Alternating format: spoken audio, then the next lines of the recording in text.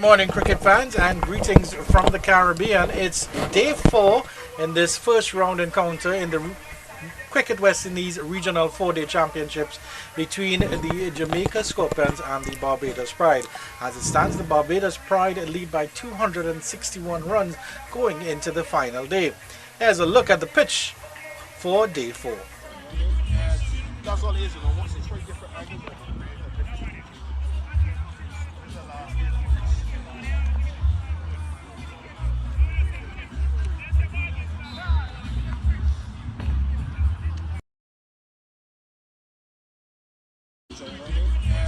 That's all it is, you know. What's it? Three different angles.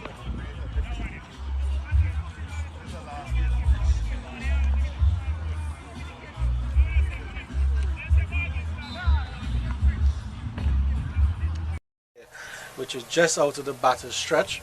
Andrew Chan in your company alongside Mr. Orville Higgins as I tell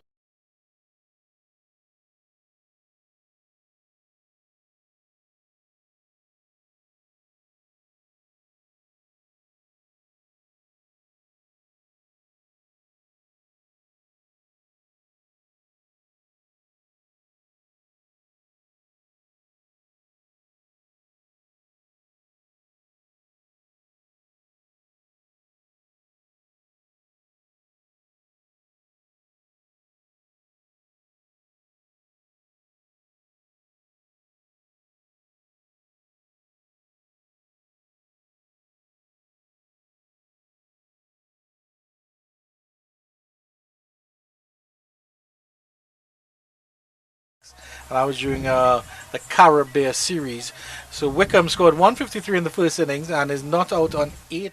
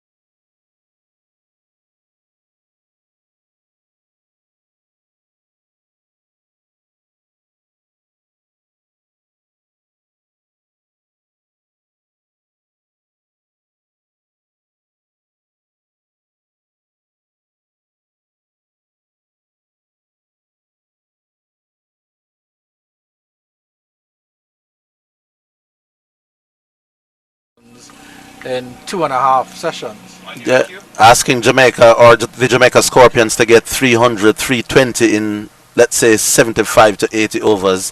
Well, in my conversation with Brad Barnes, I suggested that O'Dean Smith come up the order as Pete Salmon will start proceedings from the northern end. He's bowling to Wickham. And Wickham is forward, and there's no excitement there from Kevin Wickham.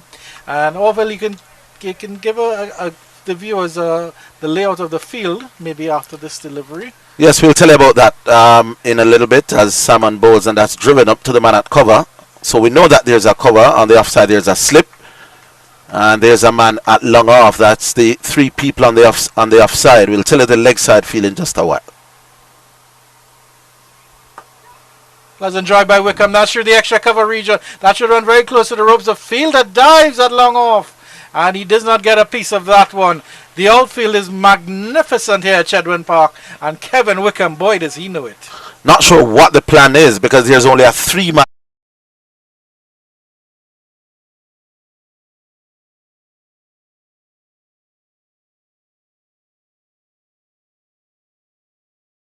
Man's line has got to be closer to middle and leg.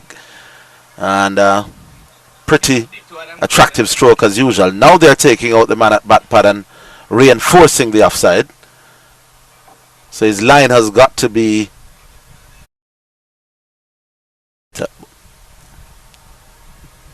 and that is infuriating. Yeah, that's good cricket. As you mentioned, it's just about 8 overs and 2 deliveries before the new ball can be taken. So the job of the spinners, I would think, is to make sure that these batters don't get comfortable, don't feel at ease at the crease. Maintain that pressure, don't let them get any runs, dry up the runs completely. So by the time the fast bowlers come on, they're itching to get something, a little bat on ball. Springer on strike now. The question is, even if the new ball is available, whether the Scorpions will take it. The new ball does at times mean that the batting side can score quicker. Spinners, for example, get a couple of wickets before that new ball, then the Jamaican will continue with the spinners, so that's all left to be seen. End of that first over though, absolutely no alarms, and the Barbados Pride batsmen keep going on their merry way. 260 for 5 after 72. So it looks like Mindley will actually be giving his hat to the umpire. So despite all our thinkings and thoughts and discussions on the matter, it's still going to be pace to open up. But you never know. I mean, as I mentioned, those pock marks which are right in front of the crease at both ends. If you get a ball, and as a fast bowler, you're not going to get that shot, that stride forward. So if Mindley really does get one on one of those areas, that ball can do absolutely anything. Yeah. And this is an old ball. This is a 71 over ball. This ball has been beaten to all parts of the ground. Opening with Pete Salmon and Mindley tells me that conservation may be what the Jamaican Scorpions team may be thinking. Just try to dry up the runs for a while. They expect Barbados to be making the running. Mindley is without doubt one of their most economical bowlers, so they are not waiting on the new ball for him to go attacking. They are saying, come in with this old ball, see if you could restrict scoring for a while. Salmon also can be pretty tight. So at this point, there's no slip. So at this point, conservation, being a little on the defensive side, may be the order of the day. Right there. Yeah, right on the money, Makino Mindley. Yeah, that's a good point, and it would be more than likely to enforce it.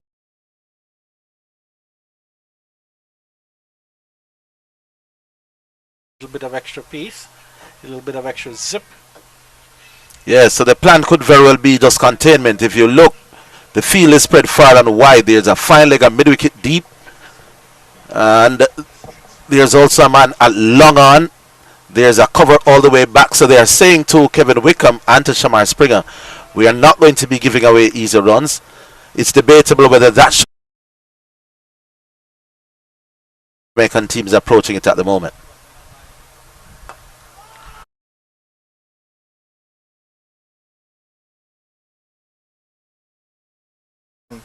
On that off stump, because there's a little bit of movement there.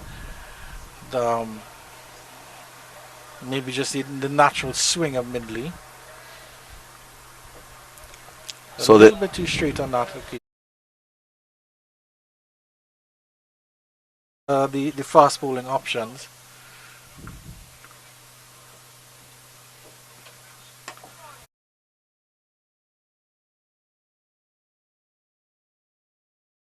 Shields to put up his hand as well, because of course he's graduated to West Indies cricket level, so you'll want to see, the selectors will want to see that, hey, I'm fit now, I'm bowling again, I'm coming in with a new ball.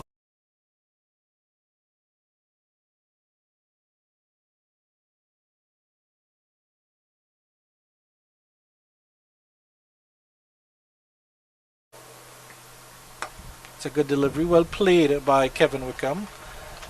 Letting that one come onto him on the back foot. Yeah, maybe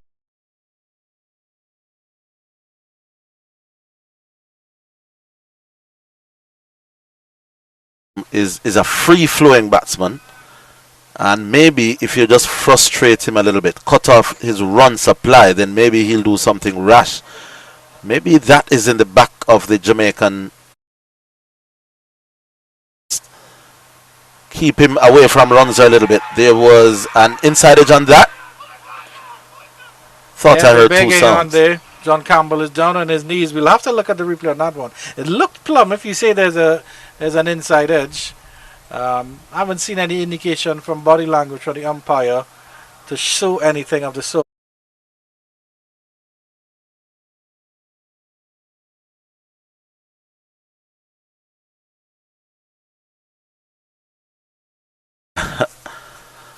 We'll run it back and maybe at a slower speed after this delivery. The way how his foot was angled, it may have been a hint of going down leg as well. Might have been height. So a couple doubts cast in the eyes of Kevin Wickham. Credit to Marquino Mindley for a fantastic delivery. Yes, shaped in a little bit. Difficult to say whether that would have gone crashing into the leg stump or whether there was a little tickle on the inside edge. Difficult At the end to of say. the over, a maiden actually from that hard-working man Marquino Mindley, 260 for 5 after 73. So the Barbados Pride team, they could be saying to Kevin Wickham, get your 100 and then just try to step.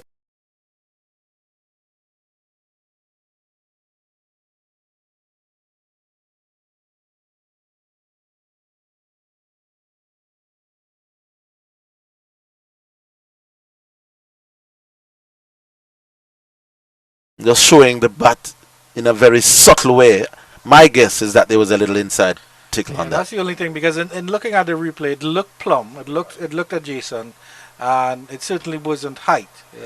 I thought it was initially there might have been height.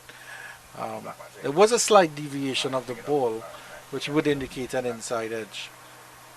Yeah. But I will have to say, from Kevin Wickham's body language, he did look kind of nervous, like it could have gone either way. But credit to the umpire standing in the middle for making a good decision.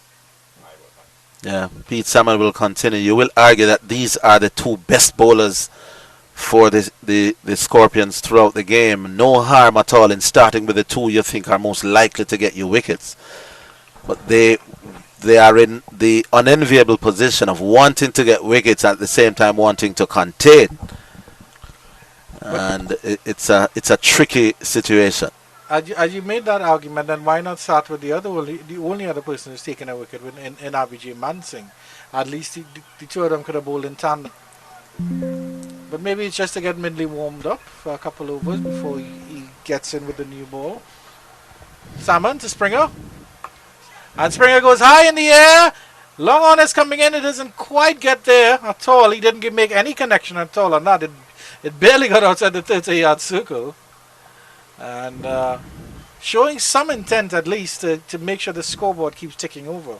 Maybe that's the plan for Kevin Wickham to just get to his 100 while Shamar Springer at the other end gets on with the scoring rate. That could be the plan.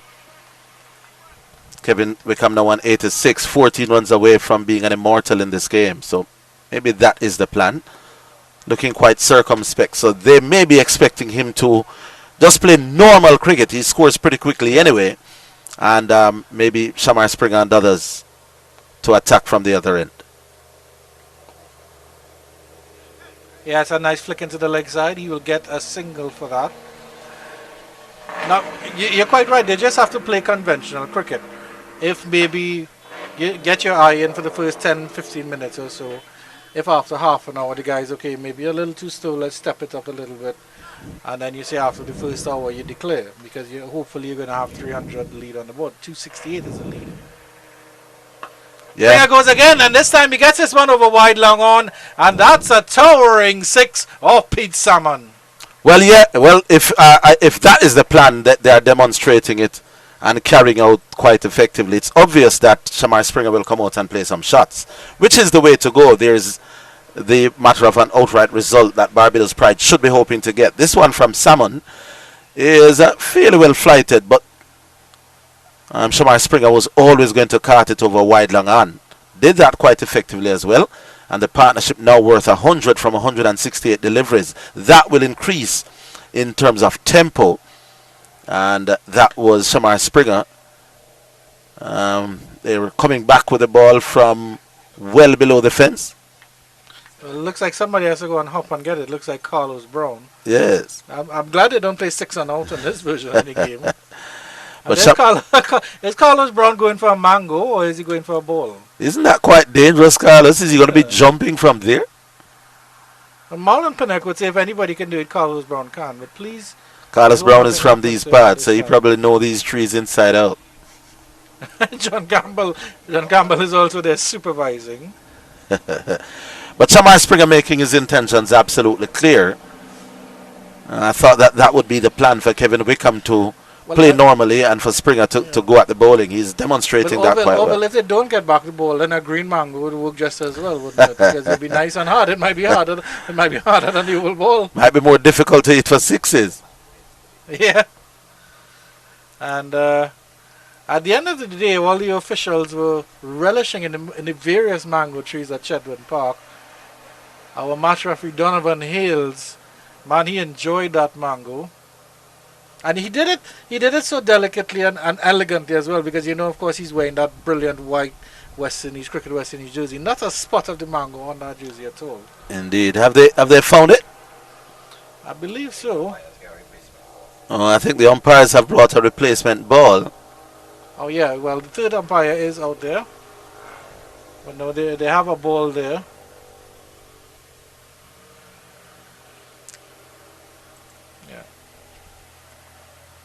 Oh, I think they found it. So the replacement ball has been handed back to the third umpire out of the view of that shot. So they'll carry on with the one that they had before. Shamar Springer now clearly demonstrating that he's going to try to up the tempo as far as the scoring rate is concerned. Credit to our cameraman as well for getting up close and personal with Carlos Brown in the mango tree. Salmon to continue to spring up. And of course, I mean the other thing that if Springer is the enforcer, that will take a little bit of pressure off Wickham. Wickham might just want to knock a couple balls around, get to 90 before he frees his hand a little. Well, he did get that freebie of a cover drive for 4. And that was off Pete Salmon as well. End of the over, 268 for 5. The lead continues. And just to give you a roundup of the other games in the regional 4-day series, the Guyana versus the Windward Islands. The Guyanese are 38 for 1. They need 193 for victory. And the TNT versus Leeward Islands, well, the Trinidad and Tobago actually wrapped up a big victory yesterday by 271 runs. Carey Pair taking 4 for 37 as the Leeward Islands were bowled out for 98 in their second innings. That's after 138 in their first. And Trinidad and Tobago batting just once posted 507 for 5. Declared Amir Django with 203. Not out Hines. Terence Hines, that is, 100 not out. Leeward Islands captain Justin Greaves standing up with 56. Minley to Wickham, well played. They're going for the run. If the pickup was clean at cover point, I think that might have been an interesting run. But unfortunately, the fielder did not pick up cleanly there. Yeah, it should be fairly obvious to the Jamaica scorpitor, I think, to prevent that single. They have long on a deep backward square. They have a man all the way back on the cover boundary for Kevin Wickham.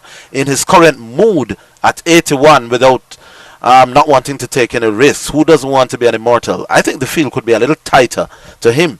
To the guy in strike now, though, I can understand men in the deep.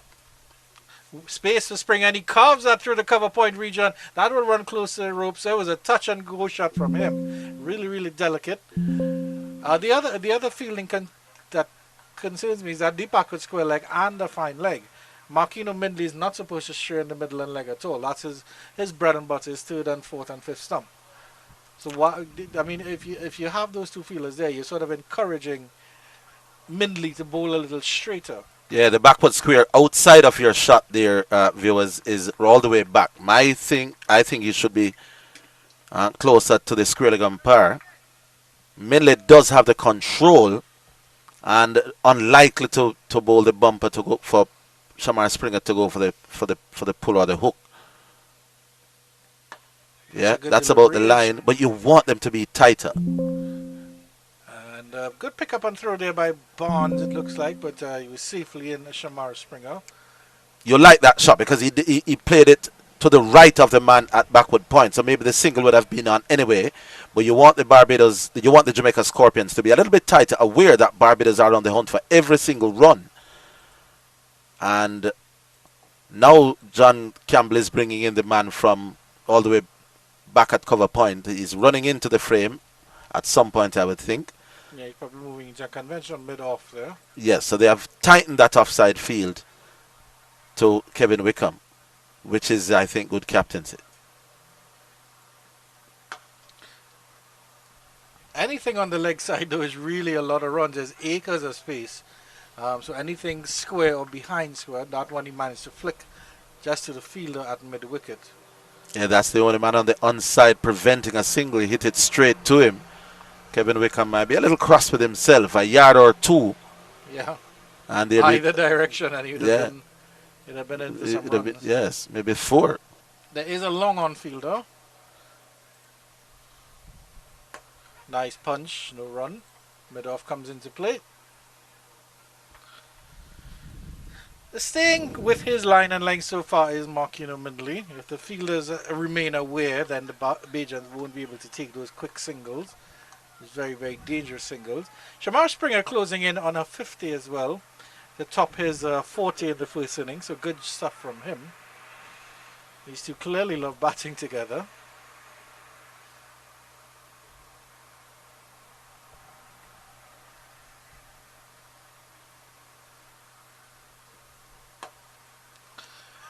Some stats about Kevin Wickham. He's just 23 years old. He's played 21 first-class matches.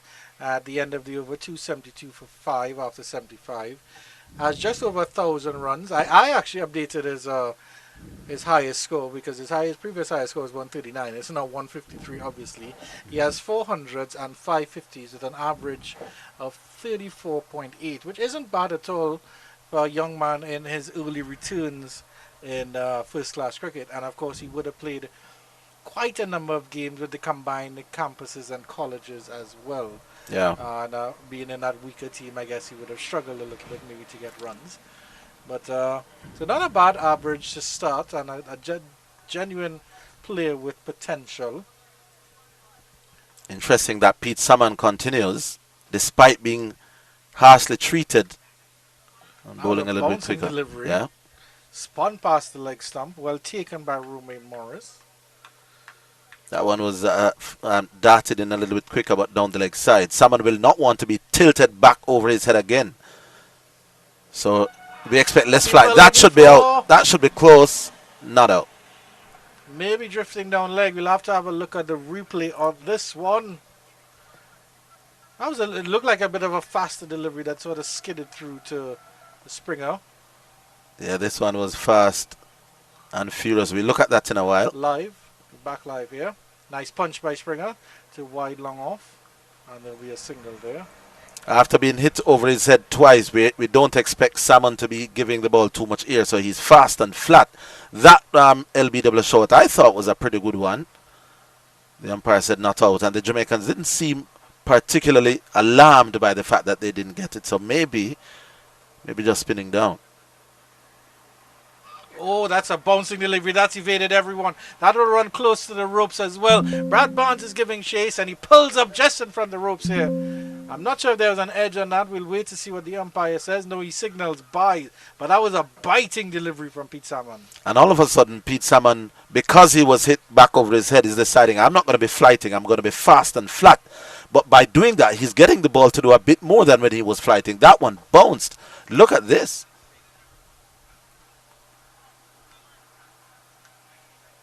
No, that was the LBW shout. Yeah, that was looking as if it would have just gone past leg stump.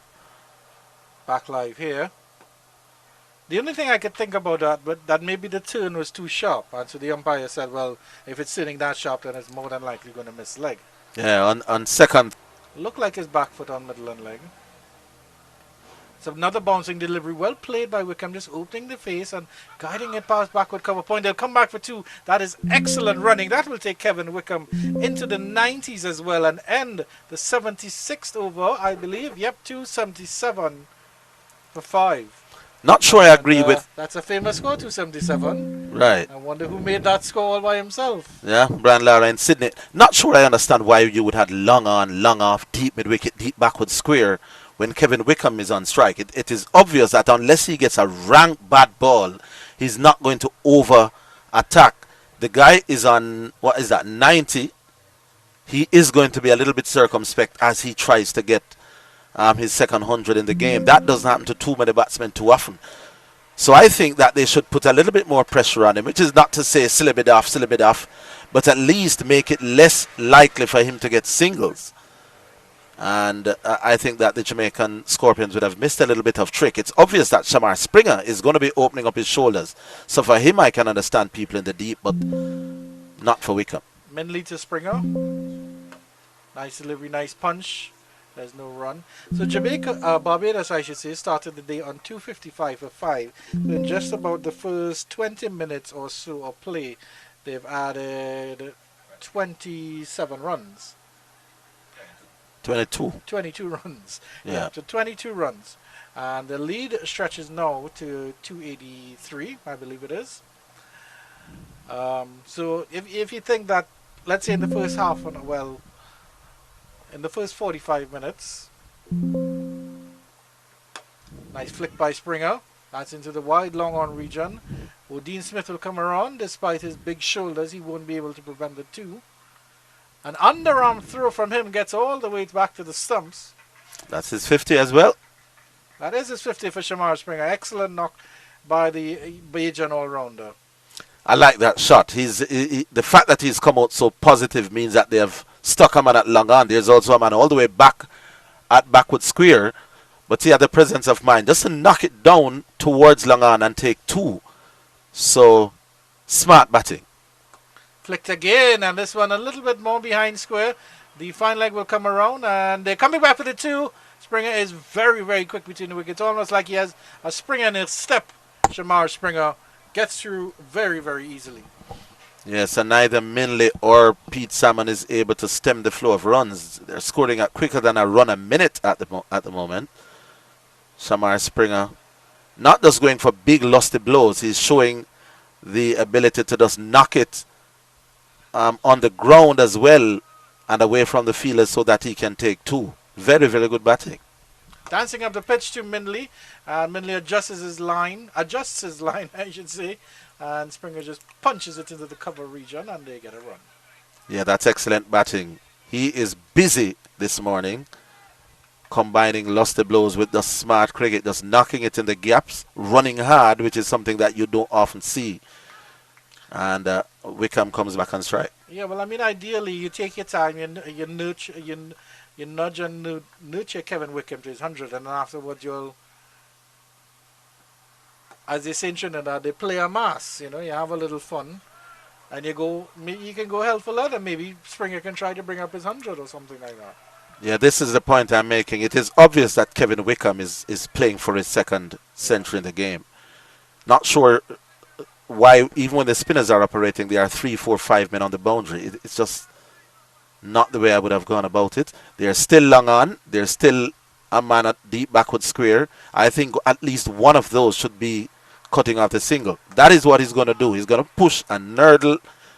Not going to go for any extravagant shots unless it's like I said, a rank bad delivery. Well bowled, well played. And the lead now 294, Andrew. 288. The lead is 288. Yeah. The lead is 288. At what point does Barbados... What do you think? You think they have a score in mind? Well, I mean, this is the sort of headache that the Barbados think tank have, because I think the score that they have might be good enough right now. But is it enough to guarantee safety. And the other thing is they have to think, is it enough time to get the Jamaica Scorpions out? Because you still have to take 10 wickets to win the game, which is the other consideration they have. I to me, it would be like, okay, Kevin, Yeah. Shamar, we're going to give you all the first half an hour, the first hour, see what happens there, and then we're going to go from there. But I do have a feeling that maybe as soon as Wickham gets his 100, they might declare. They might declare. In the essence of sportsmanship, I think that would be the fair to see if we can get a result out of this game. This is a surprising move. OJ Shields is coming on with the new ball still not yet available. So it's almost a last throw of the dice by John Campbell. Maybe if OJ gets 2 overs with the old ball, he'll feel a little bit more rhythm, and by the time he gets the new ball, it isn't. He's trying to figure it out. And again, that's under the assumption that the Scorpions will take that new ball. They may very well feel that it may just get the scoreboard ticking even more than it's ticking now. So it's not automatic, I think, that they'll take it. What he can do. There's a man all the way back at point. There's a long on. There's a long off. And he's bowling to Springer, who's in a mood as well. And he punches this one nicely through the cover region off the back foot. Mansing with the good footwork there. And Kevin Wickham will get a chance to gather a couple of runs. Here is where I'm talking about now, Andrew. The feel is the striker has changed.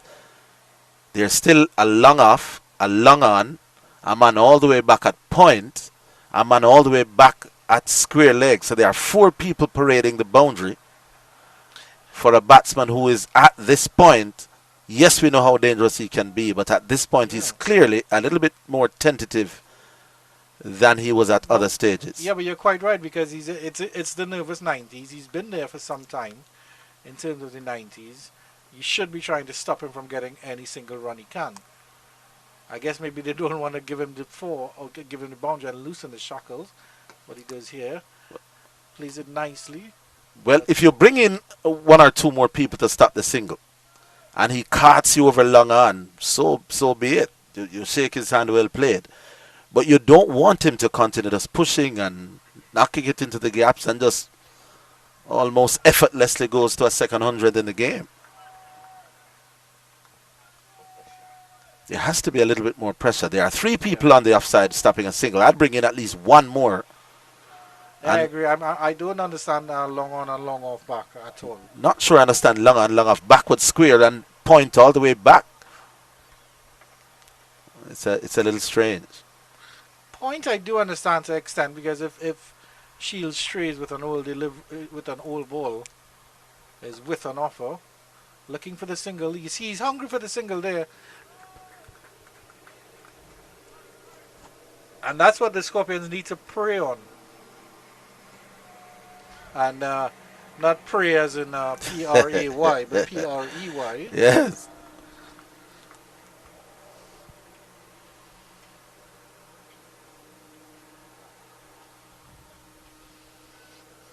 It's looking a little bit flat out here for the Scorpions, at least. One consideration from the Scorpions may very well be that they don't want the Bajans to be scoring particularly quickly. Yeah. Because the quicker they score, the more the Scorpions will have to get, and the harder it is for them to get whatever that score will be.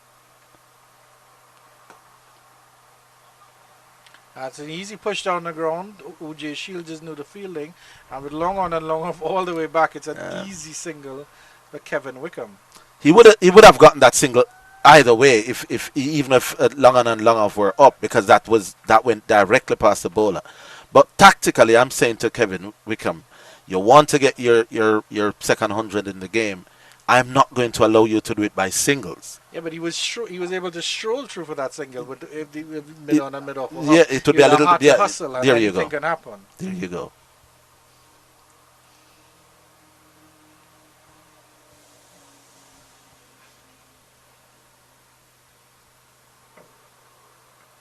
That's a big shot by Springer. That's straight back. Long on is coming around. Actually, Long off will take the catch. Unfortunately, Springer trying to go back over OJ Shields' head and was not able to clear the ropes. A wonderful innings by him. He is out for 54. Barbados Pride 284 for 6, but they still have a commanding lead of 290.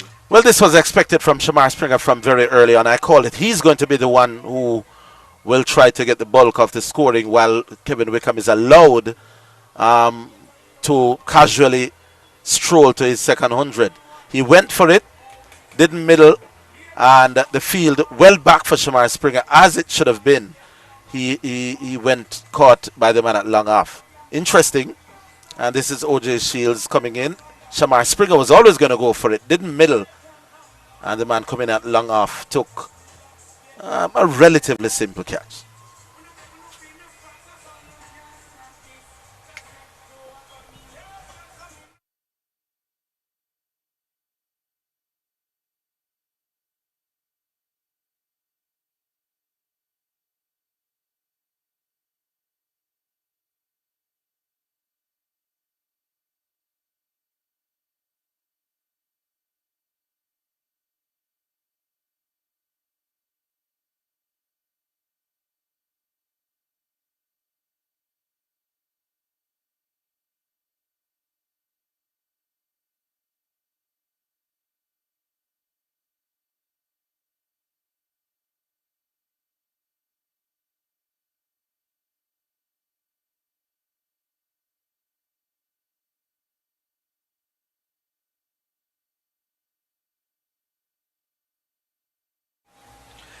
Alright, so OJ Shields has also taken a wicket in this match, which is good for him. I'll have to have a look at the scorecard for the Barbados first innings. I think he did take a wicket in the first innings. I can't remember. I have to confirm that for you. Yeah, he did. Yeah. He did. He did get 2 in the first innings. Yeah, this was always going to go aerial. I think it bounced the new batter in. And you'll have a job to do here in terms of leading, taking the pressure off of Kevin Wickham. One delivery left in the 78th over. Bishop settles. Same field and not even a slip in place for the new batter. Punch nicely and he'll get off the mark with a single. And that's the end of the 78th over. At the end of 78, it's 284 for 6. Some final words from Mr. Orville Higgins before he is replaced by Marlon Pinnock. Yes, and while we await Mr. Marlon himself, the game is really nicely poised. The Barbados Pride team will, I think, start to score a little bit quicker the minute Kevin Wickham gets to his 100. The lead now 291. I think they may be looking at 330, 340 the lead, giving Jamaica maybe 75 to maybe 78 overs to see if they could get it, which could be interesting for the fourth innings. On a pitch that is still coming on nicely, the odd ball keeping low, but run scoring can be pretty easy once you're set.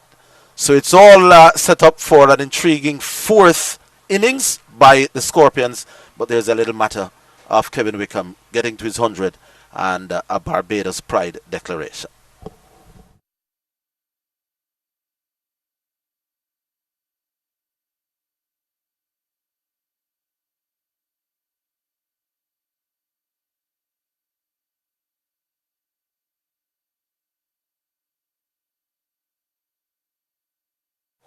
And the people at Chedwin Park rise to acclaim Marlon Pinnock as Marquino Minley bowls to Bishop.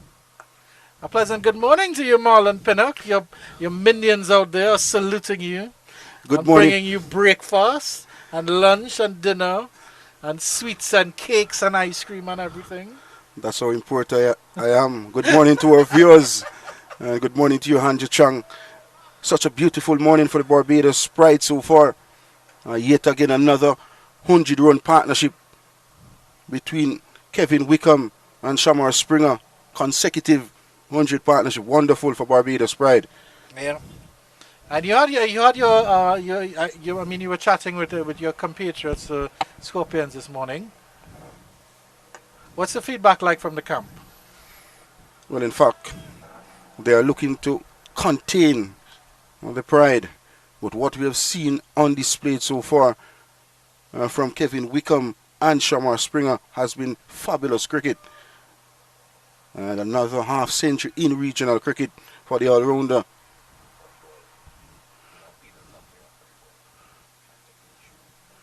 And Captain John Campbell just cleaning off his booth while cleaning off the ball as well. It's such a beautiful morning here at Tredwin Park for cricket. Lovely sunshine. Yeah, absolutely beautiful conditions here at Tredwin Park. It's a wonderful ground in itself, and the cricket is quite riveting as well. Mindley to continue to Bishop. Opening the face, staring that down to backward point. There is no run. But yeah, I mean, the Scorpions talked about containment, but I don't think they did a really good job of containing Springer and Wickham this morning. Particularly Springer. Wickham has played inside his shell. He's obviously being a little conservative. He has 91 and he's chasing immortality. Springer took full advantage. Rotation of the strike was beautiful, and when the bad ball was presented, he capitalized. A big swing by Joshua Bishop gets that over the infield, and that will go into the wide long off region for 4. Opening his stance and just swiping that over that mid off region. Stand and deliver from Joshua Bishop on this occasion, clearing the front leg out of the line. He threw the line of the ball, and it was in the arc from Marquino Minley, and with mid-off inside the circle, all he had to do was get it over that mid-off region. His first boundary, and with that boundary, total goes up to 289 now for 6. It's interesting his feet position on that one. It looked like he could have hit it over long on as well, but it almost looked like he was aiming for long on, and then I don't know if the ball was maybe a little bit straighter than he realized, so he adjusted his shot to get it over mid off. Well, yeah, you can see on that it really looks like he was aiming for the long on region. What does he do this time? That's a good delivery. That kept low. Romain Morris did brilliantly to keep a hold of that one. Whoa. Didn't got up any at all. But you look at the field now, Andrew Chang, there's a deep backward square, there's long leg, there's deep mid wicket, there's also long on the boundary, on the onside. But that's what I'm saying, that's not... You look at that delivery, didn't got up any at all. And as I mentioned, a fantastic job from wicketkeeper Romain Morris on this occasion. But not good signs for the Scorpion batting last on this wicket. Yeah, John Campbell and Kirk McKenzie will certainly have some words about that. And that's the other consideration. I mean, you have John Campbell and you have Kirk McKenzie. Carlos Brown has a couple of runs under his belt, so does Romain Morris. But are the Jamaica Scorpions capable of chasing down what is getting to be a very close to 300 total? Well, in fact, just 5 runs away from that 300 mark. He goes again. This time he goes straight. Is he getting enough of it? Long off comes in and it falls just short. So just a long single for Joshua Bishop. The intention is clear from the Barbados Pride batters. Yet again, clearing the front leg out of the way, looking to hit the ball a mighty long way and just dropping short of O.J. Shields. The 79 comes to an end. It's 290 for 6, the Pride.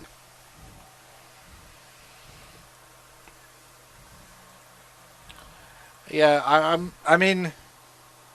I feel like word would be coming from the Barbados Pride camp to tell Kevin Wickham, maybe you need to step on the gas a little bit as we have a look at that shot where Joshua Bishop was aiming to go over long on, but decided to go over long off instead.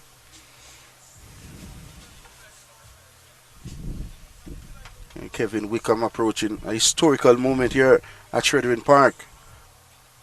And a very quality player. Very easy in the eye. And a classical cover drive to Hoopney's account this morning through that cover region. Tells the whole trademark of Kevin Wickham. But are the Jamaicans capable of chasing on 300 on a final day penny? Let's say with 2.5 sessions to go. Do you think it's capable? I know if Odin Smith bats for an hour, that could be pretty much a game in yeah.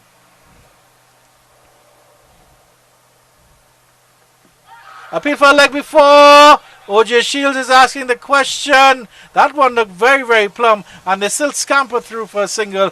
Penny, your thoughts on this one as the umpire signals the leg by? Well, first and foremost, umpire Christopher Wright was signaling to OJ Shields that ball was handling down the leg side. Let's take a look at this delivery. And came inside the stump and maybe just handling down the leg side. Credit again to umpire Christopher Wright. Yeah, as we were watching that one, we are behind it, so it really looked plumb from our perspective. But of course, on the ground level, it's a totally different thing. A beautiful shot of the mountains there behind Chadwin Park, and the wonderful trees around this ground as well.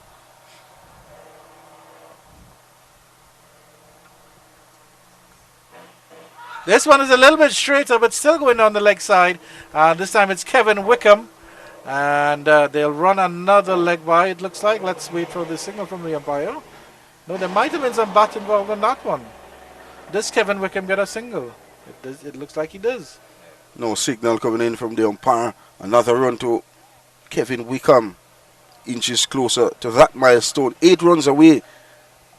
And 2 runs away from that 300 lead from the Barbados Pride. But they are playing with pride, no doubt about that. As a look at the dressing room, smiles on the face of the Pride players, and why not? Yeah, they're really at ease and comfort in there. Shields steaming in again. It's a good delivery, shorter delivery, well written by Joshua Bishop. Turns it around the corner. Remain Morris behind the stumps does the fielding, and it's just a single. Good effort from OJ Shields. Bowling with some pace and with some guile. But you look at the field placement by the Scorpions. I'm seeing over 6 players out on the deep.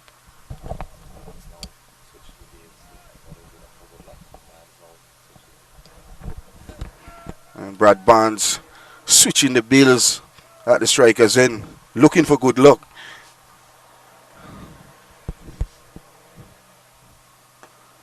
And the luck is delivery, but no good luck with that one. Solid as a rock from the informed Kevin Wickham. I seem to love the Chadwin Park strip. Approaching his 3rd century here at Chadwin Park. 2 before.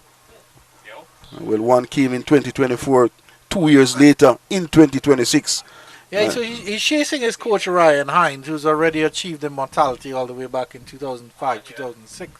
Against the Leeward Island. Did you play against Ryan Hines at the Not at at the all. junior level? Not at all. I watch him a lot. He's playing for West Indies and Barbados. I think he got a little touch on that one as it went down the leg side. We'll wait for the signal from the umpire on this one. Will it be another run for Kevin Wickham? No, it's a bye, unfortunately. Clearly. I thought he got a little bit of a nibble on that one. Pitch on the line of the leg stump from Shields and swung further away down the leg side. Tough work for Morris and a tough game as well for Morris. And I think that bye actually brings up the 300 lead here for the Barbados Pride. So whatever happens, the Jamaica Scorpions will have to get 301 for victory, at least. At the absolute least.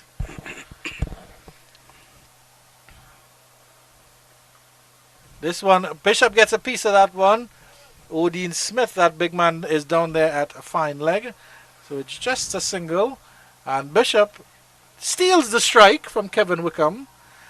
With the score 295 for 6. 80 overs have been bowled. The new ball is also now due. If the Jamaica Scorpions do decide to take it. With Kevin Wickham still 8 runs away from what would be a 2nd century in this match.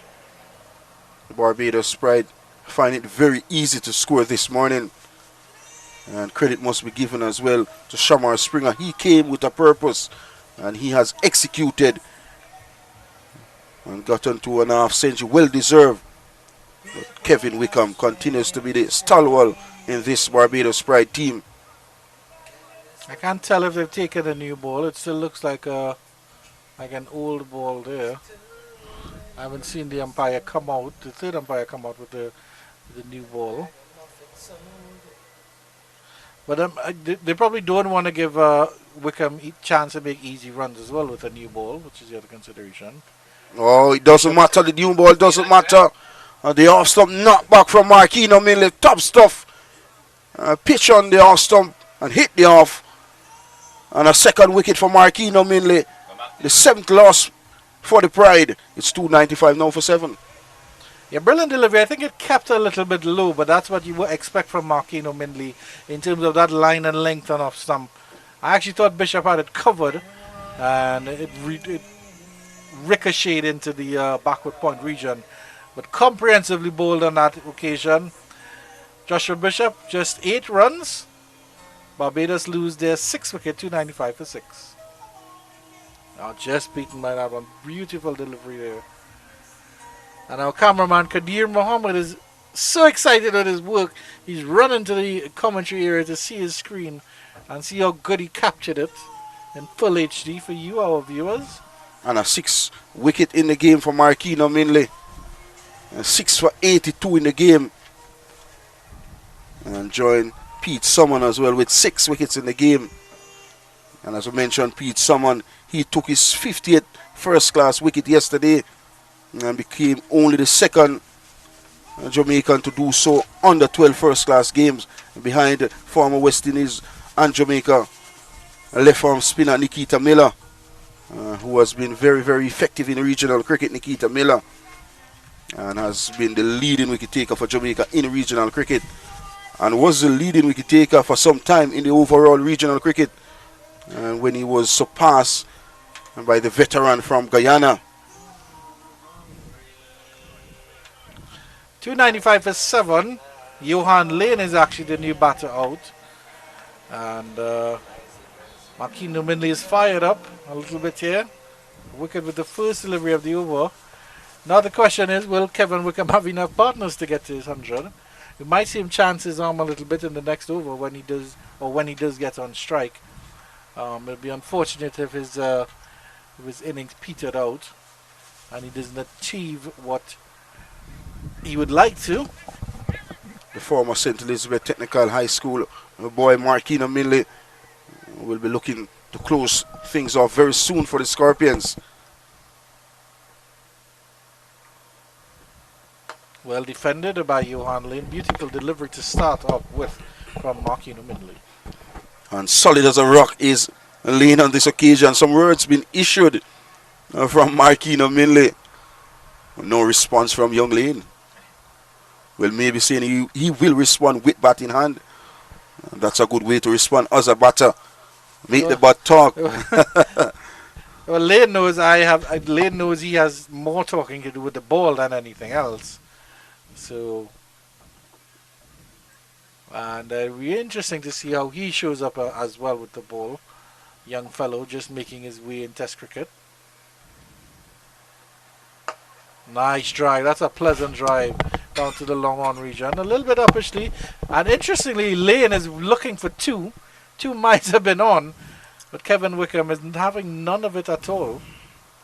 That sums up the approach of Barbados Pride this morning. The urgency, the commitment has been very effective. I'll have a look at the wicket here again. As you can see, that ball kept a little bit low. And angled in as well. You'll have to see that Bishop didn't cover the angle. There's Wickham facing Minley. He's solid behind this one.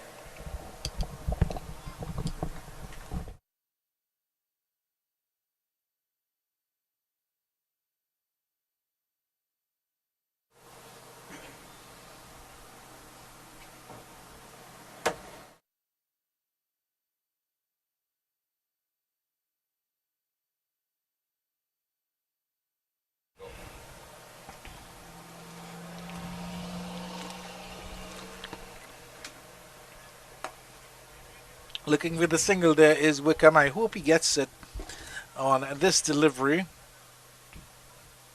And Minley's down on his haunches here. Still having some words to say to the impressive Kevin Wickham. maybe trying to get him unsettled, maybe trying to stop that historical moment, Andrew. Have you ever succumbed to those mind games, Penny? I don't think you would have ever succumbed to mind games A anymore. lot of times. A lot of times, Penny. My goodness. Are you admitting defeat? Mind defeat? Nice punch by Wickham. He won't get the run there. 296 for 7. 81 overs have been pulled.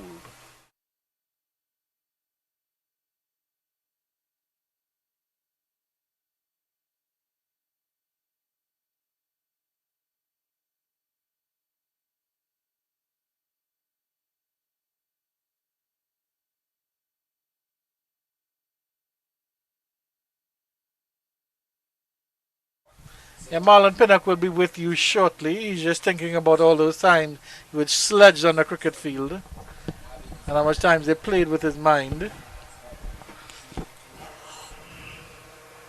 But I never got the feeling that you would have been a sludger, Penny. I mean, you might have had a couple of words behind the stumps as a. Well, as a wicket keeper, you're As a known for your wicketkeeper, talking. But I don't think you would have ever picked on anybody particularly. Not at all, just normal sportsmanship. Normal. And as a wicket keeper, you're the engine of the team. So give me an example if our producer Kesha Bahadur Singh was batting, what you would have told him. I know what you'd have told Kadir Mohammed, but you can't repeat that on air. Oh, short delivery. Oh, that's a brilliant. Oh my goodness, it was straight to the field at backward point. Right. That could have been the end of Johan Lane. Unfortunately, Barnes spilled it. It was almost a brilliant catch. It was to him in a flash. Oh, that was. I don't even know what to say again, Penny. That was just. He should have held on to that, however you look at it. It really went him in a flash here. Just guided, maybe like a slip catch in practice. Had a couple juggled with the ball. Barnes should have done better. And another opportunity. Goes a begging for the Scorpions. Shields with only 3 wickets in the game so far. Really disappointed. Now another angle of this shot as well. I didn't get it. We didn't catch the ball on that reaction, but you can see the reaction from Shields and Barnes. It was a dolly. That's a short delivery. That's a beautiful short delivery. Johan Lane just about got out of the way of that one. Remain Morris with a very good take going down the leg side. It's good to see the 2 fast bowlers had it in the middle. OJ Shields and Young Lane. That was a fantastic delivery. Came back. And Remain Morris just rubbing his shin a little bit. Probably fell a little bit awkwardly. On you, eh? Going off. not easy as a wicket keeper. And balls dying on the way through. But look at this short delivery. That was the dropped opportunity from Brad Barnes. Straight in and straight out. And you can see the reaction from OJ Shield. Just spun around and walked back to his mark. I think, really, because it went straight to him, he really should have taken it. Back live here. Nice punch by Lane for no run. Shields is the fielding. Former Homewood Technical High School fast bowler O.J. Shields plays his cricket for Kensington Cricket Club. And Kensington Cricket Club, the defending champions of the Michael Olin two-day competition here in Jamaica. And a PE teacher as well, is that correct? You're absolutely correct. I would hate to have him for PE, Marlon Pinnock. He would make me run the laps until I keeled over. Very humble and disciplined physical education teacher.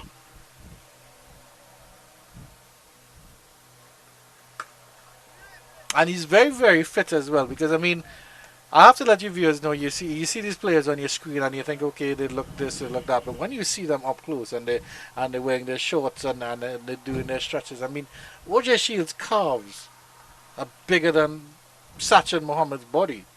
Good physiques.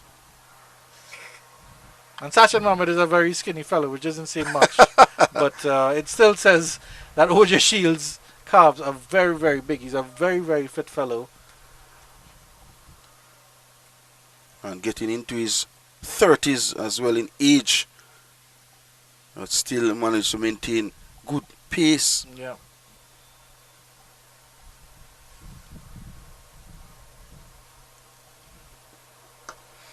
Would have started playing regional cricket for Combined College on campus before he represent Jamaica. Remember last season he would have played for both Jamaica Scorpions and Combined College on campus. Oh, very nice. Yeah. Oh, yes, that's true. Oh, yes. yes. He did switch mid-season. And there's a shot of that man, the immortal Ryan Hines, indeed. Assistant coach of Barbados Pride. Yeah. Scored 200s against the Leeward Islands in the Caribbean series back in 2005-2006.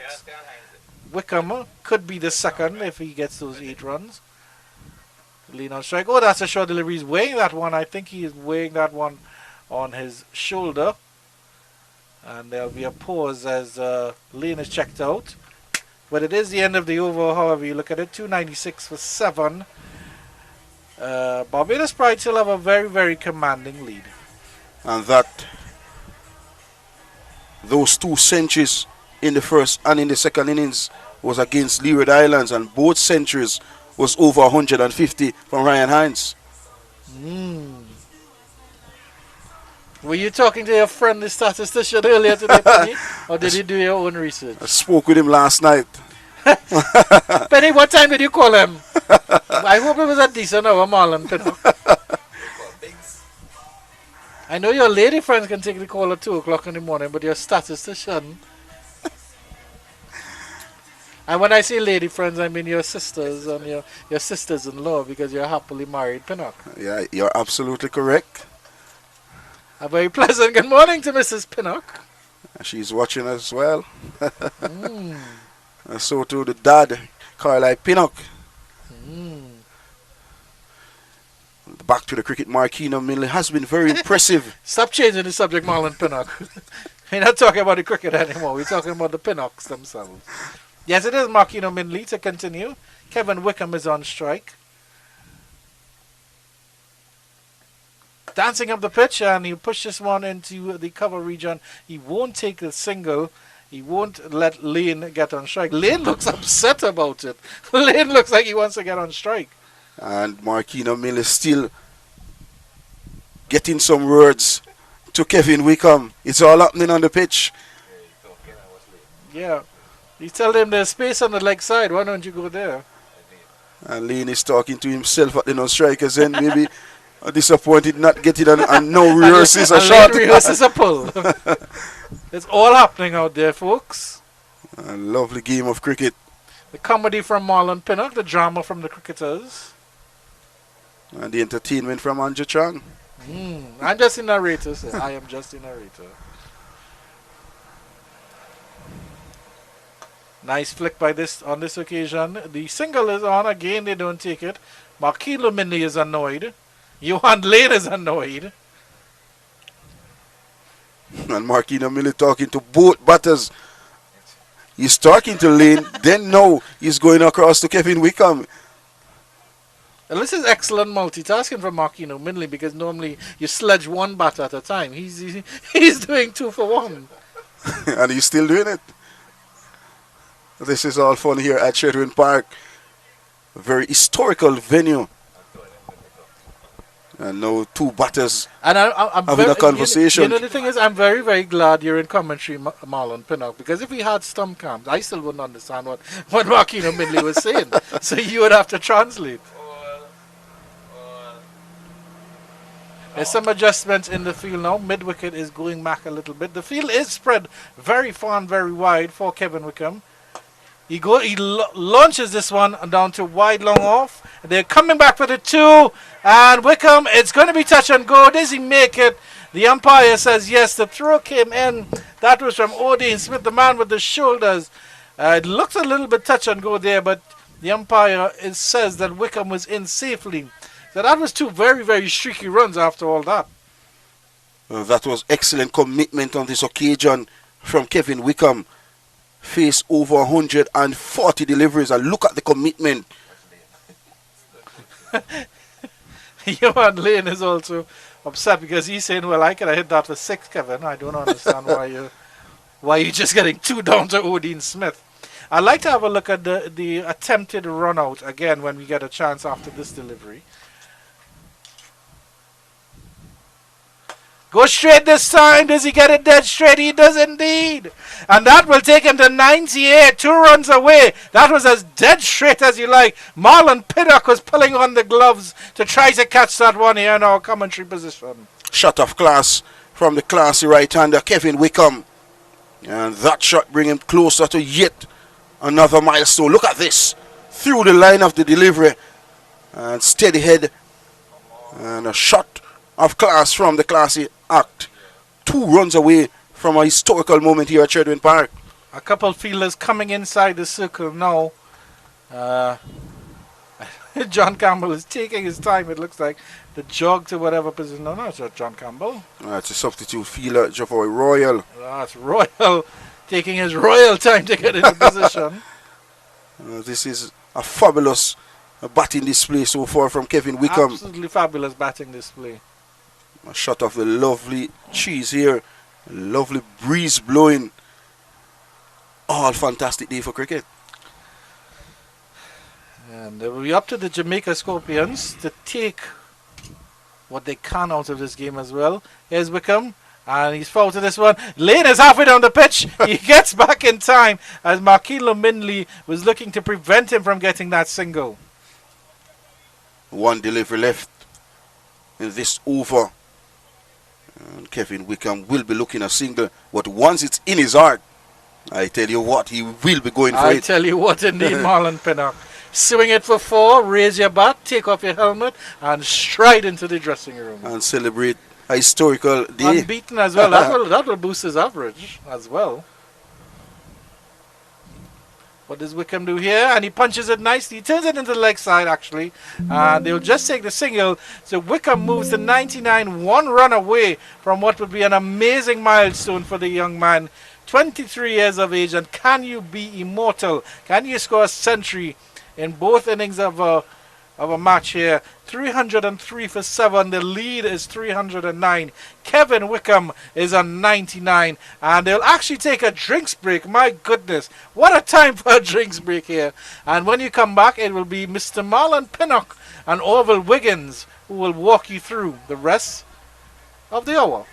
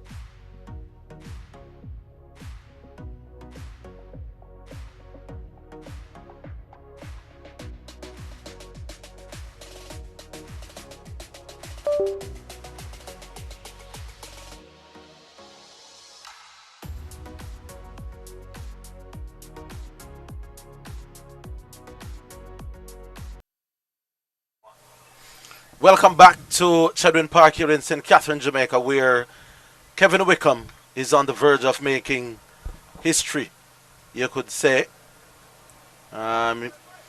He's 1 run away from becoming the second Bajan in modern history to achieve the feat of being immortal in a first-class game. He steers that nice step past him at that backward point. And there it is. He's coming back for 2.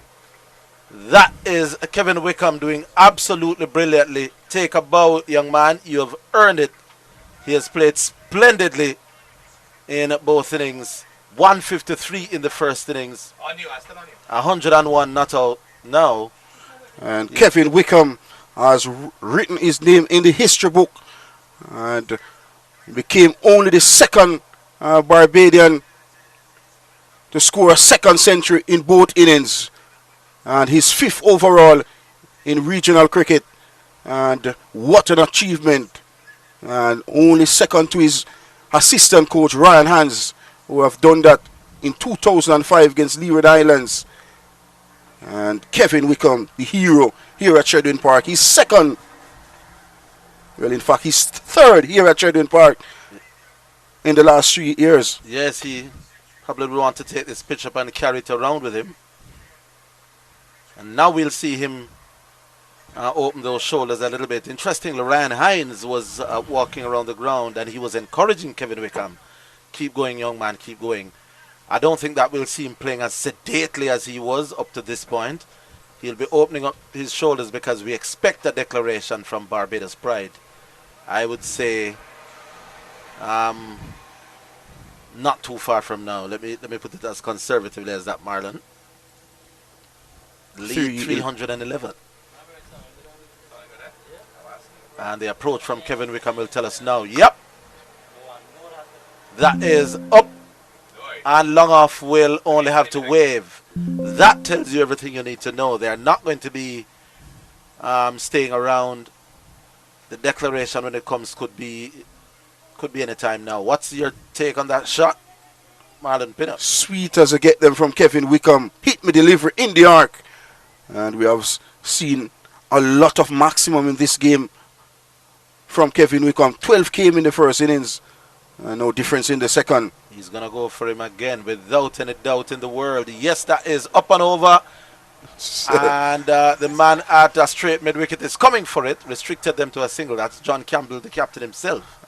Maybe he was looking up and over. Mistimed this time from Kevin Wickham. He gets a run and stretches the lead up to 318. I think the Barbados Pride will be looking to bat just about half an hour before lunch. We could see the decoration coming. Well, they may say, Wickham, have a go, and if you get out, then we'll start bowling. Johan Lane is 1 from 8 deliveries. I'm sure he too will try to start putting in a little bit more aggression in his approach. As O.J. Shields trudges in once more. Yep, there it is. And the keeper couldn't prevent the ball from going to the boundary for 4 more byes. They're all adding up. And the lead stretching all the time, getting to the point where the Jamaica Scorpions may feel that the chance one. A wild swing there coming in from Lane. Not the best of glove work coming in from Romain Morris. Been good throughout the game so far, but this one wasn't the best. And 4 byes to the Barbados Pride total. The lead now 322.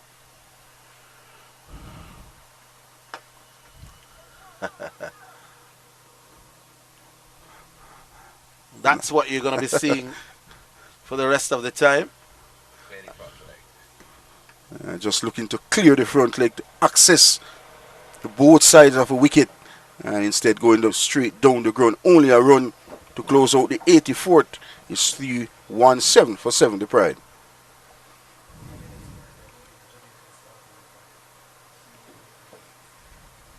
Now this promises to be a cracker of an afternoon for this chase from the Scorpions, Orville. Yeah. Indeed, the Jamaicans will feel that they have a chance if they get a great start, but that's to come. I think John Campbell will be crucial or critical for the Scorpions if they are to get across the line. And the question is whether the Scorpions will go for the target. That is a question that hangs in the balance. At the moment, 323. We expect the Barbadian Pride to declare, if they do it in the next over or two, we're looking at maybe 330, 340. The Jamaican Scorpions may well feel that there's no point in trying to get that amount in 2.5 sessions. But you never know. Except for Man Singh, all the other top 6 in the Jamaican batting order are people who can score pretty rapidly.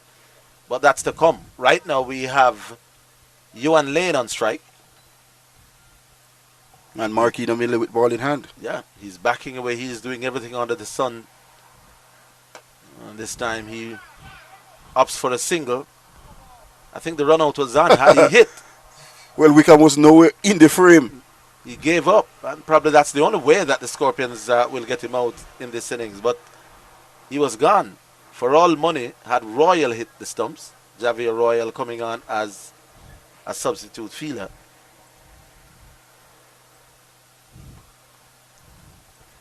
Wickham had given up the ghost.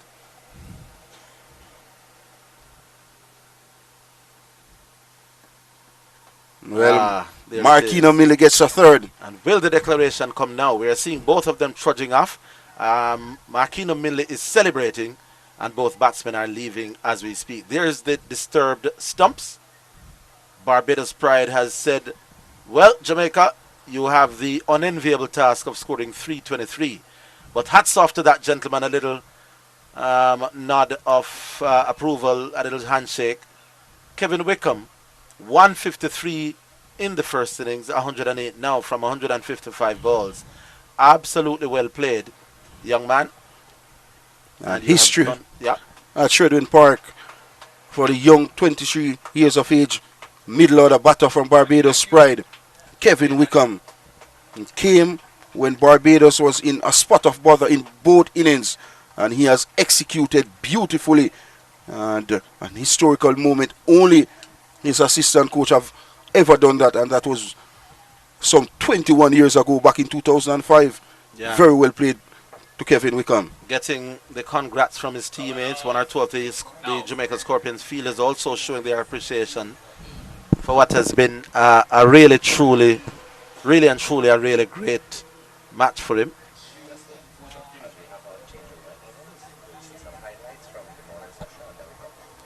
All right, so while we give the plaudits to Kevin Wickham, of course, the Jamaican Scorpions will be coming out now to see what's happening. Here were the wickets, the highlights of the morning's play.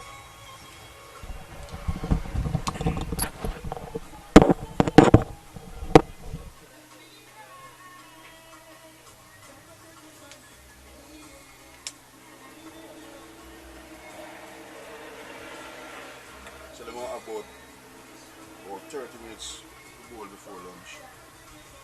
Maybe a little bit more than that, guys. 11:16 now. The wicket fell at about 11:14. So they might come out. Yeah. Maybe 36 minutes, maybe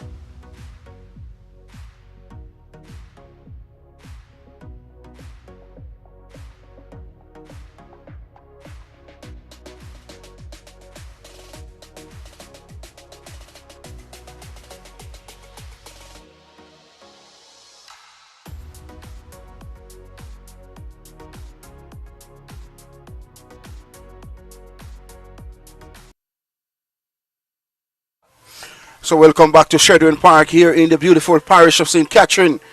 The Jamaica Scorpions required 3:24 for victory. And a sticky period before lunch.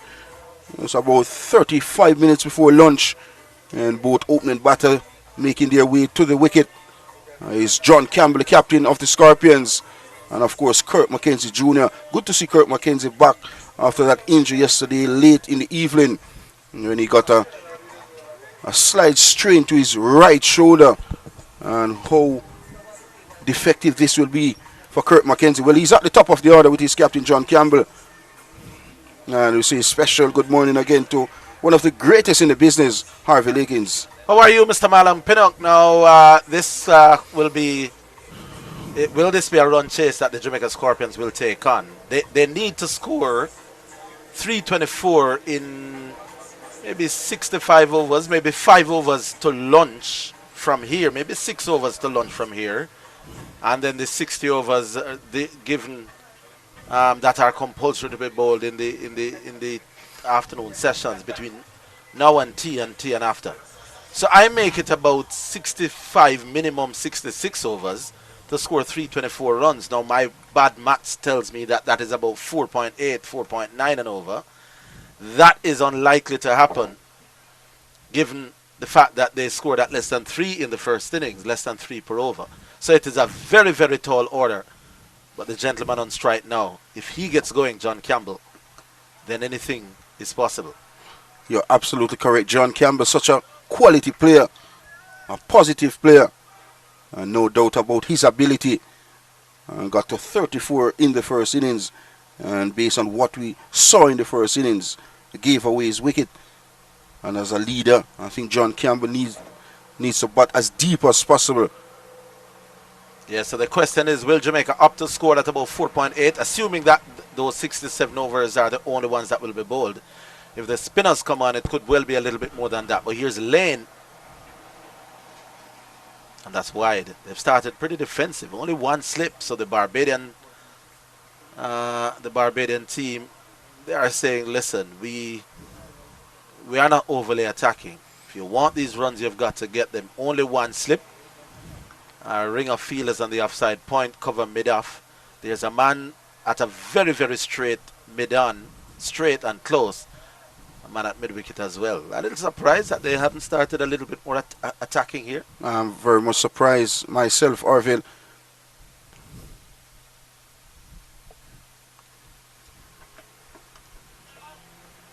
This one guided through that slip feeling region, down to the third man region, and they're thinking about a third. Clearly not on the first run for the Scorpions, first run off the bat, and 2 to John Campbell. Yeah, that one was not the most convincing shot you'd ever see John Campbell play. Really just tapping the ball in its head as it bounced past him. Not the most authentic, but he's on his way. I was talking to 1 or 2 members of the Barbados team, and they feel that while it is unlikely for the Scorpions to go on and get the win, but they don't trust what John Campbell can do. His wicket can be crucial. Like that. That's 4, you know. They are worried about him if he bats till the close of play. Over pitch delivery from Lane on this occasion, and easy as I like from John Campbell. And he squeezed it behind that backward point region. And it raced across this lightning fast outfield here at Shedrin Park. First boundary for the Scorpions, 6 without loss. And assuming that the Scorpions need to score at 4.8, once John Campbell is batting, 4.8 is manageable, even without him doing anything silly. He's that talented and has that many strokes. The pitch is coming on fairly nicely. Not the end from where he is now, but the far end is keeping low. They have to be mindful of that. But if they get a good start, you never know. Oh, good delivery, loud appeal. Tight. Wow. Gorgeous delivery from Lane. Full delivery on the toe of John Campbell. And maybe just swinging down the leg side, but excellent response from young Lane. Now that was an excellent delivery. Delivered from high. And it was a searing Yorker. John Campbell maybe a little bit lucky The umpires may be thinking that that would just be missing leg stump. I've seen umpires giving those out. Yeah. John will feel his heart in his mouth for that. I tell you what, the first couple of deliveries outside the arm stump, this one came back. And this one, John Campbell is solid behind the line of that delivery. And no run from in the microphone up here as the first comes to an end. 6 came from it. The Scorpions 6 without loss. Yeah, that wasn't a bad over that from you and Lane to start with. But if the Scorpions are going to start it well, they've already gotten 6 off the first one. John Campbell is having some running repairs. Maybe hit on the boot with that Yorker. The physio running on as well. Just out of your shot there, but he'll come in. We'll get a glimpse of it. There we go. John Campbell hits on the boot with that in-dipping, searing Yorker from Lane. What effect that will have on his mobility is left to be seen. But that must have hurt Marlon Pinner. Must have been. New ball, pace, and a late swing. Caught John Campbell on that right boot. And we saw in that first over from young Lane. Getting the ball to shape in and out to the left-hander. Must be good signs for Barbados pride. Yeah, and a lot of spinners. Jamel Warwick, a very effective spinner in regional cricket for some time. Has over 400, in fact 411 first-class wickets. And young Joshua Bishop, very effective. Well, he will be starting. Yeah, well, all this that's happening now is taking time out of the game. The Scorpions, if they are going to get to this total, they will need as many deliveries as they can get. Here is the incident again from round the wicket. Look how the ball is darting back. Struck flush on the foot. And the umpire may be thinking that just was swinging just past the leg stump. But that would have hurt. And John Campbell is getting the treatment. Is that the magic spray, Marla? Maybe you're the one to describe that. He's hurting. That's hurting him. And I wouldn't be surprised if at some point that becomes too much of a bother for him to continue batting. That hit him hard and flush on the foot. And you want a fit John Campbell if you're going to stand a chance. But that will hamper him, you think. But he'll soldier on for his team. Very experienced player, John Campbell. And a fighter. Would have scored his maiden test century for West Indies against India last season. Well, last year, having a lot of scores, 30 plus for West Indies at a test level. Yeah, he's testing out that foot of his. He's gonna get the pads on. He may be feeling the discomfort, but he's not going to throw in the towel. He's going to come out and bat. There's 1 or 2 spectators in the ground, not a lot. Some members of the JCA in that section of the ground. They'll be harboring hopes that the captain stays fit and ready. A little punch of gloves to say, let's go, Kirky. Well, 2 batters in the window for the Scorpions suffered injured yesterday on the 3rd day. And both went off the field. And now it's time for Joshua Bishop. And spin brought on for the second over with the new ball. And already a very attacking field set by Craig Brathwaite. There's a slip, there's a forward short leg, and also a leg slip. Were you the Jamaican captain here, Marlon Pinner? What would be your instructions to your team? Let us play each ball on its merit. Well, Bishop will start from the commentary box end. That turn. And a little bounce there as well, but ball not going anywhere close to hand. Second over, new ball, and already getting purchase out of the wicket. And Joshua Bishop.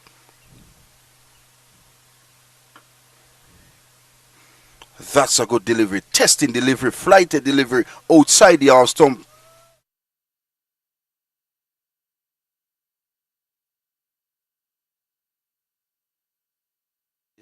Approach will be by these two.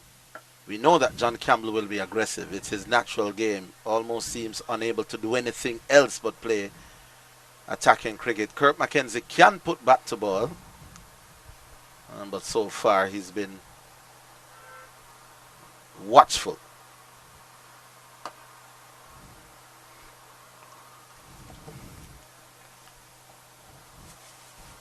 Didn't score from that. Working the left arm spinner out towards wideish Medan. That's going with the turn. And on the back foot, plays quietly out on the leg side. Kirk McKenzie Jr. would have gotten a start in the first innings and got up to some 30 odd runs. And then gotten out. This one swept from outside the line of the off stump out to that deep backward square region. He's off the mark. Kirk McKenzie with a run. And of course the second comes to an end. Only a run came from it. It's 7 without loss, the Scorpions. Yeah, that one was looped up and outside the off stump, so he could have brought out the sweep shot with very little risk. And it's now 7 after 2. And the Jamaicans will feel that they've started okay. Nothing really or unduly troubling so far. Mackenzie will continue with Johan Lane. Maybe the plan is let's bat until lunch. If we don't lose any wickets, maybe the first half an hour after lunch. Let's see. I think the Scorpions may still be harboring hopes that they could pull something off. Not likely, but possible. Kirk McKenzie Jr. looking to get back into that West Indies test squad.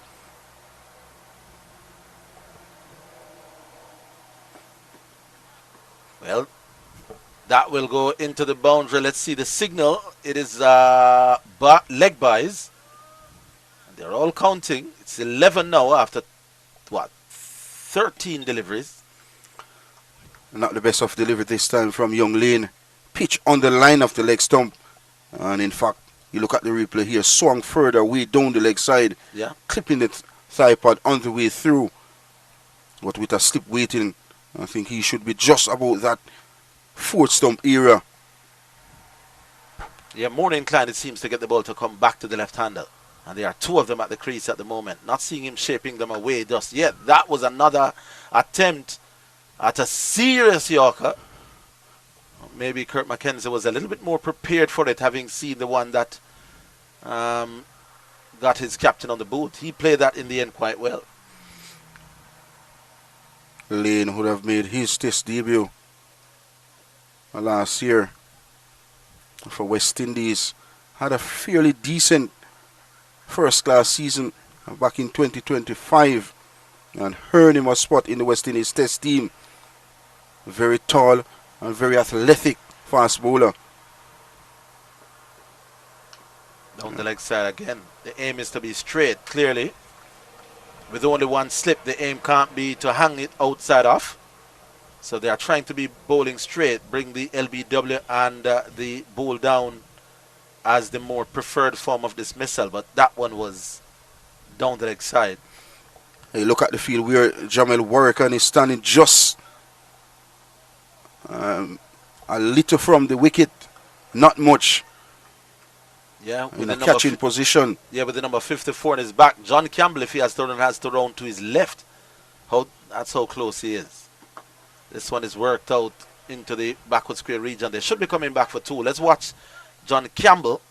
Doesn't seem to be completely incapacitated by that knock on the foot. Took that second run pretty well, and a no ball signaled as well. An excellent cricket all round. Great athletic work.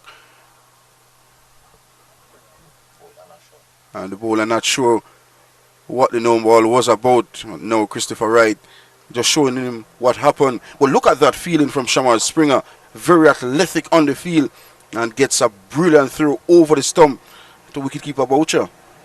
Yeah, Lane not happy with the no ball call. Whether he's not happy with the umpire or not happy with himself, it's a little difficult to tell. But without taking any risks at all, the score is 14 after 2.5 overs.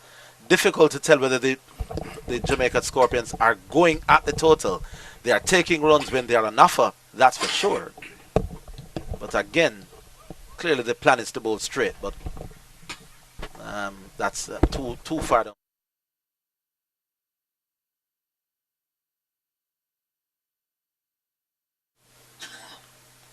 Yeah, now the umpire, look at that shot. He's asking Warrican to stand a little bit wider. And it's worth noting, John Campbell, who was, now that the bowler is coming over the wicket, John Campbell has gone back to the other side. The umpire now just telling Warrican that he has to go a little bit wider, allow the bowler time to come through on his follow-through. Look how close he's standing in the 54 there. But now, here's Lane. Mackenzie's forward, no trouble at all, as Andrew Chang sits in to replace Marlon Pinnock. How do you see it there, Andrew? Are the Jamaicans going at it, or they're just taking the runs that are on offer? Well, I mean, you have your right early, Storm. I think in red ball cricket, you always give the opening salvos to the bowlers. Johan Lane has looked very, very threatening. It's the difference between tall and strong and fast. And you're really, really seeing that there. I mean, OJ Shields is fast, but when you see Lane coming in, it really is something, and his Yorkers have been absolutely spot on. Unfortunately, he's been strained on the leg a little bit too much, but I still appreciate the early salvos that he's sent down. Yes, the plan is they feel that this wicket, which is keeping a tad low, the thing to do is to bowl straight. John Campbell 6 from his 6 deliveries. Kurt Mackenzie a little bit more sedate, 3 from 13. They feel that bowling straight is hitting pads or stumps is more likely to happen than hitting the edge of the bat. Yeah. So the aim is to bowl straight, but he's overcompensating. Doesn't want to be outside off, but he's going too far down the leg side.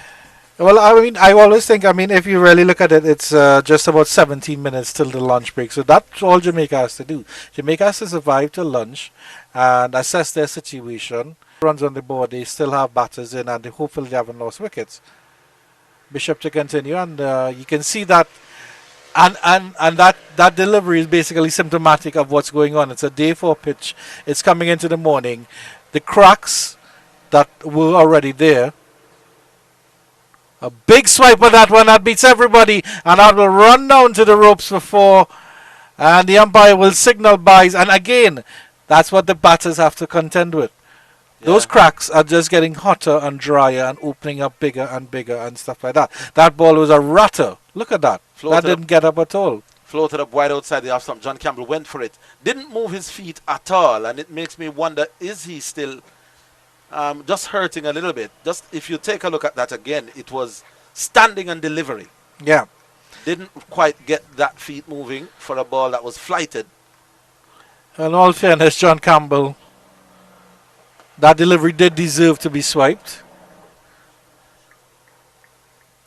Run all along the ground. The end from where John Campbell is batting has kept low on more occasions than at the other end, so he has to be careful. Well, we've seen a couple deliveries just like that one. That one keeps low, and that one looked very, very plumb. Maybe too much movement was sending it down the leg side. 2 deliveries left in the over. But Joshua Bishop is asking questions. I was going to ask you what you think about Bishop opening with Lane, but he really is a good choice here. I think there was an inside edge on that one. We'll see it in a little bit. But Bishop is a decent start. Another one that keeps low and turns him square. And they'll get a single for that one. Yeah, well, in an inside edge that saved John. The appeal was half aborted when they realized it, but Mackenzie comes back on strike now. 19.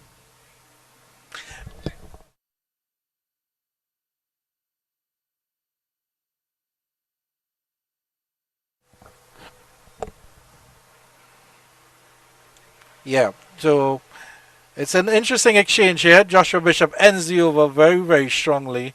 Other than the 4 byes left over. 19 without loss, the Jamaica Scorpions. A target of 323 for victory. And they're 19 without loss after 4 overs. Only 10 runs off the bat, though.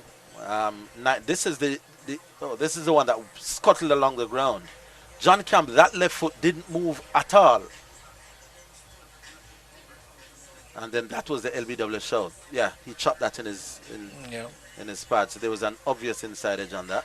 Yeah, inside edge onto that one.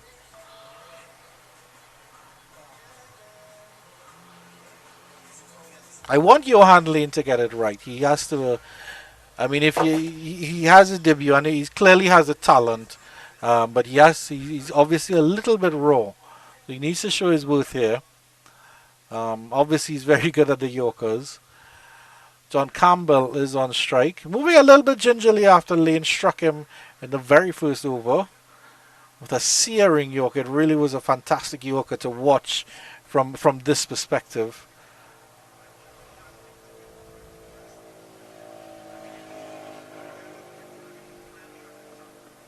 So another delivery down the leg side. He's been guilty of quite a few of those. Boucher spilled that one. I think McAllister will clean up there at fine leg.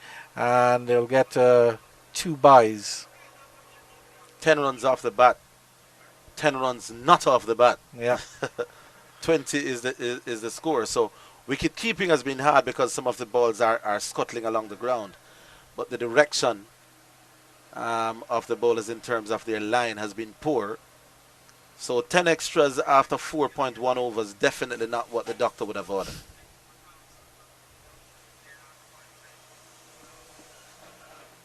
And then no ball now. Well. Johan Lane striving just a little bit too hard. Had that not been a no ball, Andrew, that may very well have been a wide as well. So far away from the batsman it is. So Barbados Pride has not started as well as they would have liked. And the Scorpions, without breaking any sweat, are scoring at a pretty good clip, 21 after 4.1. I think Bishop has started well. Lane is just trying a little too hard. That's what he needs to do, get those deliveries online. I always think with fast bowlers, maybe they try too hard to get their pace up as opposed to get their rhythm first. And once you get the rhythm first, once the ball is coming out nice, and then you can try your variations, then you can try to do different things. Yeah, Lane is definitely trying to roll quicker than the first innings. They realize that if they want to win this game, then breaking this partnership early is the way to go. You don't want either of these batsmen settling down. They can bat for long periods, and they can also score quite quickly. So maybe just striving too hard for that early breakthrough. Well, that's a very good point. That's another delivery down the leg side. He gets a little tickle on that one. Will McAllister cut this one off? He does indeed. The signal from the umpire is leg byes this time, so a little bit of pad on that one. But yeah, you make a very good point, because this is one of the crucial partnerships in the Jamaica batting, because their middle order is just a little bit brittle. There's Carlos Brown, who has a couple of runs underneath him, and then Romaine Morris. But the other batters really haven't come to the game as maybe they should have. There were a lot of starts. And again, Mackenzie and Campbell got starts. And then, I mean, Odin Smith clearly is in a little bit of form. So I think he might be a very big game changer as well. Because if Odin Smith bats a session or half a session, that's 80 to 100 runs that you're taking care of. So yeah, it's simple maths. Right now, you basically have 300 runs to make, and you have 2 sessions to do it, because you've gotten rid of the little 23 needed. So you have to work at 150 runs a session. Lane wide down the leg side and then wide outside off. Certainly has lost the plot a little bit. Yeah. And in between that, a good delivery on the off stump. That's another good delivery, but well played by Mackenzie. Just opening the face and running it down to deep backward point. That man, Jamel Warrican, he might have a stay with the ball later today. Taken 6 wickets already in the first innings. He has 6 10-wicket hauls. So will he be on for number 7? with the rhythm. He's running in all right, but you can see the extra effort that wasn't visible in the first innings. Fairly nice action as he follows through. And that one was just worked away. Q. Man, tell me check the audio. Said the man message and say check audio. Another delivery down the leg side. Wasted energy by Johan Lane. 24 without loss after 5. Decent start by the Jamaica Scorpions. They've been assisted to an extent by the deviations in the pitch and some not great bowling by Johan Lane. And that's certainly something you'll have to look at. Yeah, 24 runs from 5 overs. That is scoring at almost 5 and over. If they score at this rate, without losing any wickets until the end of the game, they are right there in the contest. Yeah, that's early days yet, but around about 4.8, 4.9 is the required rate that they needed at the start. They are right there in terms of the scoring rate, but it's a mighty long way to go. I think, but the important thing is to continue searching for runs. Well, that's it. They haven't had to do anything rash to be scoring. Yeah. Half of the runs have been extras.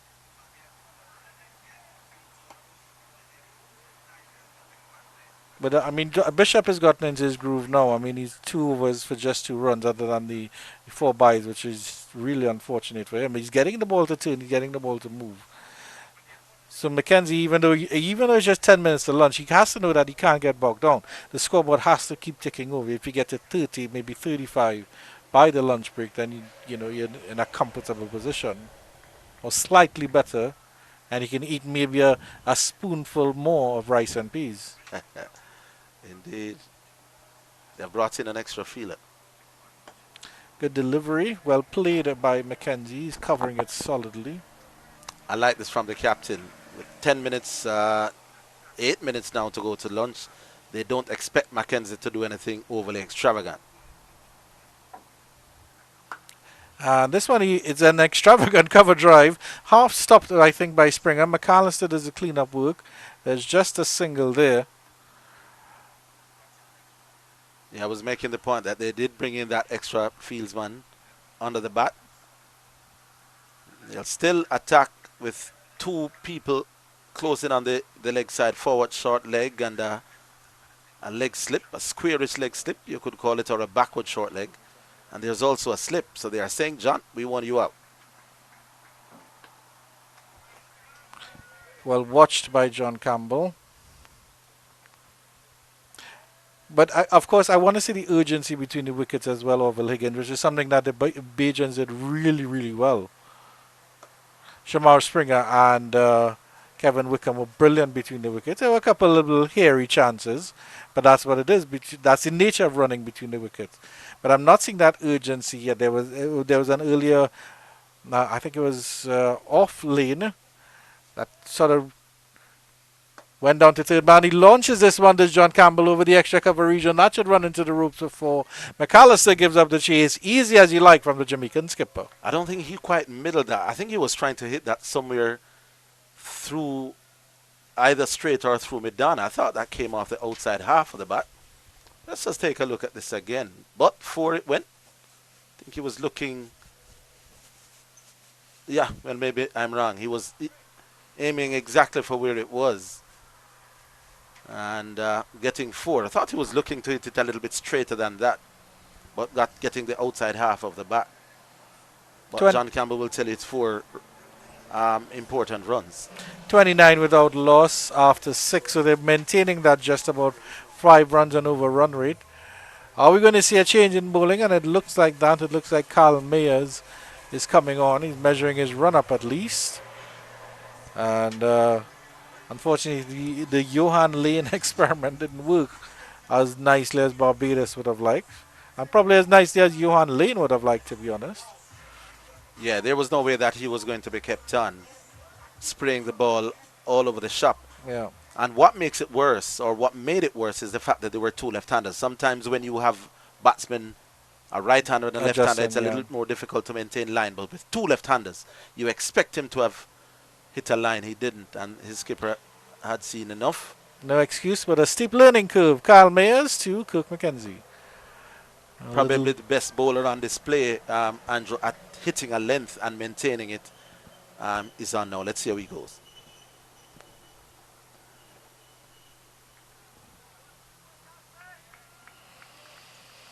but I think the issue with Kyle Mayers is the movement through the air.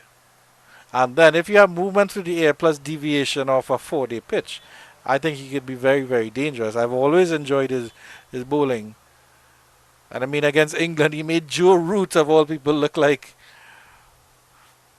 well, I won't call any names, like an amateur. He made that, no, but he made that English team look like an amateur. And the sort of dibbly-dobbly bowlers, that, as you would have called them, maybe, they do have that understanding and that appreciation of swing and movement. And that's what I love to see from Kyle Mayers. He has already settled into a decent line and length. Yeah. Lovely delivery as well. Yeah, that one from around the wicket shaping away. This could be one more after this for lunch. And I think Mayers is also deceptively fast as well, because he has those big shoulders, he has those broad shoulders, so those shoulders really come into play. So he does get it done with a little bit of nip.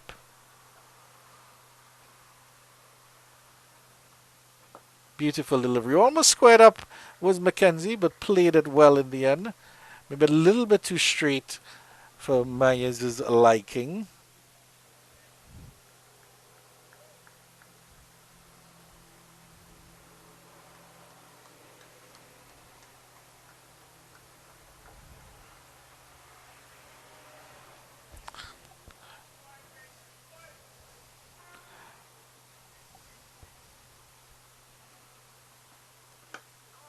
And a well bowled delivery and well played by Kirk McKenzie. Kirk McKenzie certainly shut up shop for now. So even if there is an over afterwards, he's probably going to take off his helmet and his gloves and be like, I'm not going to have anything to do with this ball at all. But one of the hallmarks of the Jamaica innings was that the Bajans took wickets at regular intervals. Feeling for that one, he opens the face of the bat and it runs down to third man. Two fielders are after it. They'll just get a single on this occasion, as I think McKenzie pinches the strike at 30 without loss after 7. Yeah, the Bajans took wickets at regular intervals, so it's important now that the Jamaicans build partnerships. Kurt McKenzie, 5. I think he's now 5, now 6 from 28 deliveries. Now for a team that is probably in the hunt, that's the partnership. 30 from 44. But the contribution from McKenzie, 6 from 28, which means he's just going along. What has helped the Scorpions is that there were so many extras, so they are, there and thereabouts with the scoring rate that they would have to maintain if they want to give themselves a chance to win. But Kurt McKenzie has not really had a shot in anger yet. But he's still there, and that's the important thing if you're supporting the Scorpions. Joshua Bishop to continue. 3 excellent overs for just 7 runs. Asked a lot of questions. That's a good delivery. Well played by McKenzie. But McKenzie, I think McKenzie's the one. McKenzie's the sort of player that you would expect. He's the one that has to bat through the innings. And if he's setting himself up to bat through the rest of the innings, then that's brilliant from him. But he has to keep the scoreboard ticking over. Yes, the Jamaicans have gotten a little bit lucky with the extras, because, I mean, if it was 17 without loss as opposed to 34 without loss, you'd be like, okay, they're batting a little bit slow, they're just setting things up, it's just before lunch. They've brought in an extra fielder now. 4 people around the back. A good attacking cricket from the Bajans on this side as well. Craig Braffett there at mid-on. He's marshalling his troops, and I think he's pulling in the long-on as well. The Jamel Warrican will make his way up from long-on to the mid-on position. So it's just a good delivery, turned almost square on the pitch, and good feeling by Shamar Springer, getting there over quickly. Yeah, that one bounced a little bit more than normal with 4 people around the back. Mackenzie maybe just a little reluctant to push out on that front foot, so stayed still, stayed straight. Making him stretch for that one, so that's good cat and mouse there from Joshua Bishop. If Mackenzie had attempted a drive at that one, he might have gotten himself in a tangle. He just wants to match the lunch, you think? That's a lovely flighted delivery. And well played by Mackenzie on this occasion, just touching it into the leg side. Yeah, this is a batsman who's saying, lunch is coming, I'm going to be here at that time.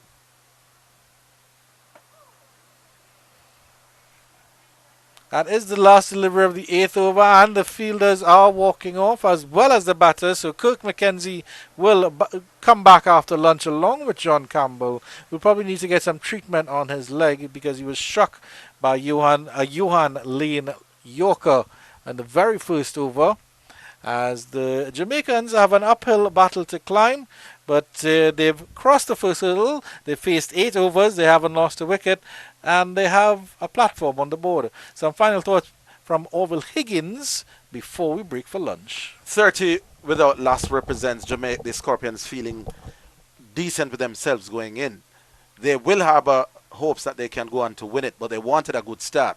They have gotten a reasonable start, and their captain John Campbell, noticeable limp as he comes off. How well he pulls up after lunch will be interesting and could be one of the keys to whether the Scorpions chase or not. But this interesting 4-day game continues, and here are the highlights.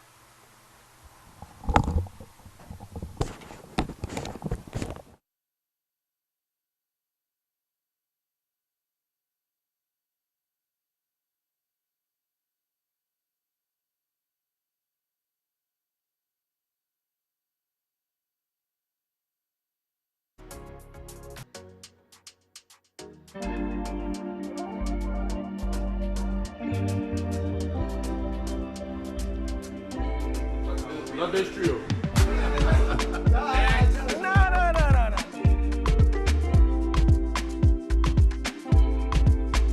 Between the 3 of you, who is the funniest?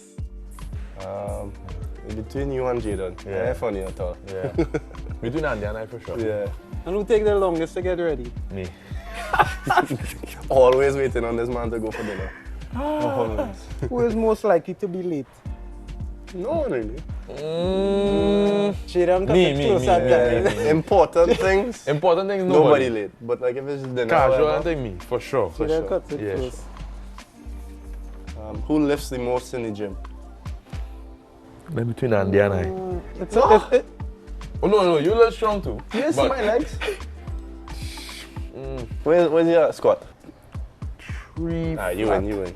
Yeah, I think it's 3 I was 285 or something. I was 275. Who's the most competitive? It varies. It depends on what we're doing. Yeah. Table tennis. These two can beat me, so I just always win. I just always win anyway. If it wasn't cricket, what other sport would you like to play professionally and why? For me, I'll pick track and field because that is what I used to do before. So for me, if it's professionally, I would always go back to that. It would be easier. Football. You're not good at all. Yeah, I used to play football and You wasn't good? You mad? We're mean on a game. No, You but have- only mad. Yes, fine. Yeah, I have medals for football, eh? They give out participation medals too. No. Squad banger from outside the box. Right. Top corner too. You. I would choose football because I actually played football at a decent level. Okay. I played the highest school Next. football level. Wait a minute. Next. Hey, I have an intercol game, eh? I've played intercol final and like big sellout stadium. About 5,000 people watching. Who do we think did the best at school? Definitely not me. Not me at all. Why that question? Jaden. I don't have a choice. Who is the toughest opponent or player that you have faced in your test career? Probably say like Josh Hazelwood because of his skill. Yeah, I think he was one of the toughest bowlers I've had to face so far. Can I say it's just about enjoying the battle this far for me. Only one man I can call. Drew. What Ben Duckett? Nah. He only do it for one game. Drew do it for 6 games, you know. From the Caribbean to England. It have to be Drew. Drew. Gives you nightmares? Nah, he's not giving me nightmares. It's just... He's make you think a little bit. Yeah. He's make it hard work. He's make it hard work, yeah. Who is the teacher's pet? The whole team. All right. Nobody. Nah, if we go in batting coach, the teacher's pet for the batting coach is Kevin Hodge. Oh, yeah. Full stop. Full stop. Yeah, Conversation done. Nobody else. It ain't nobody else. Conversation done. Kevin Hodge for batting coach. Full stop. This next one, real interesting. Who is the best dancer? In the whole team. Michael Louis. Yeah, Louis has some moves. Yeah, Louis has some moves. Louis has some moves. Louis has some moves. Shema would say he has some moves too. I never see it, so I can't say. Shema would say he has some moves. I see Louis put it down. But I see Louis dance. Yeah. So Louis. Yeah. Louis. Yeah. Who has the best fashion sense? Sinky. No.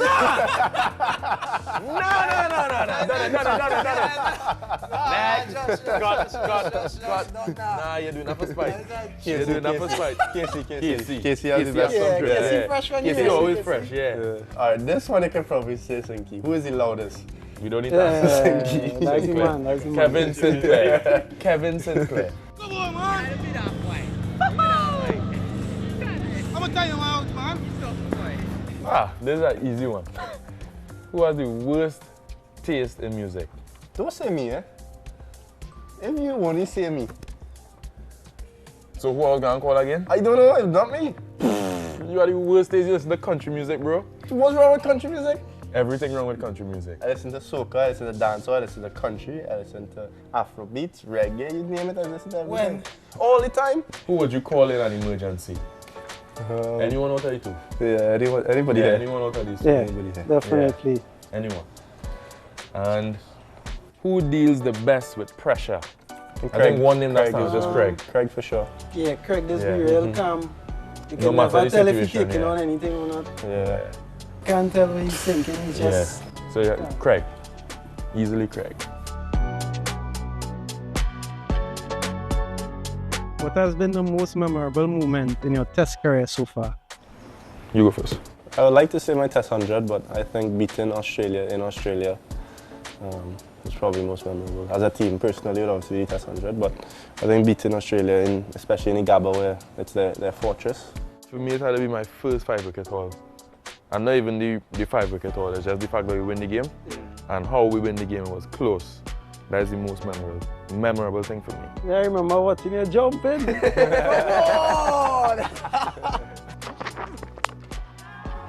To become the youngest West Indian fast bowler to get 5 wickets, and he does so. For me, it's my first test wicket. It came off my second ball of my first over. So that is something I cherish as well. And we have a picture with that one. Yeah. Hands up. Who is the most naturally talented cricketer? In the team, Alec boy. Yeah. Alec Gifted. just look the part all the time. Discuss the friendship that we have with each other on and off the field. Well, I can speak from when I started, because I didn't know any of them personally when I now started. I started playing cricket with Josh at probably 19, 20 years old, and we just created that bond when we played together for Trinidad in the first class setup, and then we all came together with West Indies, and the friendship just grew and grew, and we went on tours together, and every time we had to go for lunch, breakfast or dinner, we moved together, and we sit near each other on the bus as well. Yeah, I agree. It was something just natural. It was just natural from the beginning. You know, we fight, how we could say it, we go to war together, so we always just lean on each other when it's that time. But it's something that's come natural. We know each other, so like on the field, I would know Jaden bowl a bad over or something. I'd try and cheer him up a little bit. I'd know Andy's emotions when it's not going his way. Yeah, it's a nice feeling to have two of your best friends on the team at the same time. So.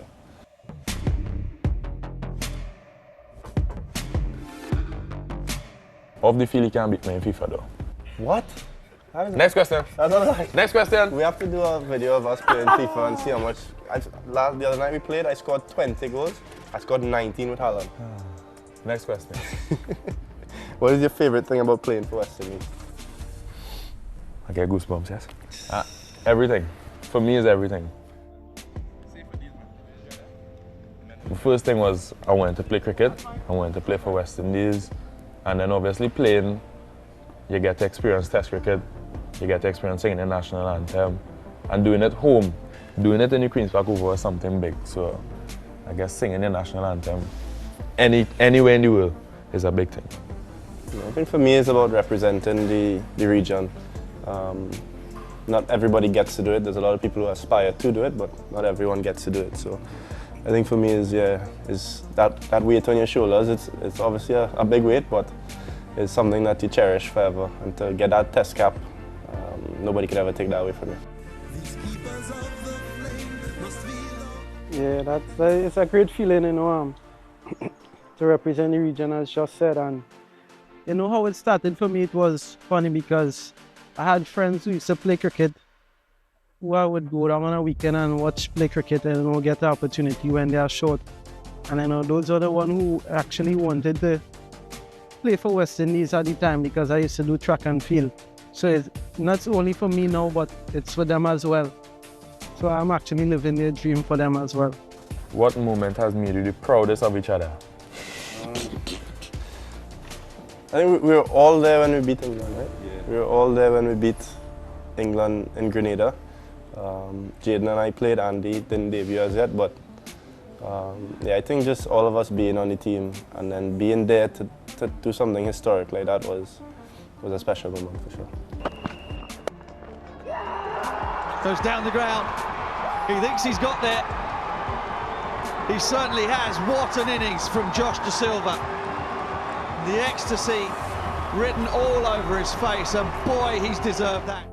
The way we celebrate and enjoy each other's success, that's something I cherish. That's something I definitely enjoy. For me, when Andy made his debut, I was very happy for him. And then obviously getting the first Test wicket. I know how much that would mean to anybody. So far more getting your first Test wicket on debut in your first over is obviously a big thing. So I was very proud of him in that moment. And for me, with Josh, it's scoring the first Test 100. And not because I was batting, just because he get it. Because he was batting well throughout the series. He had, I think, 150 before that. And he was looking like he could push on at some stage. And he did it in that last game, in the most vital game of the series. And he got to that triple figure mark, and we won the series in the end. So I was very proud of both of them in those different moments. What are we expecting from this test against Bangladesh? Win. I would say definitely a series win. Definitely a series win. Yeah. Not much, not too complicated, just to win. Just to win the series. Yeah, do the basics well and make Craig and coach proud. Yeah, that's all.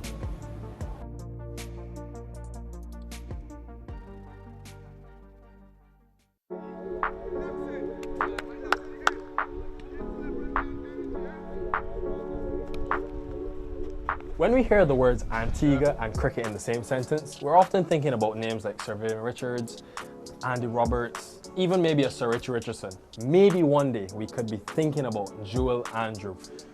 Great to have you. Congrats again on all that's happening this year. We are in Antigua, where it's all started for you. Tell me, first of all, how does it feel to be in a West Indies camp? It feels great, to be honest. You know, playing around the old guys makes me feel even better about myself, and just the support I've been getting so far is something that I want forever. it's well documented that families played a big part in your journey. If you had to describe the role that they play, how would you put that into words? If I try, I'll be here a long time. My mom, very neat, you know. She's just my backbone, I should say.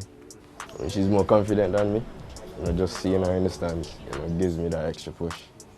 And, you know, she's just joyful and a good person to be around and someone that you should have in your corner. Joel started to play at a young age with big men, so he doesn't play name cricket. You bowl to him, and once you bowl to him in whatever loose ball, he just put it away. So he's fearless.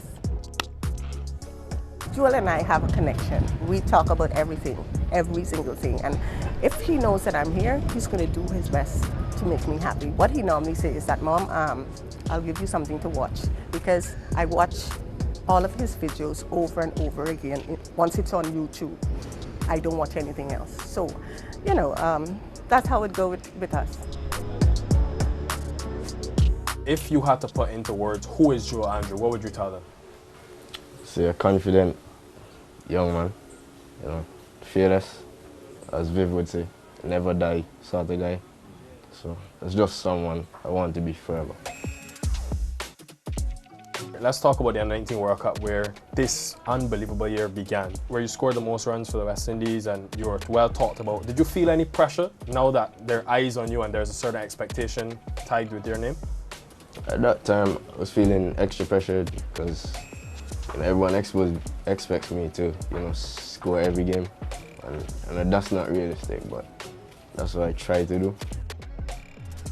I just try not to think about it as much, because at this level, expectations will be high. So just for me to just stick out what I'm doing and just learn as much as I can at this level. I think a month after that World Cup, you made your first-class debut for Leewards. How have the guys in the Leeward Islands shaped your journey and helped you along this process? I mean, they push me more than I push myself, especially fitness tests and those things, you know.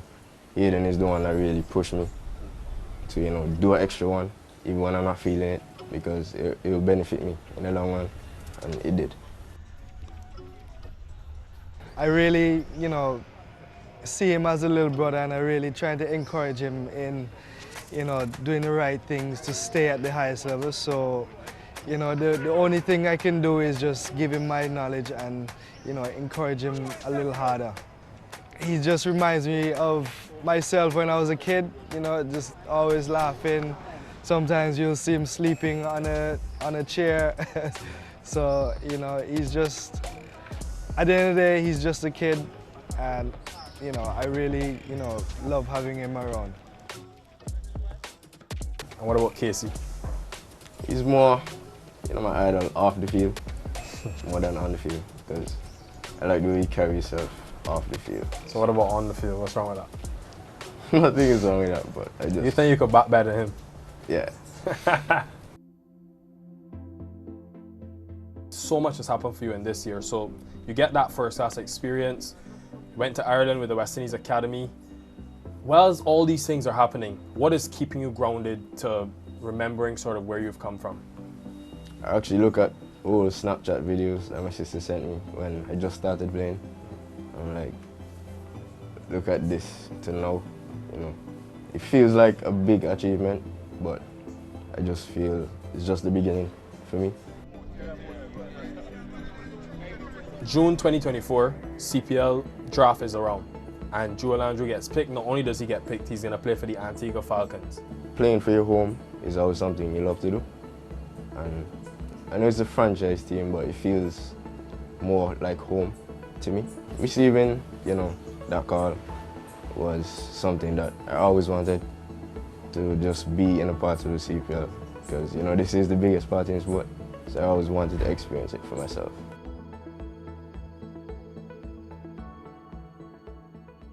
After the CPL, West Indies call up. Where were you exactly when you got that call that you were going to be part of the West Indies setup? What was your emotion? I was actually on my way back home from CPL, and I cried instantly.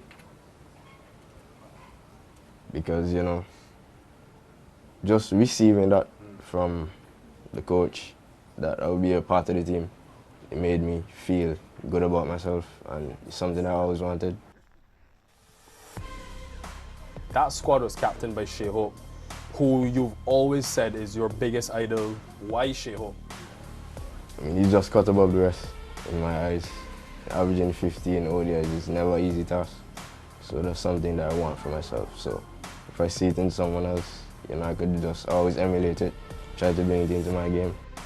So third ODI comes around, getting your cap from Azari, who is obviously working his way to be one of the great Antiguan cricketers. What did that moment feel like? I mean, he's more of a brother to me than a teammate. We go way back in terms of Antigua and club cricket. So receiving my cap from him was a special moment that, you know, I would cherish forever.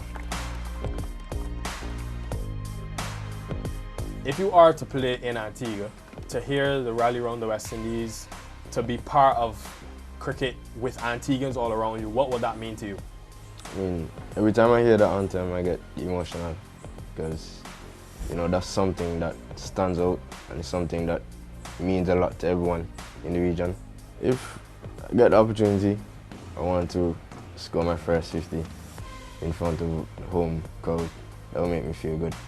And just still learn as much as I can because I'm still here to learn.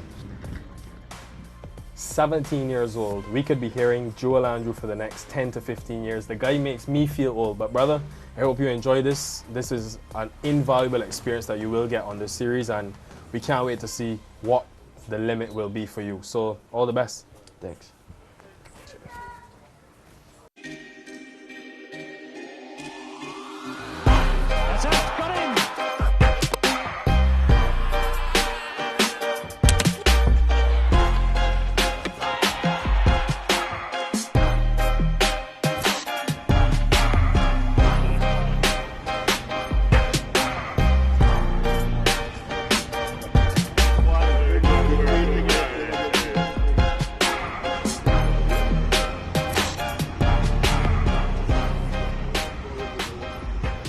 Two West Indian great fast bowlers. Two men that sit in the top 5 West Indian leading test match wicket takers. Courtney Walsh, we sit in his end here at Sabina Park. Kemar Roach, a man that's working his way up and closing in on 300 test wickets. Gentlemen, it is a great privilege to sit here alongside the two of you guys. 17 years in test match cricket, 15 years in test match cricket and counting. I want to know, first of all, what trait is needed to be able to perform and sustain excellence for such a long period of time? We'll start with the superiority. The big strong words. No, obviously for me I think the key is being able to be fit, have good health, work out what you want to do and be prepared to put some hard yards in before so that can help you to sustain what's going on after. So once you look after your body and do the right requirements, and also knowing your body after a certain period of time to know when you're match fit and what you need to do to get match fit was one of my motto, and I think Kemar has done that extremely well. What worked for you? Yeah, same thing he said. Just being match ready. Put the work in at the beginning, train hard, take care of your body, eat well, get some rest, and then on the field, you just express yourself, you exploit your skills, and that has worked for me from my whole career, and obviously watching the great man before me, he laid a foundation, and he was a very hard worker. You can see that he bowled long spells, and he was very consistent, and that's what I emulate my game off. Roach has the last laugh. Roach has the last wicket. Both of yours journeys are in fast bowling. Your skill sets actually changed over time. How did your, Courtney, starting with you, how did your skill set evolve over your 17 years of test match bowling? With experience, I mean, any young fast bowler when you started, you want to bowl fast because that was the name of the game. So you always try to hit the deck as hard as you can and try to bowl as quick as you can. And for me, I could only get the ball to knife back in or swing in a good pace, consistent pace. But over the years, as the game started to evolve and my own career started to develop, you realize that you need certain skill sets. So practicing the nets was what I went to do, and then you try it out in matches. Obviously, being able to play a couple of seasons in England did help, and then playing our regular 4-day cricket here and club cricket, you can experiment in those. And then I would call myself an all-round fast bowler afterwards when I was able to swing the ball away from the bat And those skill sets is something that you have to work on. It's something that I've admired with Kimar. His skill sets, when he started, he was raw pace. But then when he sort of lost a little bit of that pace, his skill sets got better in terms of how he swung the ball and using different angles, going around the wicket and creating what I call, I think, to me, and I say it in front of him or behind him, one of the best around the wicket bowler to left arm spin batters, using up that angle, getting the ball to come in and then leave the bat. It's not something that happens overnight. It's something you have to practice. And that's how you get your game to evolve in terms of trying to be a complete fast bowler, which at the end of my career, I think I was closer to that than when I started. Second hit, magnificent from Kimar Roach. Third time lucky. When do you remember that time where it all sort of came together for you? Obviously, injuries help. Injuries help. Obviously, I lost some pace, so obviously I had to work on my skills more to become still an impact bowler in Test cricket. So I did a lot of work leading into 2015, 2016 after my injury on my shoulder, and some deep discussions and some reinvention of myself and my action helped me to do a lot more of the ball, and then I think I became a better bowler after that, instead of working up batsmen, challenging batsmen, front foot, back foot, whatever, but getting the ball to go both ways. I think I enjoy bowling like that more than bowling quick. It might sound funny, but pace put fear in batsmen's heart, but I like the fact of exploiting skills and exploiting weaknesses in batsmen, and I just think that's where I enjoy most. Edged and taken, make that 51 before Kimar Roach is probed, and he finally gets the reward. What role did Courtney Walsh play in Kimar Roach's development and role in the West Indies? Yeah, obviously watching on TV, obviously we all know of him and the Curtly Ambrose partnership. I think those guys, they set such a high barrier for fast bowling in the Caribbean that you just wanted to emulate them. Watching it in Barbados on CBC, I think seeing him and Curtly Ambrose run together, it was just heartwarming, and you just go outside right after the game is finished and you try to bowl like them, and it was really good times, and it just is a good foundation for my cricket going forward, and that's why I'm here, playing as long as I can. And Legend, there's a picture of you around 2011 having a chat with the three West Indian fast bowlers. I think it was Kimar, it was Fida, Darren Sammy was in it as well. What do you remember about Kimar Roach when he first burst on the scene that you really liked? Some of the questions he had asked, I liked his action from day one, but his attitude, being down to earth, some of the questions he asked. And then after that meeting, we kept in touch. I mean, we were always in touch, but we kept in touch more. And just to watch, you start to watch and follow the career. And I remember the one that stands out to me most distinct was a conversation I had with him in India when I was down there doing commentary, and he wasn't playing. And I was a little bit disappointed because I wanted to see him play, but they were just remodeling his action and stuff. And I said to him, it's only a pity you have to be doing the modeling of the action on tour. This should have been done before, and it should have enabled you to be playing. And he agreed, and we had good discussions about it to make sure that he didn't get downhearted, because when you expect to play, you're not playing. And he took it well. We kept in touch, we did a little bit of chatting after, and I just started to follow his career because of what I saw, his humbleness, but he wanted to succeed to be at the top level. And after that tour, he came back playing, and he hit the ground running. And whenever he see me, he would say, Legend, what do you think about this, and what we think? And if I see something, I'd say to him. And the way how he accepts it, and he would try, and we would have a chat after the game, this didn't work or that worked. That sort of helped us, and it helped me to be able to know that he's not afraid of asking for advice, and I was always happy to pass on whatever I saw to him, and he would take it on board. You remember that conversation? Yeah, I do remember that conversation. Speaking to him is just an upliftment. And I was down, wasn't playing as much, but he uplifted me, and I just wanted to push on, man. I just wanted to be among those great fast bowlers of before, and he was one of them, so it's just a good feeling to have him around sometimes. Another question in terms of looking back on y'all's careers, you've obviously played against so many formidable oppositions, but which opposition, if you have to pick one team, always brings the best out of Kimar Roach, always brings the best out of Courtney Walsh? Starting with you. I was playing against England. I think obviously that is our biggest series, and the hype around it just brings a life into you. Like, you want to do well against England. Could be close, could be close. Finger goes up. Joel Wilson says you're on your way. I'm watching, as I said, Curtly Ambrose and Courtney Walsh, they go out there and they dominated England for years. away and at home. So it's like I want to emulate that. I want to emulate as much of my career as possible, and I think the England side brings out the best in me. Australia, because of the competitiveness for me, and then you play the moment away and stuff, and it was always with the band back in those days as well.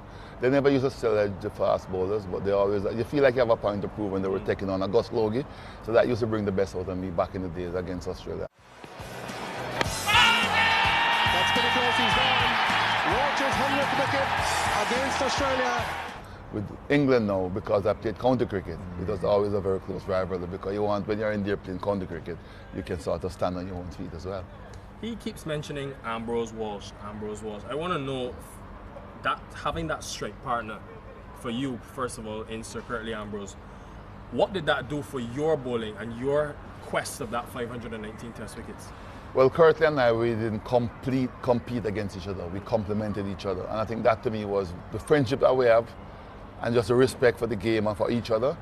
That helped me, because we knew what we wanted to do. We would discuss batsmen, the length we want to bowl, the type of surface, the opposition, and we'll have our own game plan.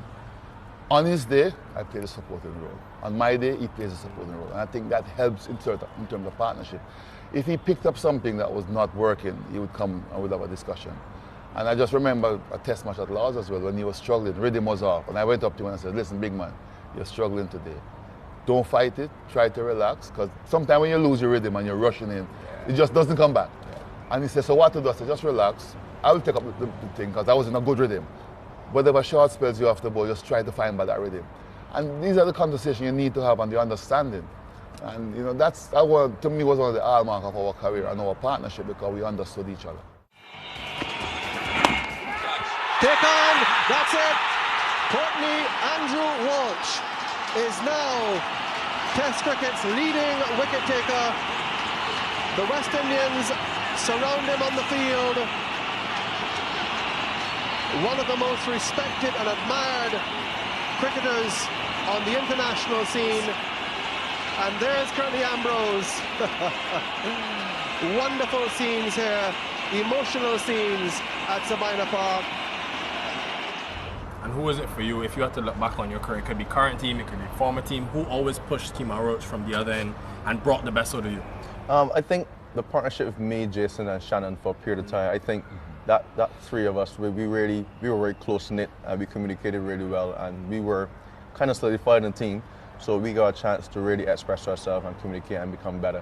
I think that period in my career is really what pushed me to I want to be one of the great fast bowlers of West Indies cricket very highly. So it's that period is I really, really enjoyed the communication, the friendship I had with Shannon, obviously the friendship I had with Jason, obviously he's my countryman.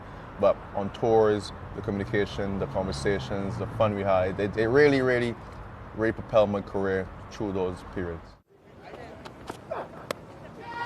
Oh, well done. Very well done by Kemar Roach and Jason Holder. A familiar combination and just holding that channel and that length. Obviously, we celebrate the high moments in both of your careers, right? One thing that many people don't see is the time off the field where it's not necessarily going to plan, there's adversity. What pushed you and allowed you to come out on the other side of those moments? Both of you guys started with your The challenges. You see it as a challenge, you see the adversities, you know what you've been through, you know the work you've put in, and today just wasn't your day, or things, this might not be your series. It's how you bounce back. And I've always said people that you're not going to have great or good days all the time. You have to treat the good days with the bad days. And then one of the things that I always remember is that on your good days, everybody doesn't have to tell you it's a good day, because people know it's on your bad day you need that support. And sometimes you go into your corner, but then if you have people around you with that understanding, on your bad day they will help you to get through it as well. But I always tell myself that I don't want to experience too many bad days, so you try to do the best you can to have more good days than bad days. Yeah, I just like the fact that people doubting on me. I like that. That pushes me to prove people wrong. I've had that most of my career. When I lost my pace, everyone said, will he be the same bowler? Can he still be challenging at Test cricket? I just wanted to prove people wrong. And it's worked. That's a big motivation for me. And obviously leading a young group of fast bowlers now, that also pushes me as well. They have good respect, they have good work ethic, and we get along very well as well in just a room. We have fun, we also work hard. And that also keeps me motivated to obviously know what I can help these guys to become also legendary fast bowlers for West Indies. So there's a lot of motivation around my career, and that's the two major parts for me. We're gonna transition now to a bit more of a fun segment. I'm gonna quiz y'all on your careers, right? So it'll start easy and then it'll get hard. There's only 3, so don't worry. First of all, who has Courtney Walsh dismissed the most in Test cricket? Mike Atherton. Easy. That's a good question. I don't think... Is it a Bangladeshi batsman? No, it's not. It's got to be an England batsman. Yeah. Is it... Ben Stokes? Yeah. Figure that much. Shakib is 6 times. Yeah, I know it's one of those. Off spinner, basically an off spinner from Rhodes. It goes high in the sky. And Shamar Brooks makes the catch look very easy indeed. Everybody remembers your first Test wicket, but can you remember your second Test wicket? Yeah. Who is it? Graham Yallop from Australia 1984. caught Desmond Haynes at bad pad. I don't forget those. I remember my first part, I remember quite a lot of it better than at the back end. Who's your second Test wicket? I know the first was Shakib. I'm thinking the second must be Mushfiqur. No, Mamadullah. Mamadullah. Yeah, I'm thinking about it order. Yeah, it was Mushfiqur. Yeah. And lastly, who has hit more Test match sixes between Courtney Walsh and Kemar Roach? That I don't know, but I'm going to back myself. I don't know, but I hit a few. I'm going to back myself. He's not a big six hitter. I think it was a close race, guys. But the winner with 19 sixes is Courtney Walsh. I got you, man. But you still play. You can he has 16. And yeah, right up and right up so there. He has much more time to play. There's Walsh. That's a huge six. That's gone. That's a gigantic six. So Courtney Walsh is going down with all guns firing, as they say. On those 4 fast bowlers, that 4, almost 5 prong pace attack.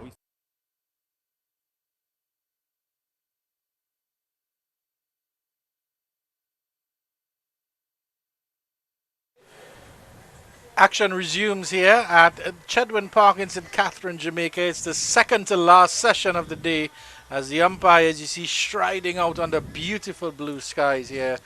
Jamaica, well, they have a mountain to climb. They require 294 runs for victory. They have 2 full sessions in which to do it. Andrew Chan in your company alongside Mr. Marlon Pinnock, who has had a vision. Good afternoon to you, Andrew Chan. Good afternoon to our viewers. An uphill task for the home team, the Scorpions. Still 294 for victory, with 10 wickets in hand. And will this game end in a draw? That's what you're thinking, Penny? I'm asking you that question, Andrew. No, but you had a vision. You can't come up here. And I laid it all out. I told the viewers that you had a vision. Penny doesn't want to reveal his vision. But at the end of the commentary, when you hear "I told you so," it will be the voice of Marlon Pinnock. But let me tell you, it's really interesting. I think it all depends. I mean, this is really the critical session. If Jamaica, let's say, get to 180 and they haven't lost too many wickets, 1 or 2 wickets, I think they could be in with the hunt. However, of course, it's a last-day pitch. We've seen it misbehaving just a little bit. So it's all up to Kirk McKenzie and John Campbell to build on what they started before lunch. And of course, the 2 most senior players in this Scorpion team, both players would have gone on to play Test cricket for West Indies. And Kirk McKenzie, by the way, looking to get back into that Test squad, a young player with some amount of ability, not short of ability, but just needs to execute when he gets that opportunity. And John Campbell, on the other hand, such a classy player, but he needs to stand up and bat for his team. Lead from the front, and a knock is needed from John Campbell. And of course, the very important man of Jomel Warwick, and I wonder how long before we see him, Marlon Pinnock. Joshua Bishop and Yuan Lane open the bowling, but it's Kyle Mayers who is the first change bowler, and he's going to resume action from the northern end of the ground, the football end, as Marlon Pinnock likes to call it. Talking about Jamel Warrican.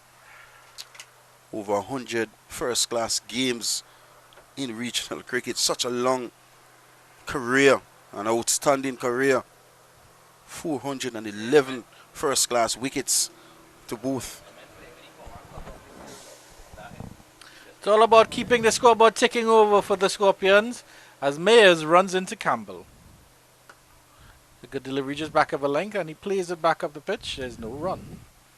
In the first innings, Kyle Mayers' first 2 overs, only a run and a maiden, and also a wicket came from it. He's been consistent throughout the game so far. Not a lot of overs, but he's very efficient. It's really, really hot and still brilliant conditions here for cricket. Oh, a flick off the edge of the pad, I should say, but it was way outside the line of the off stump. A diving stop by Lenico Boucher and Shane Mosley finishes up. But a bit lazy there from John Campbell. John Campbell, the man from St. Mary. A man who went through 2 high schools, Taki High School and Homo Technical High School in Christiana, Manchester.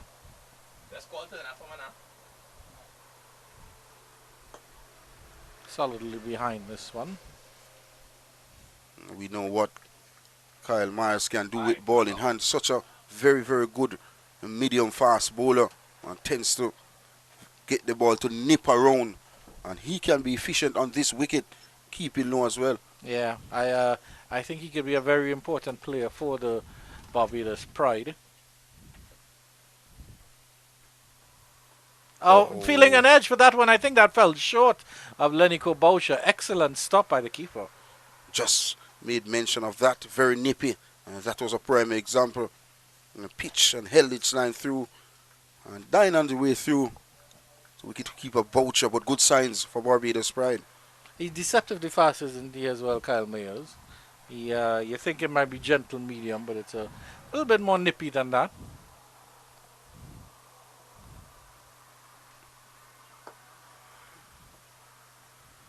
Well played by John Campbell. I think what Kyle Myers on this occasion looking to do, keep John Campbell on the front foot. And on this occasion, John Campbell may be caught playing around his pad and could be very risky with Kyle Myers very, very nippy.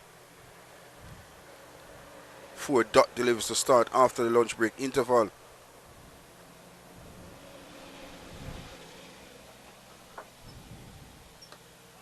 He starts with a maiden. He does indeed, as Kyle Mayers, 30 without loss. 9 overs have been bowled, 1 over after lunch. And that's the state of the game here. The Jamaica Scorpions require a mammoth 294 still required for victory. A very unlikely victory, but never say never in this game. As we say all the time, all the options are still open. Anyone can happen, or anything can happen. A couple of wickets here, a fast knock by John Campbell or Kirk McKenzie, and all of a sudden the tide changes. Both openers put on over 50-run opening partnership in the first innings. And they are very critical for the Scorpions. Joshua Bishop to resume bowling. That one kept a little low. Well played by McKenzie. Yeah, Bishop bowled since the start of the innings, actually. He was one of the opening bowlers. And he's bowled really, really well.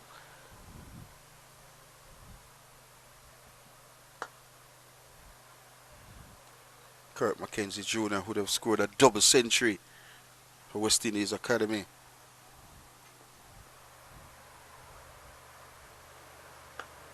Only 1 half century in Test cricket, and that came against Australia. Marlon Pinnock laying down the stats for all you fans out there who love the numbers.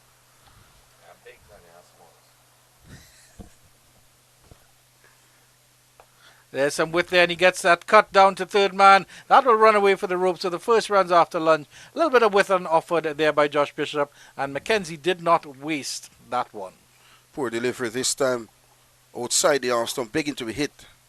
And Kirk McKenzie did oblige. Look at this delivery. Short, wide. And all he had to do was get bat on the ball. He did. And picks up his first boundary. And the total goes up to 34 now without loss to Scorpions.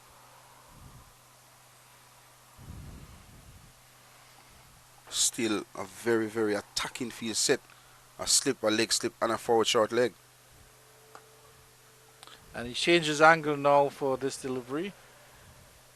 That will be the last delivery, actually, of the 10th over. The 34 without loss. Their run rate has slowed slightly, Jamaica. They were, just before lunch, they were about 5 and over, which would have probably been a good benchmark. They've dropped to just about 3.4 runs and over. And if we think that the minimum number of overs left in the day play is, Marlon Pinnock? I think just about 50 overs left in the day's play. And Kyle Mears getting ready to bowl his second after lunch and third overall. 49 overs left, which means they'd have to score and actually run a ball, close to run a ball if they get close to that target.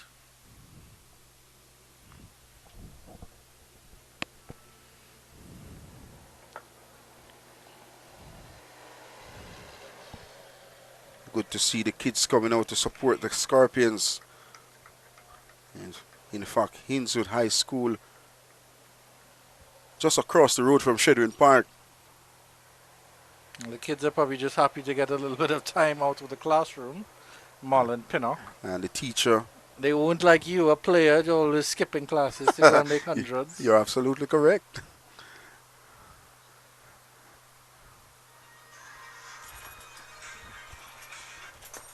Yeah, the only maths you needed was to be able to multiply by 6 and multiply by 4.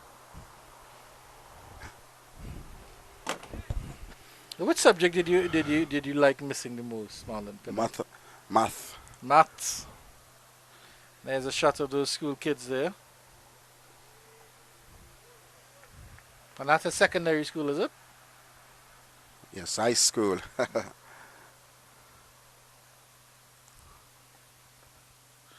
Wide delivery outside the off stump, left alone by John Campbell. He looks a bit quiet, has John Campbell. I mean, he was struck on the foot by a Johan Lane Yorker at the very start of the innings. Hasn't really shown any intent at the moment. It's almost as if he's happy to just buy time for the hour.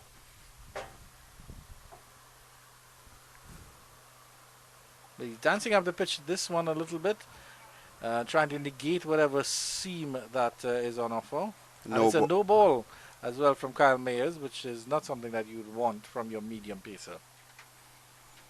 Not at all. Cardinal sin from Kyle Mayers on this occasion. And seeing wicketkeeper Boucher getting his helmet. And he's going to stand up to the stump. Yeah, I like this. It's a good ploy. It will keep John Campbell on his toes as well. Challenge for the wicketkeeper. How did you feel keeping up to a medium pacer? You'll tell us after this delivery. I would like to tell you that keeping up to medium pace bowlers when batters are trying to advance to the bowlers is very, very good and limits the movement of the batters in the crease. We have a look at the shot of this no ball here from Kyle Mayers.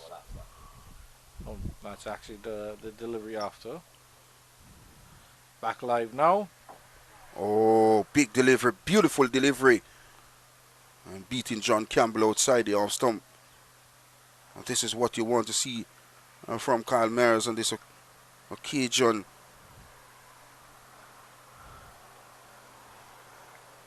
Just being nippy, asking questions. Needs to target the stump more often. Kyle Mayers looking for wickets should be the order of the day for Barbados Pride.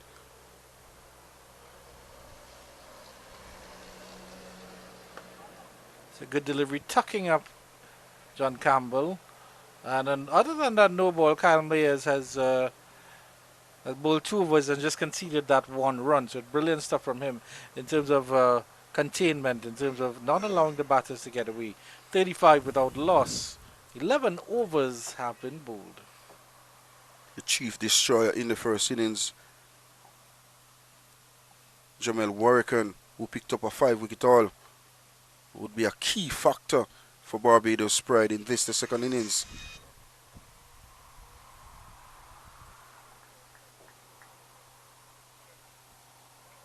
I'm surprised he isn't on as yet, to be honest.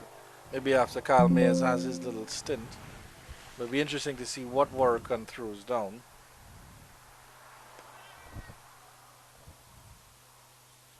But I mean, both Joshua Bishop and Jamel Warrican are left armers. What would you say is the overriding difference between them, Penny, after this delivery? Dancing up the pitch is Mackenzie. Strokes that nicely through covers. The long legs of J.R. McAllister will get through, and they'll come back for an easy 2. The difference between both spinners, Jamel Warrican tends to bowl a bit slow, more flight, while Joshua Bishop is flatter. I get the feeling that Warrican tries a little bit more on the back of the hand as well. Like edged, my goodness, and the slip was flying. I think it was Kyle Rico Mayers there. And I think he was actually wrong-footed, Kyle Mayers. He was moving towards the keeper, and instead the ball flew up past his left hand. We'll have to have a look at the replay on that one. It hit off the keeper. Let's look at the replay here. No, it's off the keeper. That's why he was wrong-footed.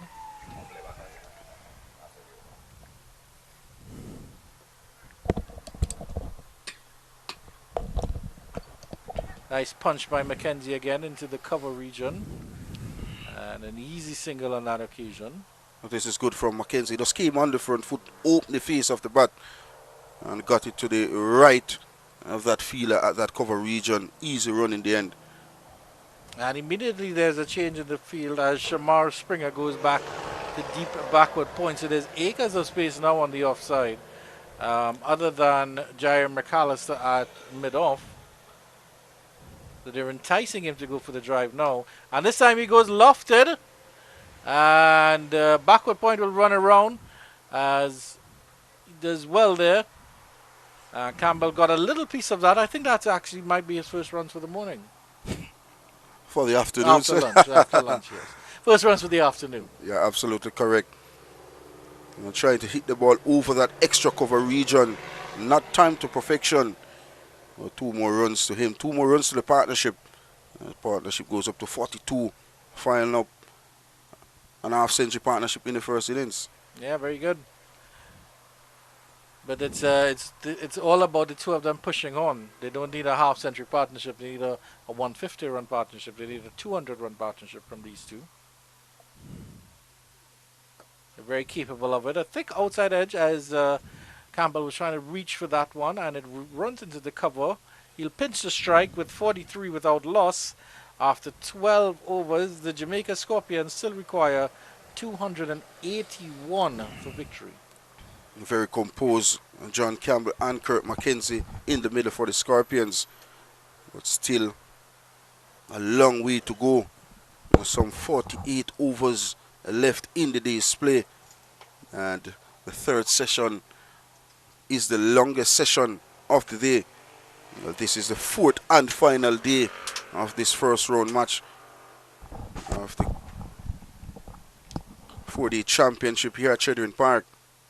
Already 4 beautiful days of cricket. Lovely sunshine. Not much spectators, few numbers. But look at that delivery. Edge hit off the wicketkeeper Boucher and deflected from Kyle Mayers. Back live as Mayers bowls to Campbell. It's a Yorker length delivery dug out into the cover region, and there's no run.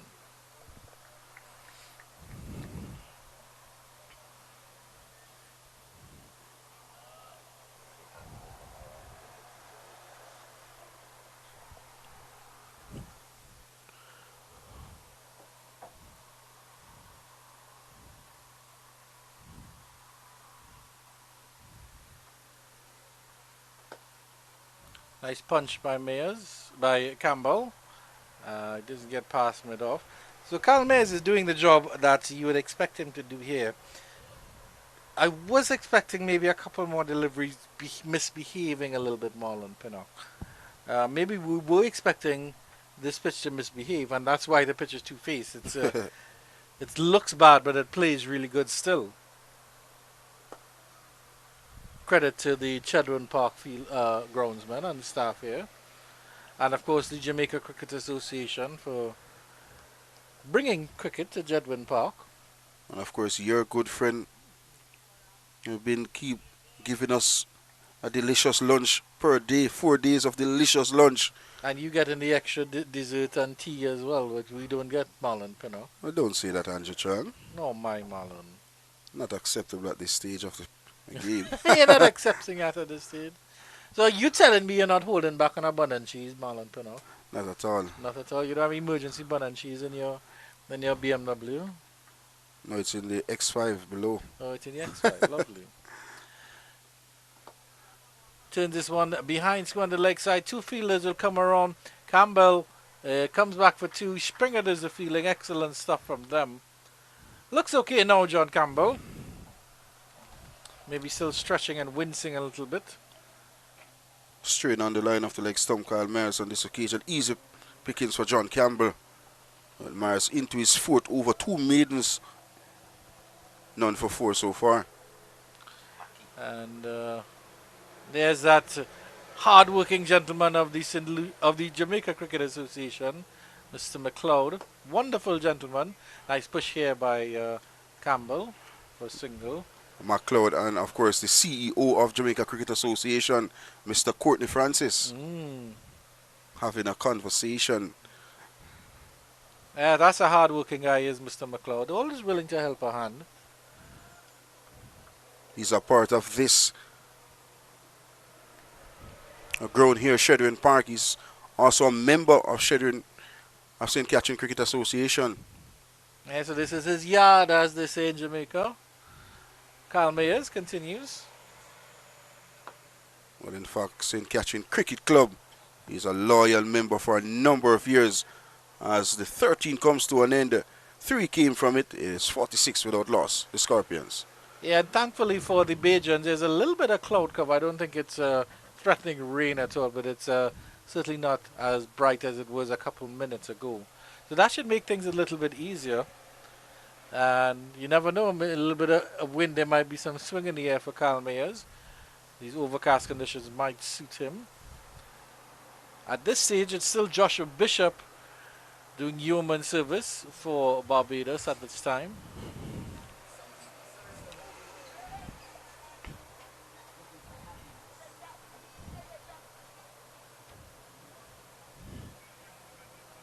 Two left-handers gone about their business quite easily so far, John Campbell and Kurt McKenzie.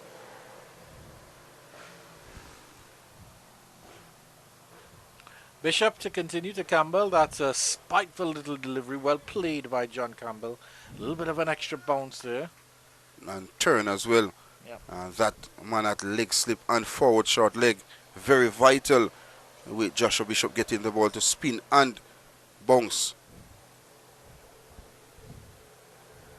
Oh, that was a quicker one. Went through with the arm. But John Campbell just got the bat down in time. Good delivery from Bishop. Yeah, just dipped on it. And John Campbell was almost rooted to the spot as Kirk McKenzie was looking for a single. The acres of space on the offside. This one, he's in control of that one. So Springer will have to come all the way from deep backward point to field that. Just on the edge of the 30-yard circle. This is good signs for John Campbell. And known for his aggressive stroke playing this time. Dexterity. And gets it out to that point region. Easy run. There's a silly mid-off, and that deep backward point of Shamar Springer has come into the cover region, which I think is a better field. And Kirk McKenzie going to trying to cut one that way too close to be cut there. Not the best approach coming in from Kirk McKenzie Jr. Looking to back away and then transferring the weight over to delivery. And maybe very, very risky. But that might be the ploy. It might be a double bluff here by Joshua Bishop, because he brought the cover region in, so there's space outside the 30-yard circle on the offside. Once McKenzie gets it past, that's silly mid-off as well.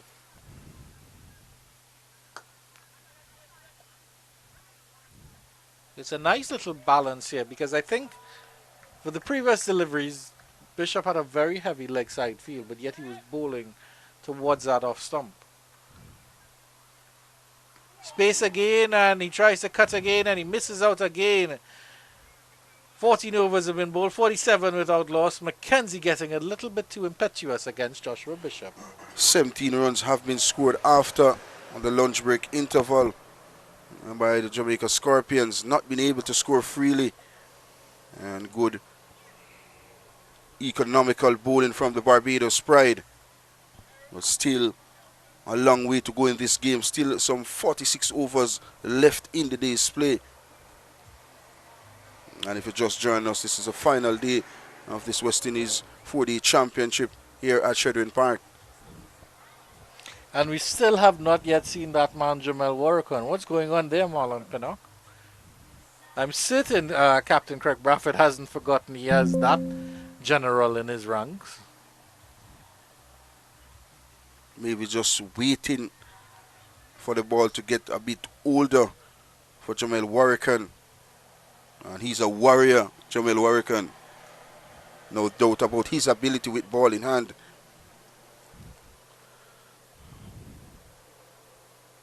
Wow. Bouncer, well, that's a spicy delivery from Kyle Mayers. Maybe that was discussed before the ball was delivered. Excellent take by Boucher. Look at this. I tell you what, it surprised John Campbell. But excellent take nonetheless. I think it surprised Boucher as well. But he did excellently.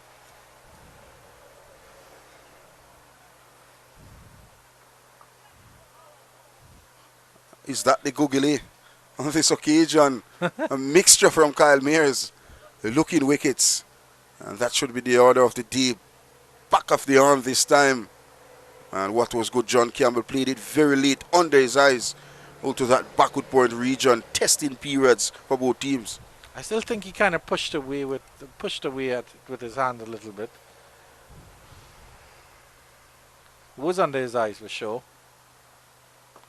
Good delivery, well played by Campbell. This is an excellent battle between John Campbell and Kyle Mears. Both players would have gone on to play Test cricket for West Indies. Both experienced players. How would you have played Kyle Mears? I'll ask you your thoughts after this delivery. Oh, lovely delivery. And this one came back through when it went over the mid-lawn off stump. This is excellent stuff from Mears. Yeah, how would you have played Mears? Based on merit. Each ball on its merit. You look at that. Good delivery. Such an effective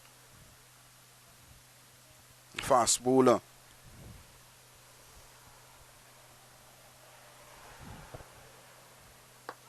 But it's a challenge in regional cricket, of course. I mean, there ebbs and flows, especially with red ball cricket, there ebbs and flows. And while a bowler might be on top of his game at a particular point, you can't let him be on top of your game. And that's the problem here. Because if you get bogged down, if John Campbell and McKenzie get bogged down here, as we see a shot of some finely dressed ladies. That's a lovely little Wednesday dress that woman is wearing. Mayers. Campbell is off the back foot, punches that through the cover region. Will that go close to the ropes? It does indeed. That was as easy as you like from John Campbell, releasing the shackers a little bit. Jamaica Scorpions progressed to 50, the 51 without loss, and that's at the end of 15 overs. Elegancy from John Campbell on this occasion with an offered, and easy as a like from the man from St. Mary, as a 50-run partnership comes up. In fact, 51 from 93 deliveries, and a second partnership over 50 for both batters.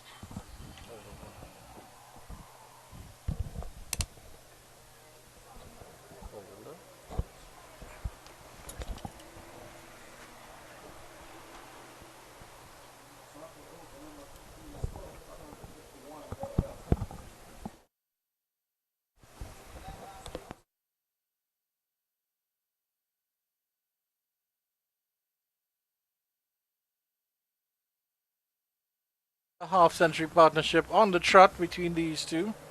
A lot more runs needed. And boy, they do need it in double quick time. Brad Barnes, Javel Glenn, Carlos Brown. That's the middle order that the Jamaica Scorpions have to depend on. Carlos Brown would have scored an half century in the first innings and got in a ripper of a delivery.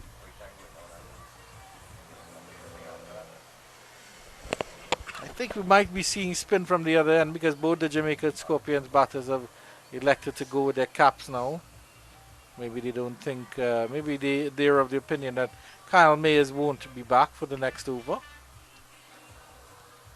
Joshua Bishop, 7 overs, none for 20. It's been good bowling from him.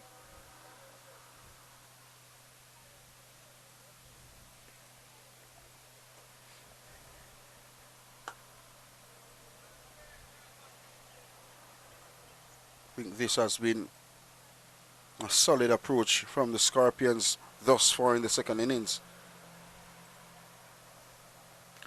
Coming up the pitch is Mackenzie, but has to adjust his body for that delivery from Bishop. I still think the Jamaicans are just a little bit slow on the uptake here, Marlon Pinnock. They need to be getting a couple more runs every over. That was locked in the first innings as well. The rotation of the strike haven't been up to par for the Scorpions. Nice run here by Cook McKenzie. But I still think 15 or 50 deliveries, that's not acceptable. At this level, the talent that Kirk McKenzie has. Yes, it's a difficult pitch to bat on, but it's not impossible. It's not a time bomb for every delivery. Scorpions may be thinking about just batting out the entire day and hang on to a draw. But I don't see how that will serve them well in terms of the points table.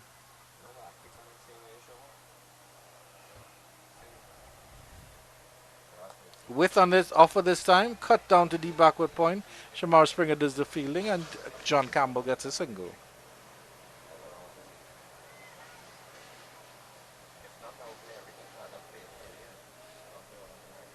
John Campbell and Craig Brathwaite are just enjoying themselves, having a laugh. Both good friends, both would have played through the under 15 ranks, even to the test level as openers.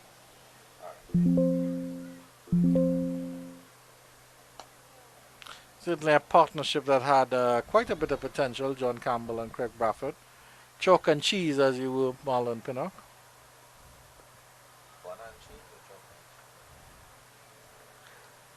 Dancing up the delivery, dancing up the pitch, and a wild swing by Mackenzie gets a pull down to deep backward square leg for 4. To end the 8th over at the end of 16, it's 57 without loss. That shot, Mackenzie was advancing down the wicket, and Bishop was looking to bowl a quicker delivery on the line of the leg stump, sat up, and Kurt Mackenzie get his second boundary. A 57-run opening partnership for the Scorpions. 3.56 on the current run rate. Another 43 overs left in the day's play. And it's time for McAllister, not having one of the best outings so far in this first round. Regional 4D Championship, been up and down, but maybe this session or this innings could be a change for the tall fast bowler from St. Lucia in Barbados. Yes, and the Jamaicans will have to put on their helmets again. The first you're going to see of Jair McAllister.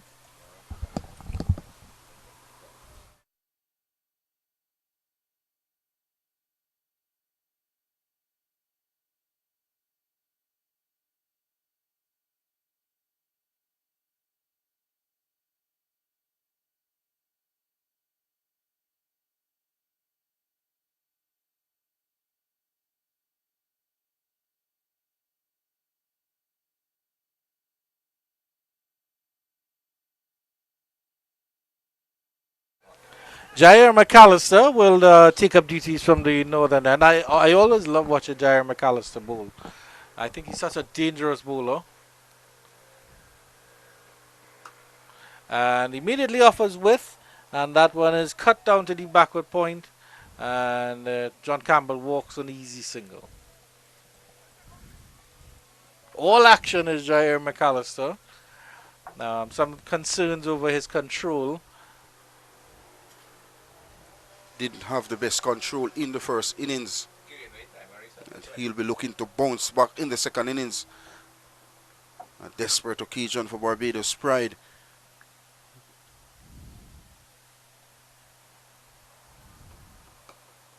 A no ball spotted from umpire Christopher Wright on this occasion. Yeah, the Pacers have sort of let Barbados down a little bit here. Johan Lane and now Jair McAllister a little bit. Of course, McAllister maybe just finding his radar. But they're the two Jamaican Pacers.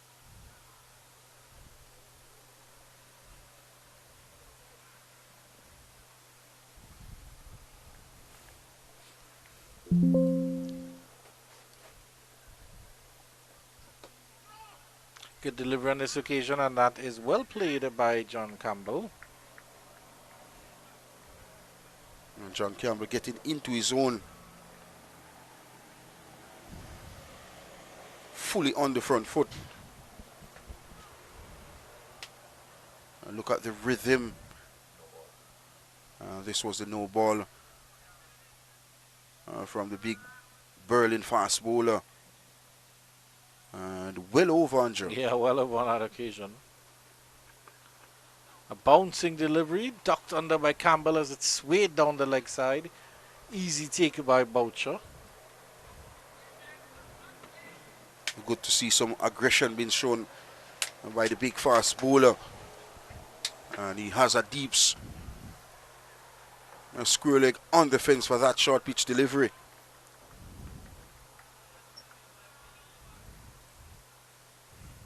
As the sun comes up hot here at Shedwin Park. Yeah, bright in all his glory as McAllister comes in again. Campbell was coming forward to that one and had to jam the bat down as McAllister was spearing in on his stumps. Good delivery. Well played in the end. Good cricket all around.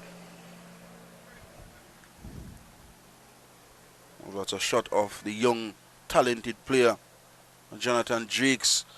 And of course, the Barbados players just sitting and watching.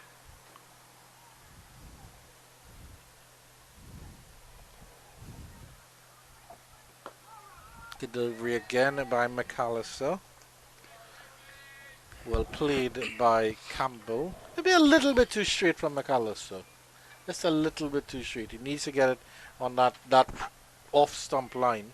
He's sort of hitting that middle stump line here. Maybe the plan from Barbados Pride is to bowl wicket to wicket with the wicket keeping low and bring LBW and bowl into question. One delivery left in the 17th. And he turns this down into the leg side. Is there a fielder down there? There is indeed. Deep backward square leg in the form of Shamar Springer. They'll trot a single, and at the end of 17, I should say, it's 61 without loss. The Jamaica Scorpions continue to battle. And I will take my leave now as Mr. Orville Higgins comes into the commentary position.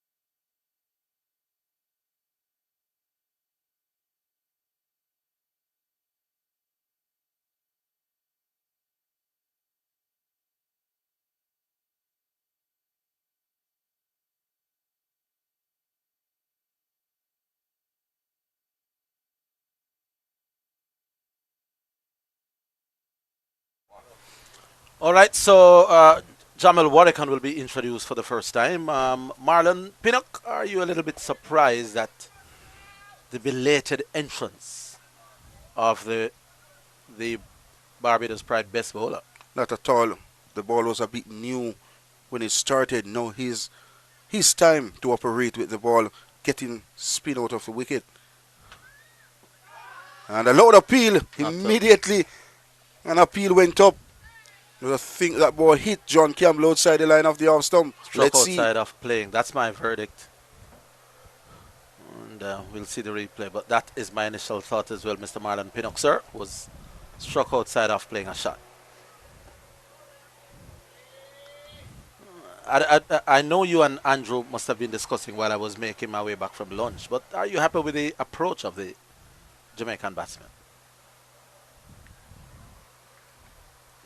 Maybe marginally outside off. Well, clearly the plan, based on what we have seen from the batters in the middle, is to just bat out the remaining overs for the day. No approach of getting the runs by John Campbell and Kurt Mackenzie Jr. Yeah, but are you in agreement with that? Should they have at least tried? If they lose a wicket or two, then you settle into defensive mode. I think that should be the plan, but the problem, if they lose 2 wickets, it could cause them to lose panic in the dressing room of the Scorpions. How about, as an experiment, we lose a wicket now. You send Odin Smith in. Say, have a go, Odin. And if he gets out, then you settle for drawing the game. And John Campbell looking to hit the ball over that long off area and managed to get the ball down to that long on area. Maybe a rush of blood coming in from John Campbell. Yeah, that one was flighted. John Campbell playing against his nature, 25 now from 57. The run rate at the moment, not bad though, 3.42, which is acceptable in quote-unquote normal cricket. And that's Sheldon Cottrell having a laugh as well. He was the manager of the Jamaica under-15 team and is also beside another member of the Jamaica Defence Force team. Yes, indeed. That's enjoying from in the stands. They're scoring at an acceptable rate, 3.42, which is much quicker than they were going in the first innings. But when you started out needing a touch under 5, I can't say I blame them. 323 in 2.5 sessions is a lot. But I'm not the type to throw in the towel before I've given it a shot. I'm going to start fairly positively and then shut it down. Let's say John Campbell gets out. But then you're saying that they would be in risk of the entire team being bowled out. In that case, the other team deserves to win. We look at the first innings. And John Campbell and Kurt Mackenzie got them off to a good start, an over 50-run opening partnership. Then Carlos Brown batted beautifully. But in the middle phases, the middle order wasn't the best. Barnes went cheaply. Jovel Glenn went cheaply. And then nothing after. Odin Smith came at the back end and got up to 49 from 48 deliveries. Well, the easiest place to bat is in the pavilion watching the cricket. So I accept that 323 is maybe too daunting a total for them to harbor any realistic hopes of winning. But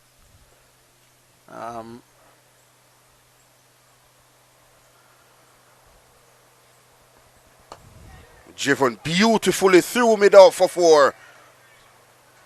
A classy shot from a classy player, Kurt Mackenzie Jr. Over pitch delivery from McAllister. Came on the front foot this time. And what a beautiful shot from Kurt Mackenzie Jr. Yeah, that looked good. It was pitched up, half volley length, so you wanted exactly this as a batsman. If you want to be completely critical, the front foot wasn't exactly to the pitch, but timed it sweetly, and it rushed up to long off for 4. And this is what I'm saying. These two will score at a relatively quick rate in any case. Oh. Leading hedge this time out of the reach of the fielder at backward point. Playing across the line of the delivery. And he gets a run. Not where he intended to hit the ball.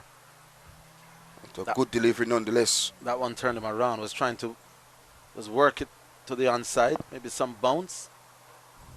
More than he anticipated. And there's he making the signal. Barbadian Pride feelers now trying to cheer each other up, G each other up. Even if this ends in a draw, they would want bragging rights to say they got one of these out.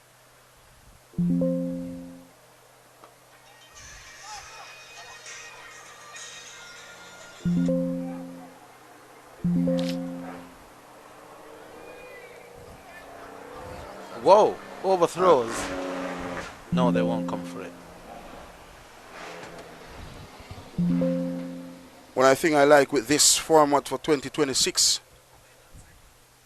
in this regional cricket, each team playing each other 3 times in a bilateral series, if you want to say.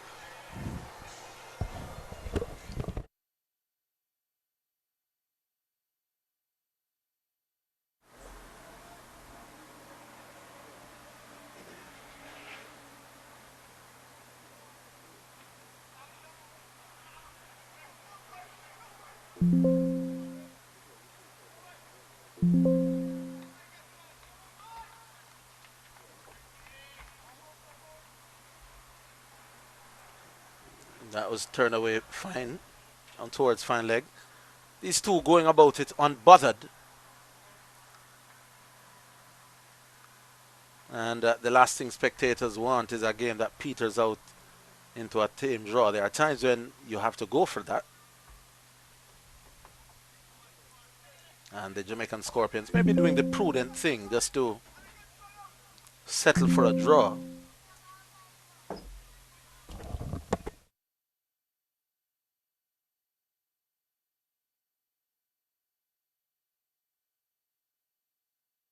Commentator's hat for a minute. Were I a spectator,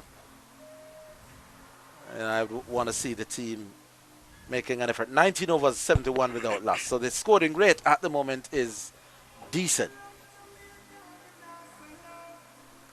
But it's clear that the Scorpions have decided that getting 323 in maybe 68, 70 overs is too big a risk to chase that. This man with the ball in hand, Jamel Warrican, picked up a 5-wicket all in the first innings. And he's very, very effective throughout his first-class career. And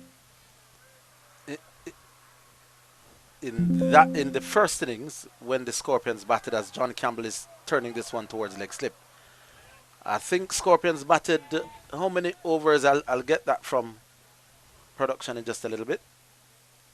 The Scorpions' first innings when we batted, oh, well, I said we, but we're talking about the Jamaican Scorpions, the Jamaican bias coming out. Forward comes Campbell. Very attacking feel. There's a leg slip.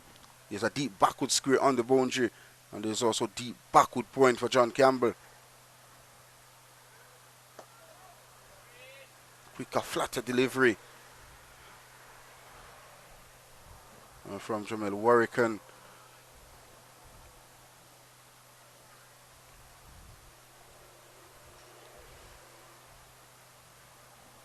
This one is swept out to that deep backward square region, only for a run to John Campbell.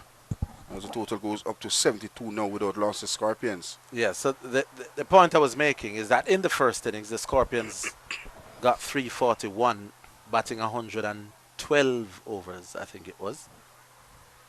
Now to ask that same team to score 323 from, let's say, 70 overs, is asking them to dramatically lift their game at a time when the wicket may be even more difficult to bat on. Maybe just asking them a little bit too much. Punched off the back foot though. No run. The thing though, Marlon, is that batting at the moment is looking relatively easy. They're not. The ball is not spinning and jumping and spitting at them. And you reckon if batting could look so easy with absolutely no risk, they are prepared to take just the odd risk. Where would the score be? Another 25 maybe? 20 comes to an end. 72 without lost the Scorpions. Yes, you're not supporting on the fact that we could be a little bit more positive, just to give definitely the Scorpions, spectators, at least the belief that you're interested in pursuing a win. I think they could have been more positive, the Scorpions. But the captain John Campbell is there, another senior player, Kurt McKenzie. Both would have been at the top level before. Both have great understanding of each other, and they have decided to just bat normal, look for the bad balls to capitalize, and when it's not there, just try to be key on the front foot in front of you. And so far so good. They have executed beautifully so far. Just about 39 overs left in the day's play. Uphill task for the Scorpions. Another poor delivery from the big fast bowler. Being up and down throughout the entire 2 innings so far. And when you look, there have been 4 centuries scored so far. Django got a double century in the game for Trinidad. Terence Hines also got 100, and then 200s in this game by Wickham. And we have more centuries in the league as well. Those are short.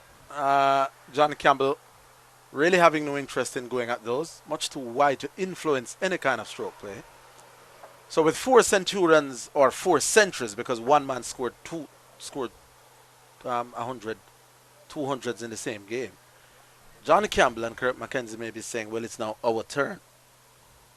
Sunil Ambrose scored a century. And Sonny Lambris got 100 and odd as well.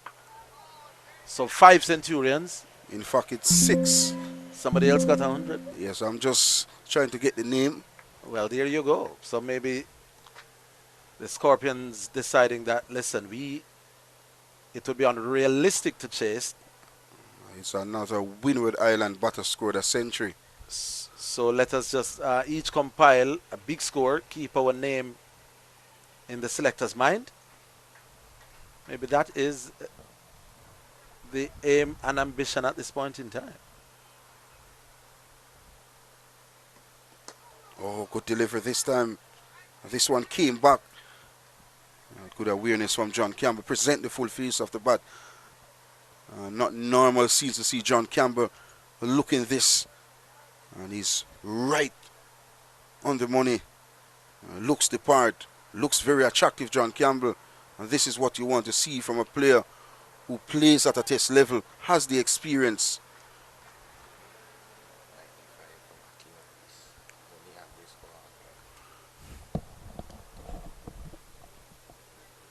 Whoa. Buys after John Campbell was ducking away from another short ball from McAllister. Working up quite ahead of steam. That one had the Jamaican captain in some sort of trouble.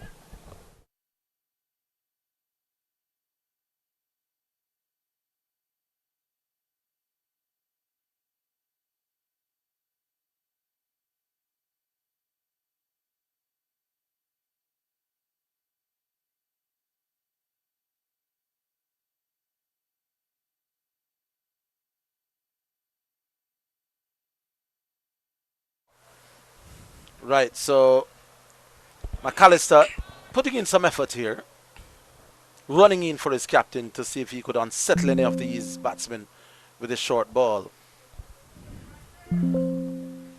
Kurt McKenzie pulls away. Young Akimo Geese fell 5 short of a century. He went for 95.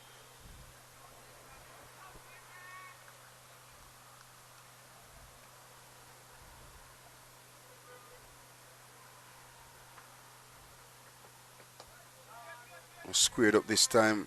Kirk McKenzie Jr. out of that backward point region. And the 21st comes to an end. Only a single came from it. It's 73 without loss to Scorpions. McAllister putting in a big effort. His captain has asked him to run in, hit the pitch hard, see if you could unsettle these two Jamaican Scorpion batsmen with some short balls. So far it hasn't worked, but you can't knock him for the heart late on day 4. To ask a big quick to run in and give it his all is not always easy. But he's running in for all he's worth. He's putting in the effort, bowling the short ball. It's not an easy pitch to get the ball sailing around the batsman's ears. Lots of effort, really bending his back. But so far the Jamaican openers have done very well. You can hear the lovely music in the background. Jamaicans are lovers of reggae music. And so too my good friend Harvey Liggins. Yeah, never the biggest Calypso fan, are you? Or soca fan? Reggae is my Reggae thing. is yours. Yeah. Who's your favorite reggae performer? You don't want me to ask you that, do you? You may get yourself in trouble. Samar Springer is ready for action in the second innings. His first over. And he will be bowling to the Jamaican captain John Campbell. 30 from 70 deliveries. An outstanding opening partnership so far between both batters.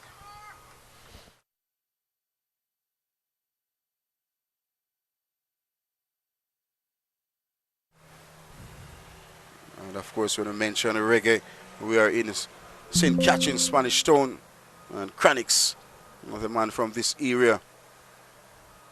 Also a fantastic artist.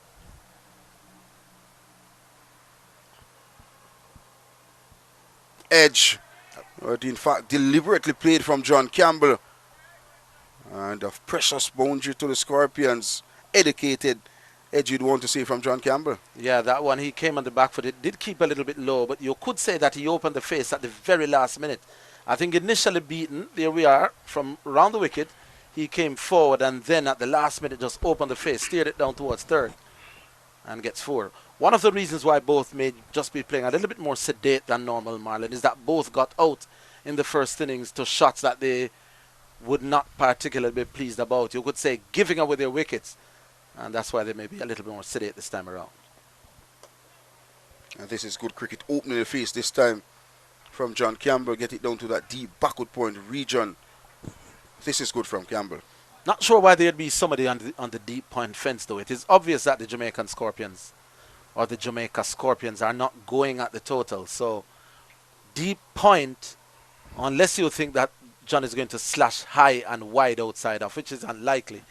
I'm not quite sure why would you have somebody on the point boundary when it is obvious that Jamaica will probably not get to the total.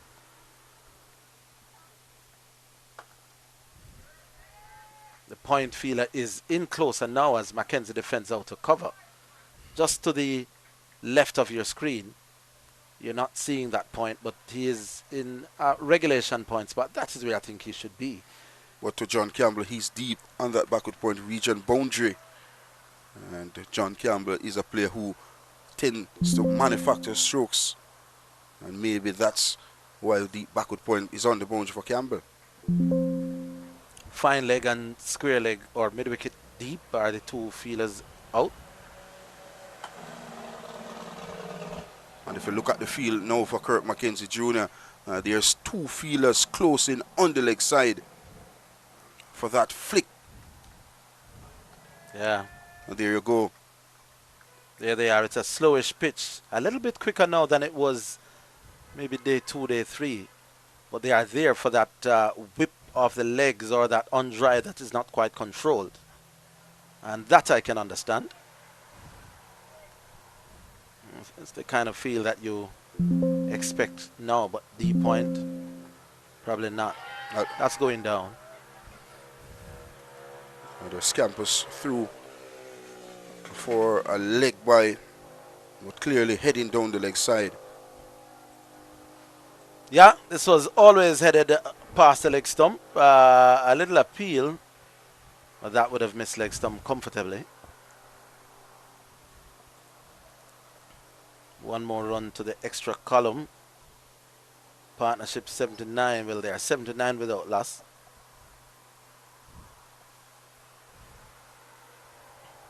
A very humid condition as a deep backward point goes back on the fence for John Campbell. Not sure why.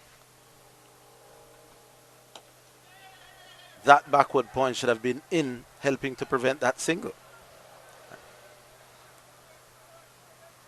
Good cricket again from Campbell. Soft hands into the offside.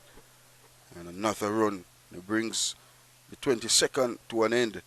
It is 80 without loss, the Scorpions. 80 without loss. If you are going to have a man on the deep point fence, all the way back, literally standing on the ropes, then you've got to bowl at least one delivery short and wide outside off just to see what John Campbell would do.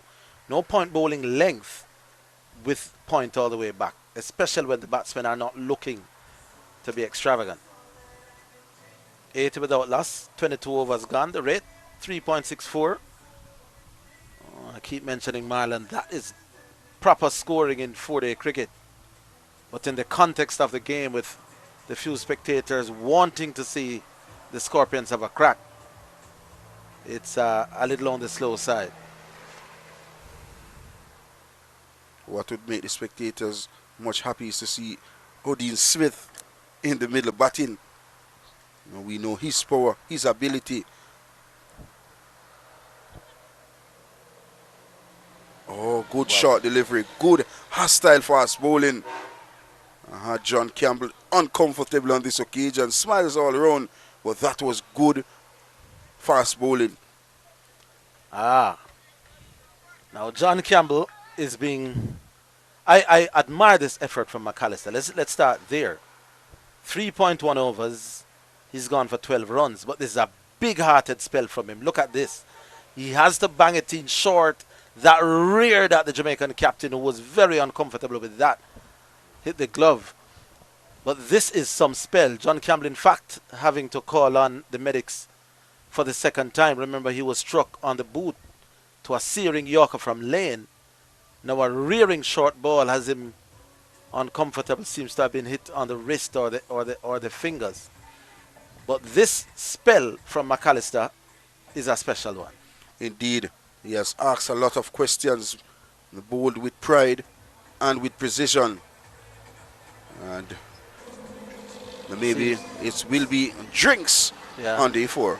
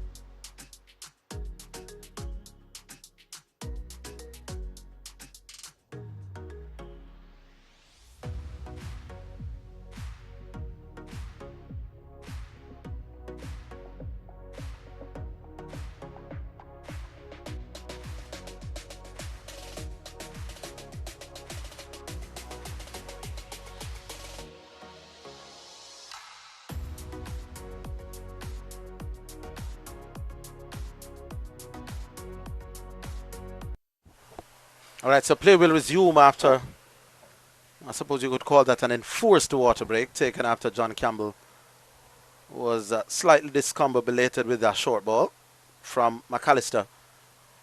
And we're about to have a restart. Running in and bowling short. Again, Marlon, you have to admire the effort. Late on day 4, the captain has asked him to come in and play that enforcer role, rough out the batsman with some short balls. He's a little wayward with 1 or 2, but you can't fault the effort that he's putting in.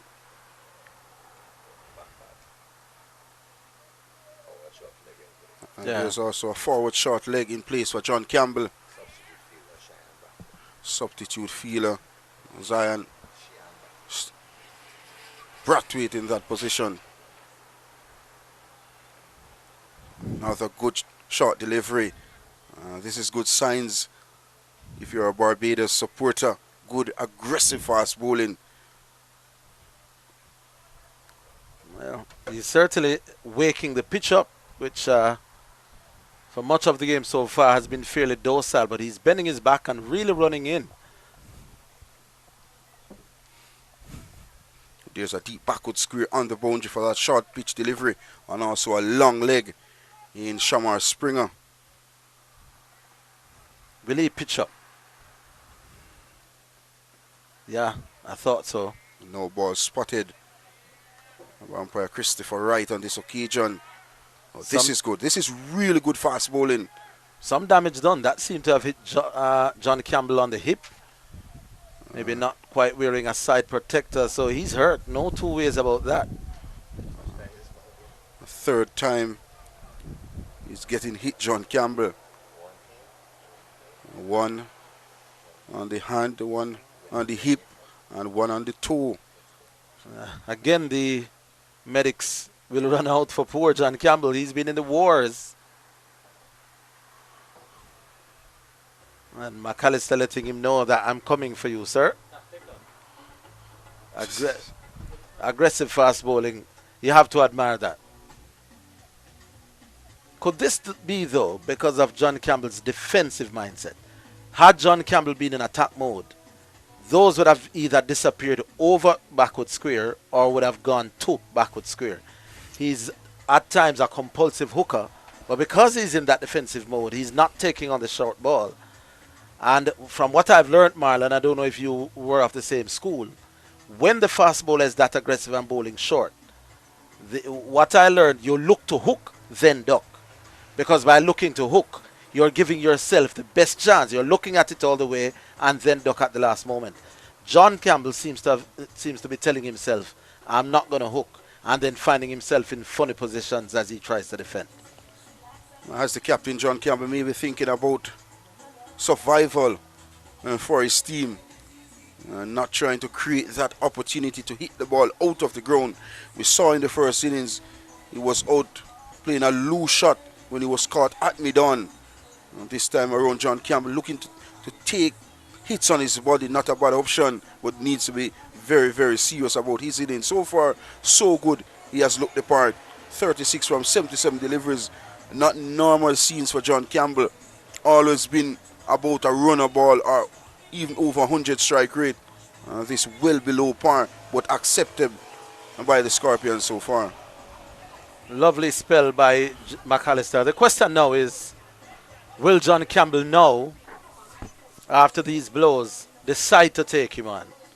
Has he messed around with John Campbell's ego enough now?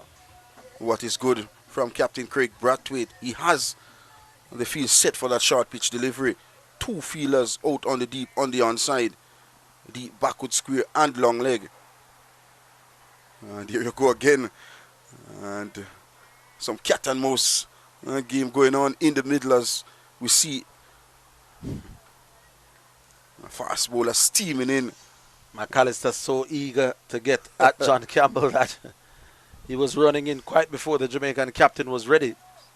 Here is a fast bowler who is enjoying this little contest at the moment.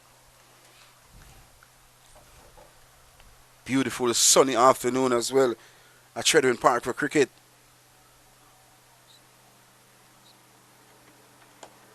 And full fuller delivery on the line of the leg stump. And I think it caught John Campbell on the back foot on this occasion. But the good thing is kept his eyes on the ball, and that's key. Good to see. The follow through after that delivery was a little bit further down the wicket than he otherwise would have been. So I wouldn't be surprised if there were, just one or two encouraging words. You okay, John? But the fast bowler is in the contest. He's telling John Campbell that I'm coming. And John Campbell so far has been at the receiving end of some very good short bowling. Edge through that slip cordon. And another boundary to John Campbell. And innocuous but effective. He goes to 40. And the total 85 now without loss. Beaten. Victory morally for the bowler. John Campbell was feeling for this one. It was again short. Just leaving him a little bit. Had some bounce. John Campbell was genuinely beaten. Look how he's stuck on the back foot there. And just following one outside the off stump. The bowler, McAllister, will feel that he earned that error from the Jamaican captain. And he'll continue to run in. John now moves to 40, by the way. 85 without loss.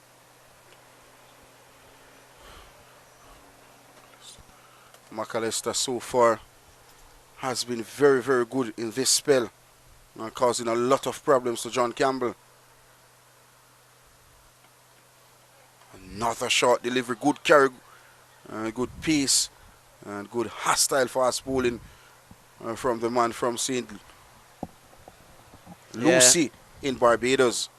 And if anybody is made for this job, it would be McAllister. He's a strongly built man. Looks to be about maybe 6'4", 6'5". Strongly built. Running in with purpose. And another short ball. This time goes harmlessly over the head of John Campbell. None for 17 from his 4 overs. You'll take that if you were the fielding captain because of the energy that he's putting behind the bowling. But nothing in the wickets column for him. Nothing in the wickets column for any of the Barbados Pride bowlers. Shamar Springer will continue. His first went for 6.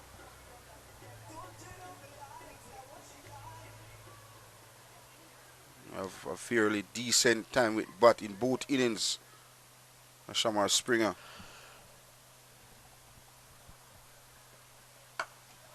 Not much with ball in hand.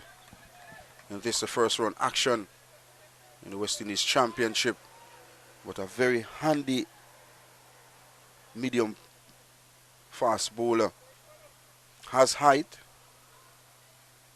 and does have that extra speed when he wants to.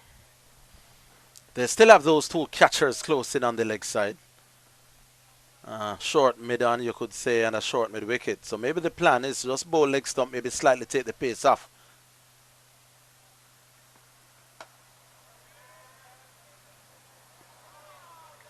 I think both John Campbell and Kurt McKenzie both have a plan, and they have been executing so far. But Barbados Pride, just looking that breakthrough.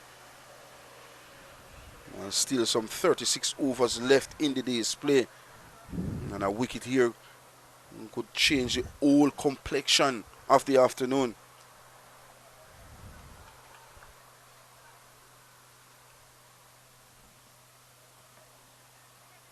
And maybe striving for too much pace on this occasion, ill-directed and well kept by Boucher on this occasion. But your assessment of the overall complexion of the game, Marvell? It is petering out now towards what could be a rather tame draw. I personally feel that the Scorpions should have at least given it a chance. If they lose 1 wicket, I'm not even saying losing 2 or 3, and especially if that wicket is John Campbell. Oh, glorious through the cover. Typical Kurt McKenzie Jr. stroke just came on the front foot. And with honeymoon ease through that cover region. Lovely to watch. Yeah, so you asked me what I thought. I thought that there could have been more of that, actually. The pitch is, the ball coming on. It's a relatively easy pitch to bat on, except for the other one that's keeping low. Look at this. This was something that could have happened. That one wasn't a particularly full delivery. It was, just length, but he got width. And he really just slapped it to the left of the man at cover. Now, and that was the kind of shot that you feel could be played more often. A touch more positive there could be 30, 40 more runs, and then you never know. Playing away from his body this time. Outer portion of the bat. Back-to-back boundaries for Kurt McKenzie Jr. And the total goes up to 93 without loss. And McKenzie goes up to 34. There you go. So I feel that there are runs on this pitch, except the one that keeps low. Warwick, for some reason, is, I think, being on the ball and not very effective. Did we see him? Yeah, we did see him for a few. So I feel that the Scorpions could be 30 more runs on without too much effort. They seem to have settled into a mentality that they will not win it. But I think this could have been more of what should have been done. You're absolutely correct. Well, last two strokes coming in from Kurt McKenzie Jr. playing away from his body.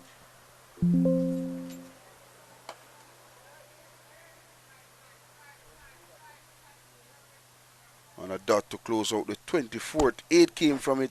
It is 93 without loss, the Scorpions. And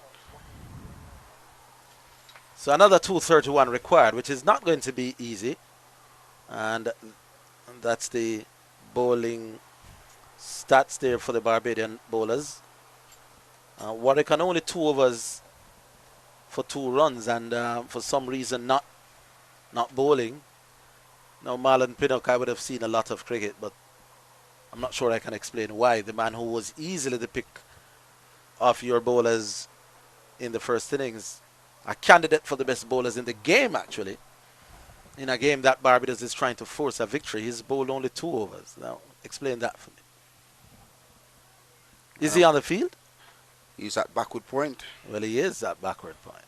And a man who has over 10 wickets all in regional first-class cricket. And has over 400 wickets in first-class cricket. And has over 100 first-class games.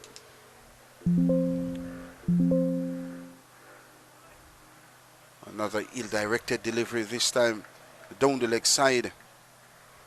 He hit John on the hip in the delivery before that. Maybe just trying to just tuck him up with that short ball in and around the rib area. There is a man under the helmet at short leg. So the short ball ploy of McAllister continues there. You can't blame the captain. He has to try everything. And he has to find somebody who's willing to put in those donkey yards, and McAllister is doing it well admirably. I can't praise him enough. This one over pitch, driven pleasantly. It was straight to the fielder at that cover region. That's Joshua Bishop on this occasion. But if you look at the field set on the onside, there's a forward short leg, there's a mid wicket, and there's mid on, and there's also deep backward square and long leg for John Campbell. Yeah, that delivery was one of the oldest fast bowlers trick in the book. The short ball, then the full straight one. And this one easily guided down to that deep backward point region. And Jamel Warrican is the man who does that feeling. Another run brings the total up to 94 without loss. And John Campbell goes up to 41. Yeah, a lot of the short balls from McAllister has been aimed at John Campbell now that Kurt McKenzie is back on strike. Let's see if that tactic will continue. The man at deep backward point, out of sight of the view, has come back to, has walked in a few paces. And is it mid-on coming in as well, a little bit? Straight mid-wicket in Captain Craig Brathwaite in a catching position. Right. So let's see if this short ball will be persisted with. Well, it is, but it has gotten the treatment here, Marlon.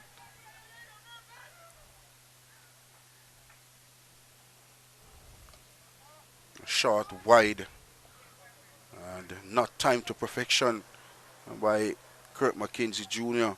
Got in a couple of runs, and he goes up to. He's on 36 with this.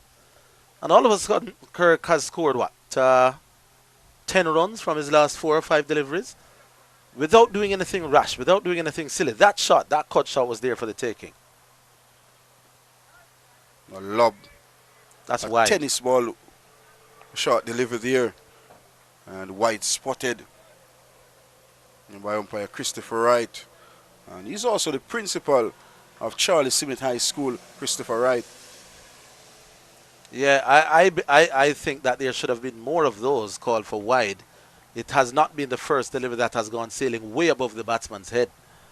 And the law says if standing in his ideal batting position, the ball is over his head and doesn't give him a fair chance at a hit. And there has been more than one ball that has done that. Whoa. Oh, through everything. Big booming drive came from Kirk McKenzie Jr. and a late swing and just missed the line of the off stump. I wasn't particularly impressed with McAllister in the first innings. He seems to be just running in without purpose, just coming and putting it down. This innings has shown to all and sundry. Look at this, just darting in a little bit and playing all around it was Kirk McKenzie. Although he was driving, but that front foot was going up, not really going down the pitch. He was basically, his weight wasn't going as far forward as he would have liked, but that has been as a result of the sequence of short balls. But gosh, what an effort McAllister is putting in. As this one is whipped down to that deep backward square region. Work for Kevin Wickham. He does well, but can't prevent another second. And with that, the 25th comes to an end. 6 came from it. It is 99 without loss to Scorpions. And it's time for Marlon Pinnock to take his leave. Yes.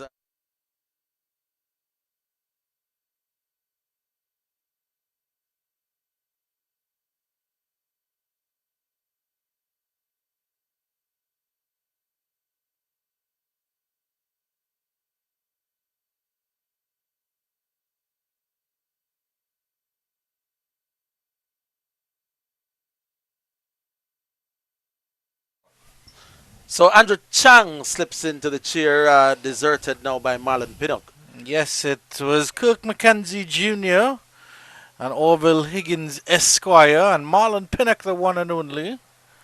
And now it's just Andrew Tran himself. 1 run required for a century partnership, which is absolutely brilliant batting here between John Campbell, the Jamaica captain, and of course Kirk McKenzie. Barbados will be very, very disappointed. They haven't taken any wickets as yet, even with the wily nature of Jamel Warrican.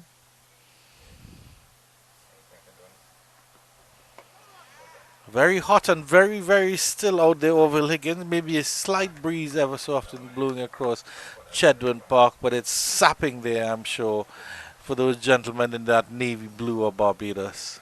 Yeah, the question that has perplexed both myself and Marlon, Andrew, is why is Jamel Warrican not bowling? 2 overs, I think, for 2 runs, and being shepherded out into the outfield. It's still depending on their paces, maybe here the Bajans, as that delivery from Shamar Springer, the hard-working all-rounder, goes down the leg side. But yeah, I mean, that would I'm not really sure what's going on there in terms of that regard. It's almost as if the Bajans are letting the Jamaicans get a foothold in this game. Yeah, unless he's carrying something of a niggle. In the first innings, we saw Kyle Maris bowling 4 overs for 2, and then summarily taken off the attack. That's a delivery that's coming in, but that's a high strikes McKenzie maybe on the thigh pad. Good delivery from Shamar Springer. That's sharp. Well, that's John Campbell. My apologies. Yeah, that one ducked in from outside off. And Shamar himself working up a good head of steam. He's running in, and that is what you have to be admiring the Bajans about. They haven't yet gotten a wicket, but they haven't stopped trying. They're not just allowing the game. They're genuinely trying. That's another delivery on the leg side, well stopped by Lenico Boucher. Yeah, it's you're looking at a really attacking field here as well. A lot of close-in fielders. And of course, Craig Brafford is a man with so much knowledge behind him, so much experience that in leading this Jamaica squad, he would at least be trying different things, which is what I like to see. I like to see a proactive captain. There's still a slip in place as well. Another delivery down the leg side. This one, it will dribble away for a leg by, I believe. But that will be, and the throw comes in as John Campbell was a little bit lazy getting into his crease. He does get there eventually. It is a leg by. It's the 100 partnership up. And the Jamaicans still need 225 required for a very, very unlikely victory. No problems at all for this 100 partnership, 41 and 38. And there is it. John Campbell 34 from 52. Kurt McKenzie 31 from 82. That's a very good start for the Scorpions. It's a good delivery. Bouncing tennis ball bounce there from Shamar Springer outside the line of the off stump. McKenzie has no interest in it. 26 overs bowled, 100 without loss. And I think credit must be given here to the groundsman, Mr. Orville Higgins, because throughout from day 2 and day 3 and day 4, as we're into day 4 now, everybody was concerned about how the pitch is going to play. And yes, there have been some misbehaving, some deliveries. There is spin on offer, but it shows that the batters can still apply themselves and make runs. Kevin Wickham, the obvious candidate for that.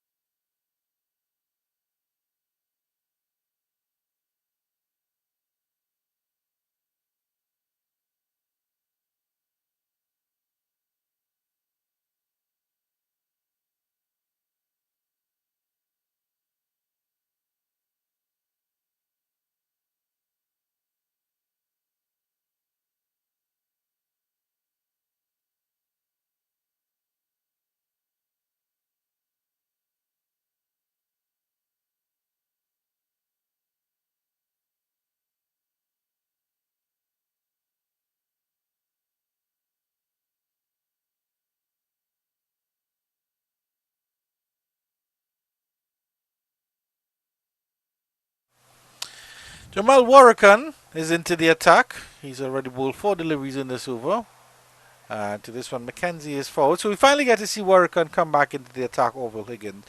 And it's not necessarily the last throw of the dice here by the Bajans, but certainly the most important throw.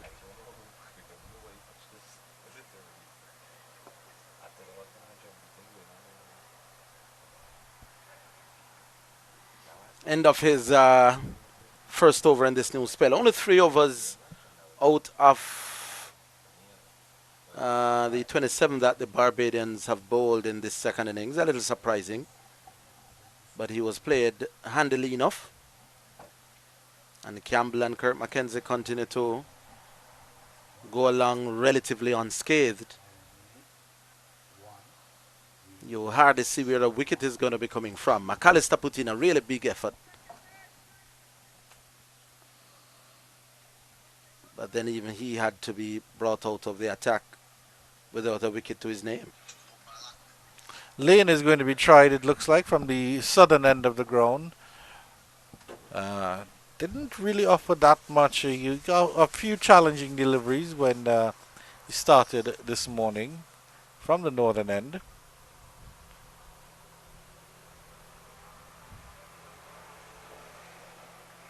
But I'm not sure. I mean, I just feel like one or two wickets here, and the Jamaican middle order is completely and utterly opened up.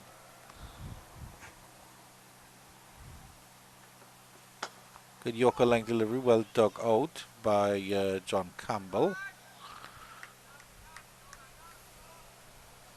I wonder if a wicket should fall now, Sir Andrew Chan. Would the Jamaicans resort to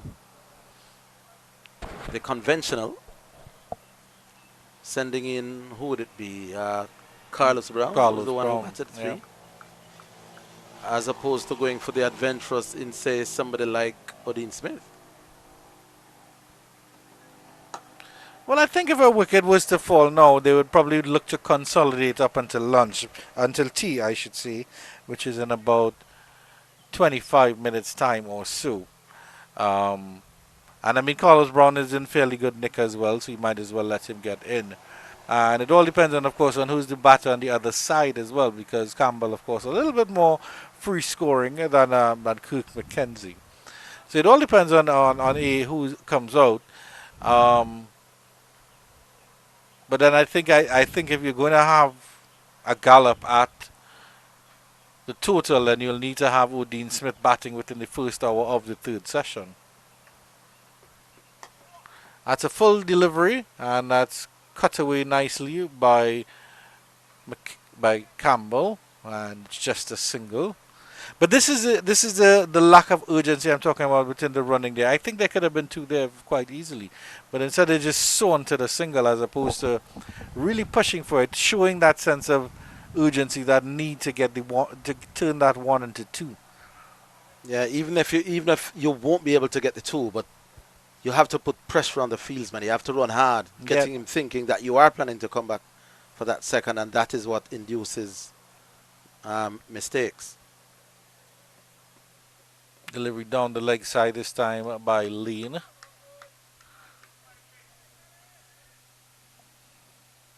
Kurt Mackenzie, in the last dozen deliveries he's faced, just a slight shift in his tempo. You could just sense that he's very comfortable with what's happening here, Andrew, and just maybe want to push it on a little bit.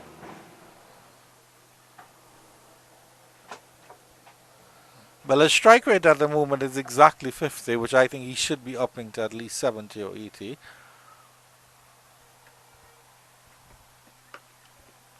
This one, he dabs down again to that deep backward point position, and again they just trot an easy single. And again, it's a situation of if they had run the first one hard, then the fielder might have come in a little bit faster, might have made a mistake, and they could have gotten a second. But it's just easy for them at the moment. But my thought is, where is their what is their mentality? What is their mind process?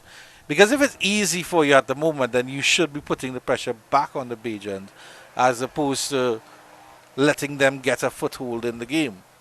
That's exactly my point. Batting is too easy at the moment for them to be just strolling along.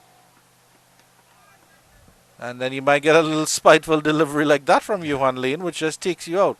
Not too full, just maybe back of a length and jumping up at you at John Campbell's hands, as it were.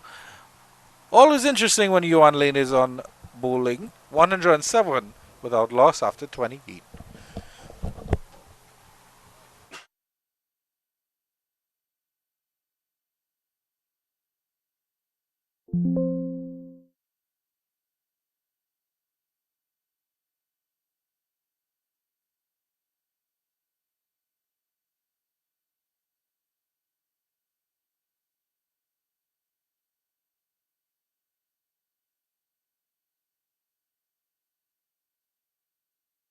Target should be in that last session. What would you be comfortable chasing? And if you're saying maybe 140, 150 maybe? If there's no wicket down, you should be able to score 5 and over.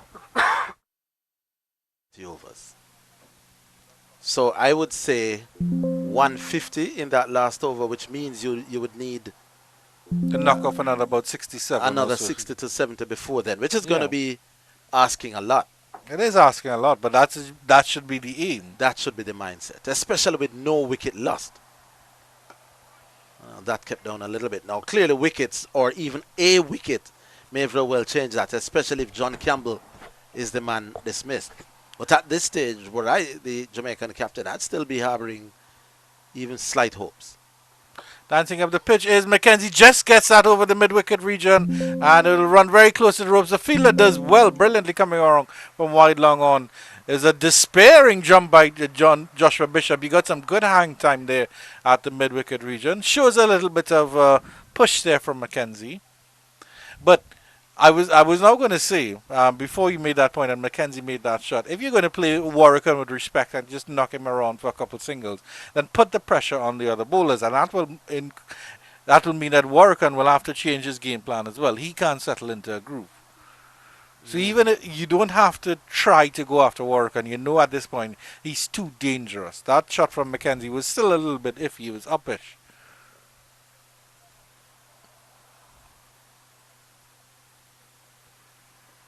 With on this occasion, and he punches that nicely off the back foot through the cover region. It's not going to go for 4, but he'll come back for an easy 2 there, Kirk Mackenzie.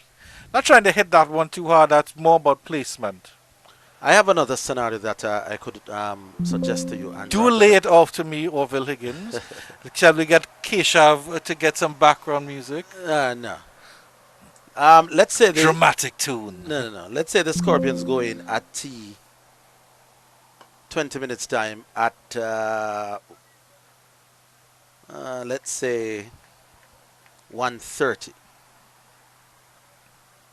which would leave them needing say 190. Would one of these say, and I'll talk about it after this delivery,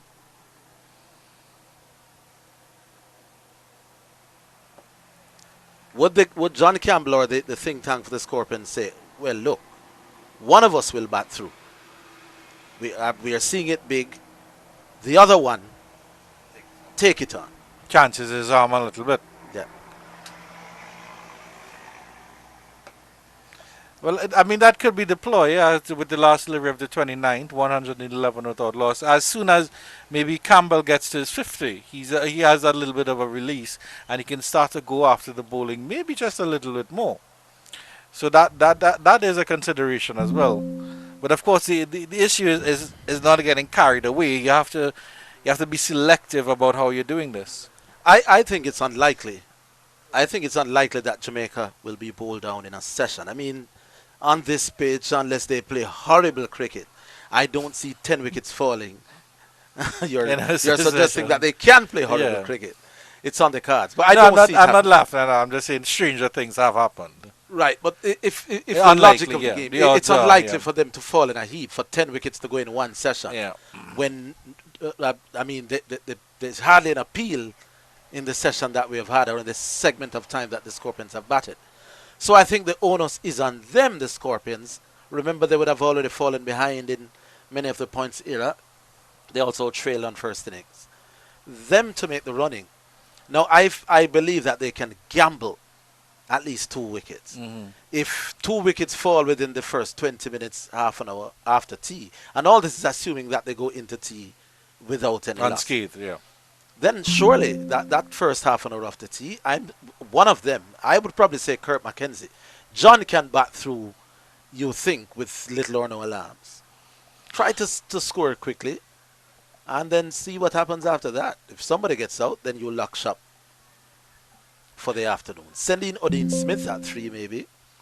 Yeah, Joshua, give him his head. Yeah, Joshua Bishop to resume here, and he's bowling to, it looks like, John Campbell. That's a nice push into the cover region. They're going for 1. Will they come for 2? They're looking at 2. That's the kind of pressure that you want to see, looking for the 2 even if it's not on. And a note here from our producer, Keisha. I probably want to jump into commentary a little bit. He says both batsmen want to make 50 firstly before taking the risk, as they both want to get back into West Indies colours. And they're usually impulsive attacking batsmen. We know this very well from the first innings, that get out in a nice 20 and nice 30. So they're batting, so batting long here. It does augur well for their chances, but at the same time, you have to think about if we win it for the team, and how do we win it for the team. Yes, it's good that I get a 50, but if Jamaica just gets a tame draw, that's cut nicely square. While they're pushing for 2 here, no, they're happy with the single. So while it might look like I got a nice 50, did the rest of the team do what they have to do, or did we do what we have to do as a team to get across the line, or did we just fold in the second session just because we were afraid of losing? That one is a big swipe over the extra cover region down to the long off boundary. And it's a towering 6 by John Campbell, which will bring up his 50 for the match. And that might just release the shackles and give John Campbell license to destroy the Bajan pride. That was a great shot. That was hitting against the spin. That was hitting over extra cover to the left arm spinner spinning in. That's a special shot. Well done, Mr. Captain, sir. Well done, Mr. Captain, sir, indeed. 54 of 98. It's been a very, very good little innings by John Campbell. The team needs quite a bit more. Still 205 required for victory. It's a long way away. Good adjustment by Josh Bishop to finish off the over. 30 overs bowled, 119 without loss. Kirk McKenzie, your turn. Your turn indeed, Kirk. And there's the bowling. Jamel Warwick, and the man who ran rings around the Jamaicans. None for 11 from his 4. You could argue that Kyle Maris has been the pick of the bowling. None for 9, economy rate of 1.8. Very difficult man to get away. And this is the shot that brought up the 50 of John Campbell. No, Actually, that wasn't it. Yeah, that was the delivery before. Yeah, that was the delivery before. It was a very nice cover, a square drive anyway, however you look at it. Now, there's another consideration from the mathematical perspective, of course, Orville Higgins. The run rate required is just about 5 runs over. The Jamaica Scorpions aren't far from that either. They were at 3.97. So they're batting a little bit faster than they were in their first innings. Warren continues. McKenzie lofts him now. And that has hit the fence on the full, and that's a towering 6 from Kirk McKenzie to start the over, and that will bring up his 50. So both the Jamaican batters, opening batters, have brought up their 50s in style with 6s against the spinners. Well, let's say our producer Kishav's theory is proving correct, that if they do get 50, at least one of them will start pushing it. Mission accomplished now. And are they saving some fireworks for the final session here, Andrew Chan? Yeah, it could be very, very interesting. Let's see how Warwick responds. And Mackenzie's forward to this one. But at this stage, I mean, it's still good cricket. You've got near 6 for the over, which is not bad. Try to get 1 or 2 runs again. Don't let Warwick settle into a groove.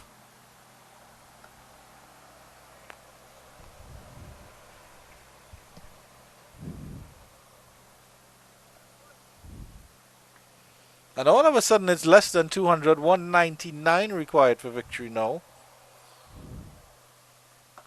Mackenzie goes back and cuts this one in front of Swen. He'll get a single there. And remember, that's less than 200 with all 10 wickets intact. It's worth a little dip, doesn't it? It's worth a little dip. 10 overs of Odin Smith blasting away. You never know. Yeah, quite.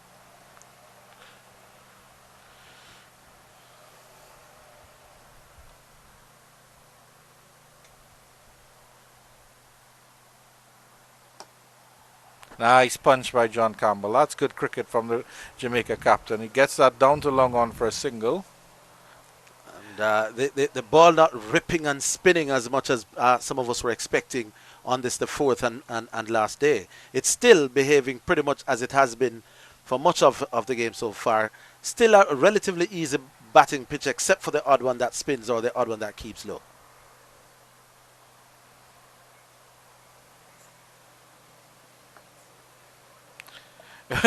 But it's such an interesting game, cricket, as the over comes in, and 127 odd loss after 31 overs.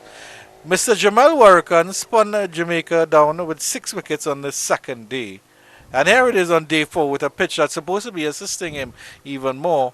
And he's not getting any joy out of it. You really can't predict what's going to happen in this game at all. Well, I will say, coming forward for the next game at Sabina Park, which starts, of course, on Sunday, that both teams will really have to look at their bowling and maybe see how best they can strengthen their bowling. Because as we can see, the Barbados Pride, led by Kevin Wickham, is a very strong batting unit, and the Jamaicans are showing their strength here as well. Yeah, that was how John Campbell brought his 6 up, just pushing. Oh, that was Mackenzie, just getting to the pitch and just lofting it over the infield down to the boundary for 6. Let's see what happens now. Back live, and he goes for the sweep. This time, John Campbell gets it fine enough. The fielder does well running around. That's a big man, Jair McAllister. And a very good throw over the stumps. Tea is just over 10 minutes away.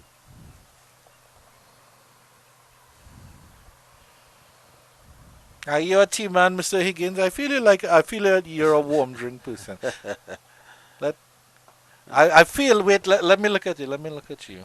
You can tell by looking. Let me just look at you. I think you're a bush tea man. You like a little bush tea, other than in the mornings when you're really tired. That's a nice cut by Mackenzie, and that's acres of space down there at that backward point, and that's a lovely little cut by him there. He got it past the fielder. Once he got that past that fielder at backward point, inside the circle, it was runs all the way. A lovely shot by Mackenzie.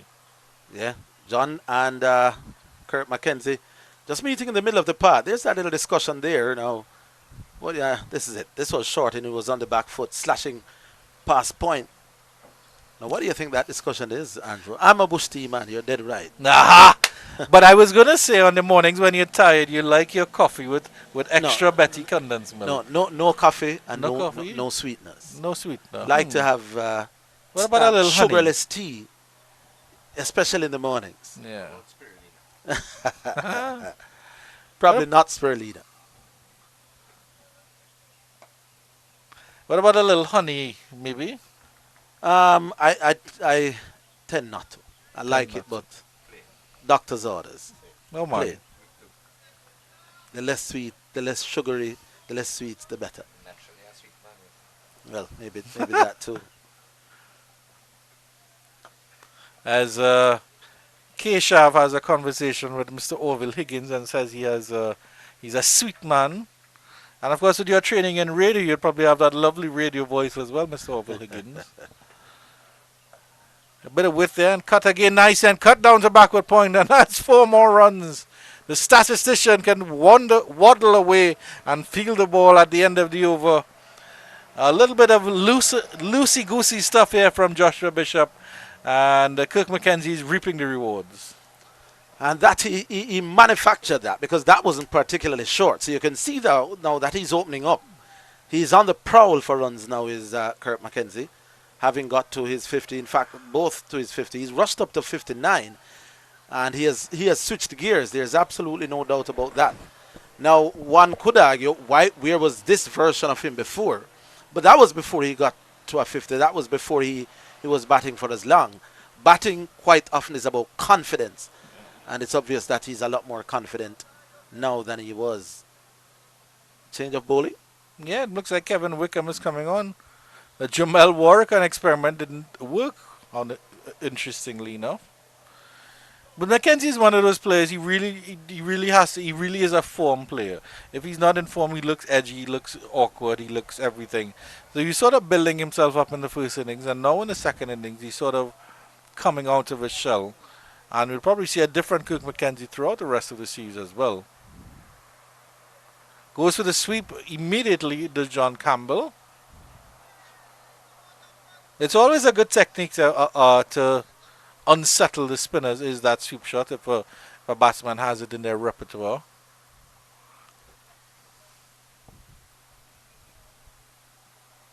That's a good one. He gets connection on that one. Will it run close to the ropes? The fielder comes around. It is Johan Lane, and they come back for an easy 2. Campbell has to hurry. A more direct throw. He might have been struggling a little bit, but makes it back in the end. Yeah, that's good commitment from Lane. John Campbell is still not 100% after that hit on the boot. And Lane forced him to hustle between wickets. Good work in the outfield.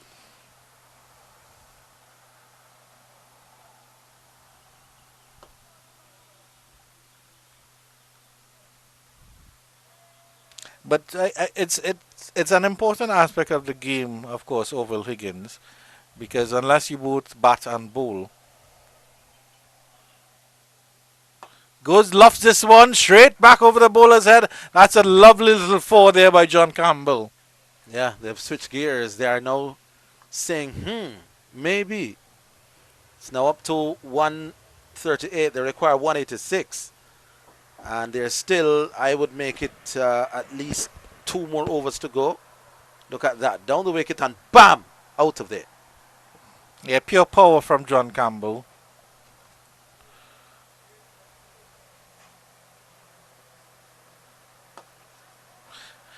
Yeah, and the point I was making is that, of course, I mean, there are the conventional ways to get a batter out. You can court or bowl or whatever and stuff like that. But you have to work with your team and create run-out chances. And I think there have been a couple instances where the Jamaicans have been very, very slack with the running between the wickets. Very, very casual. And that happened in that last over. 142 without loss. A more direct throw from Johan Lane. And I really think John Campbell would have been struggling to get back into his crease. All right, so 142 without loss there. John Campbell 62 from 108. He's striking at 57. Kirk Mackenzie is actually striking a tad quicker than his captain at the moment. Scoring rate 62. And it all makes, for me, an interesting final session. They require another 182. Let's say they get 12 more runs in the next, say, 2 overs. Then they will need 160 in 30 after the break. That's a little over 5 and over. Surely they'd have to go at it in that final session. And something you can you can see only in Cricket West Indies Regional 4-day cricket is Craig Brafford coming on to bowl. Live and direct. Current run rate 4.3. To ask them to move this to say 5 shouldn't be that difficult when you are no wicket down and some good strikers of the ball still sitting in the hutch.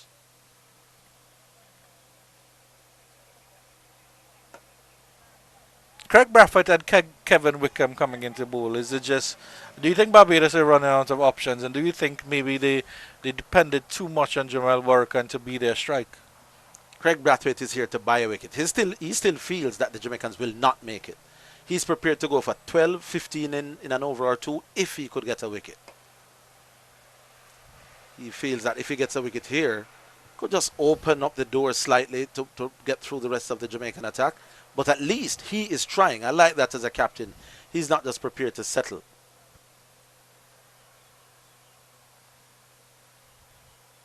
Beautiful delivery. He gets on a wonderful line there. That had Mackenzie feeling for that one. That wasn't him buying a wicket by throwing it up. That's a genuine off spinner, spinning away from the probing left-hander's bat. Well, he might buy the wicket, but the Jamaica Scorpions will pay the interest. Not bad from Craig Bradford at all.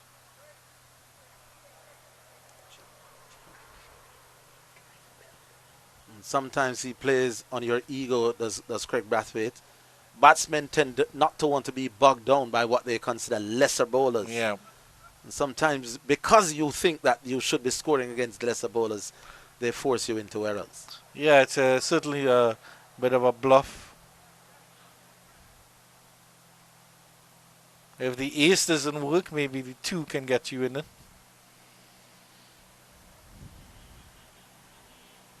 Tossed up that one really, really nicely. Keshav has some thoughts about his action. We'll have to have a closer look at it.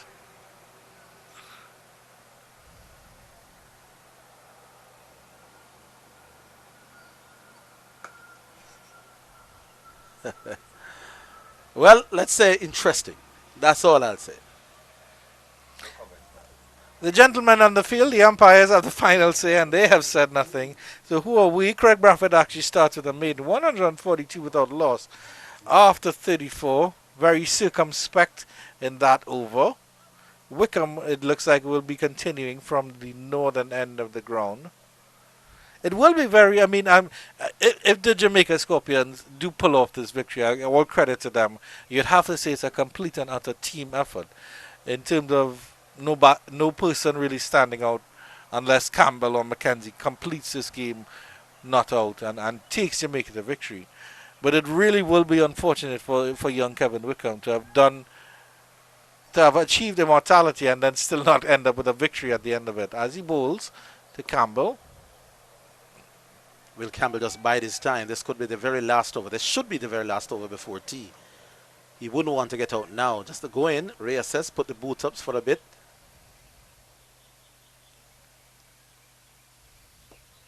So it appears that John Campbell will be just seeing this one out. With John Campbell, you never know. He may just dart and hit high and hard straight. Now they're bringing in some more pressure. A man coming in under the bat on the offside. And indeed, an extra fieldsman coming in at forward short. Well, at leg slip now. Yeah, if he's overcautious, he could just make a mistake. And it's always dangerous. I mean, I think most wickets fall either just before or after a break. Because your mind starts to wonder, maybe thinking about a cold drink, a cold shower. That's lobbed up in the air and it almost reaches that extra cover position. Well, I think John Campbell, is rehearsing turning that into leg, but it got a leading edge on that one. Craig Bradford is that man at that short extra cover position.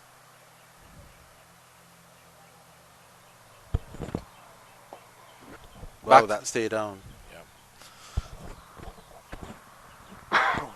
Back to that one is Campbell. Pitches it nicely down to long on for just an easy single.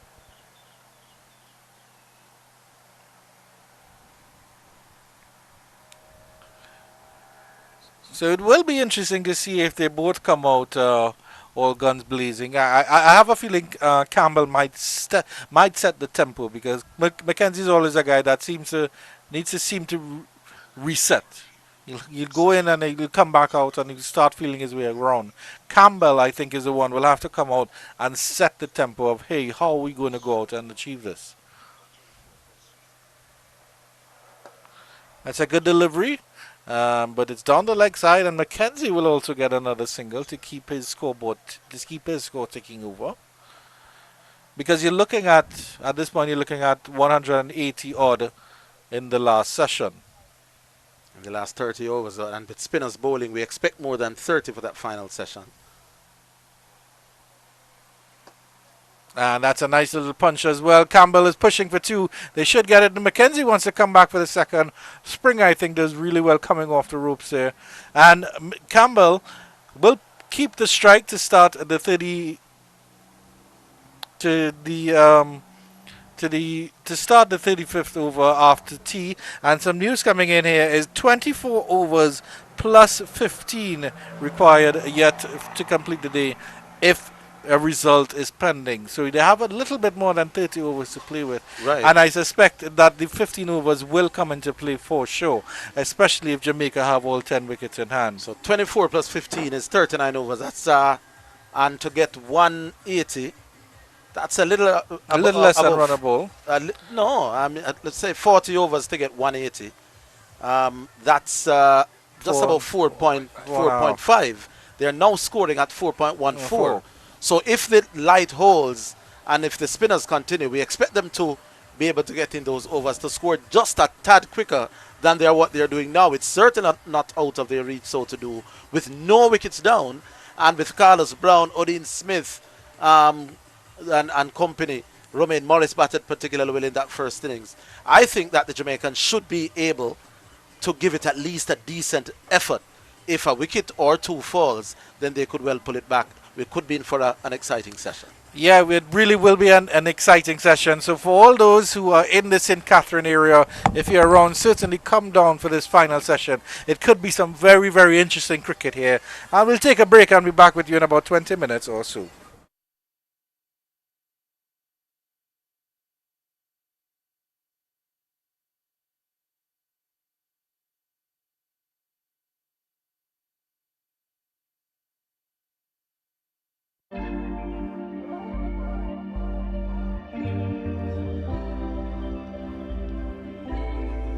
Not this trio.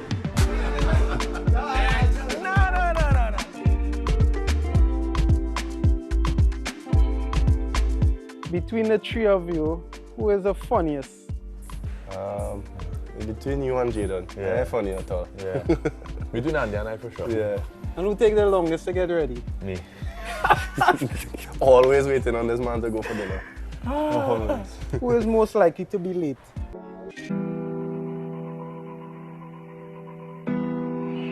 Deep expressions. He's got it. Dirty. Jimmy Adams finally gets 100. It's been a long, epic struggle for the West Indies captain.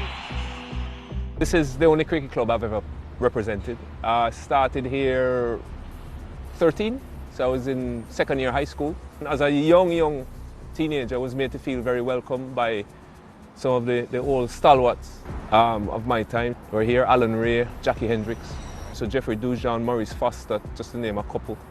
It's a club that had a rich sort of history of producing cricketers, but they really made a young teenager feel really welcome, and that was it really. Well, the first thing that you became very much aware of were the two boards that were in the bar, and one had the batting and bowling averages for the club going back to the 1930s. There were three boards. One had the international representatives, and one had the international representatives who were captains. After, 25 years, 30 years at the club, to have ticked all those boxes, I think, and the memories that came with it, mean a lot.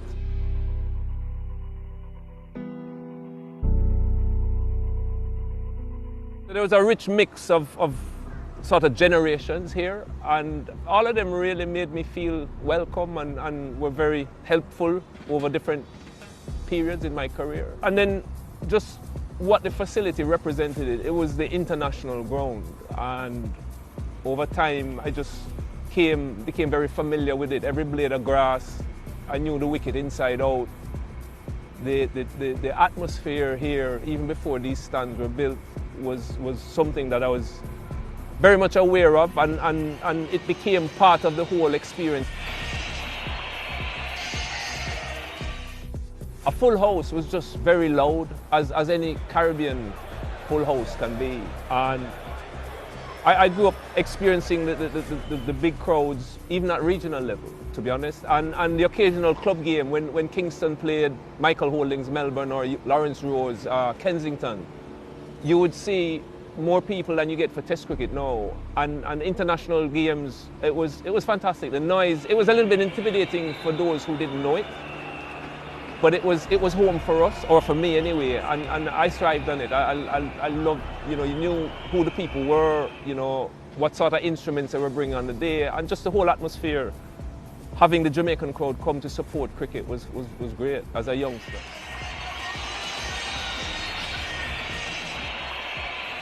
I guess the first test match here would have been, that I played, would have been against England.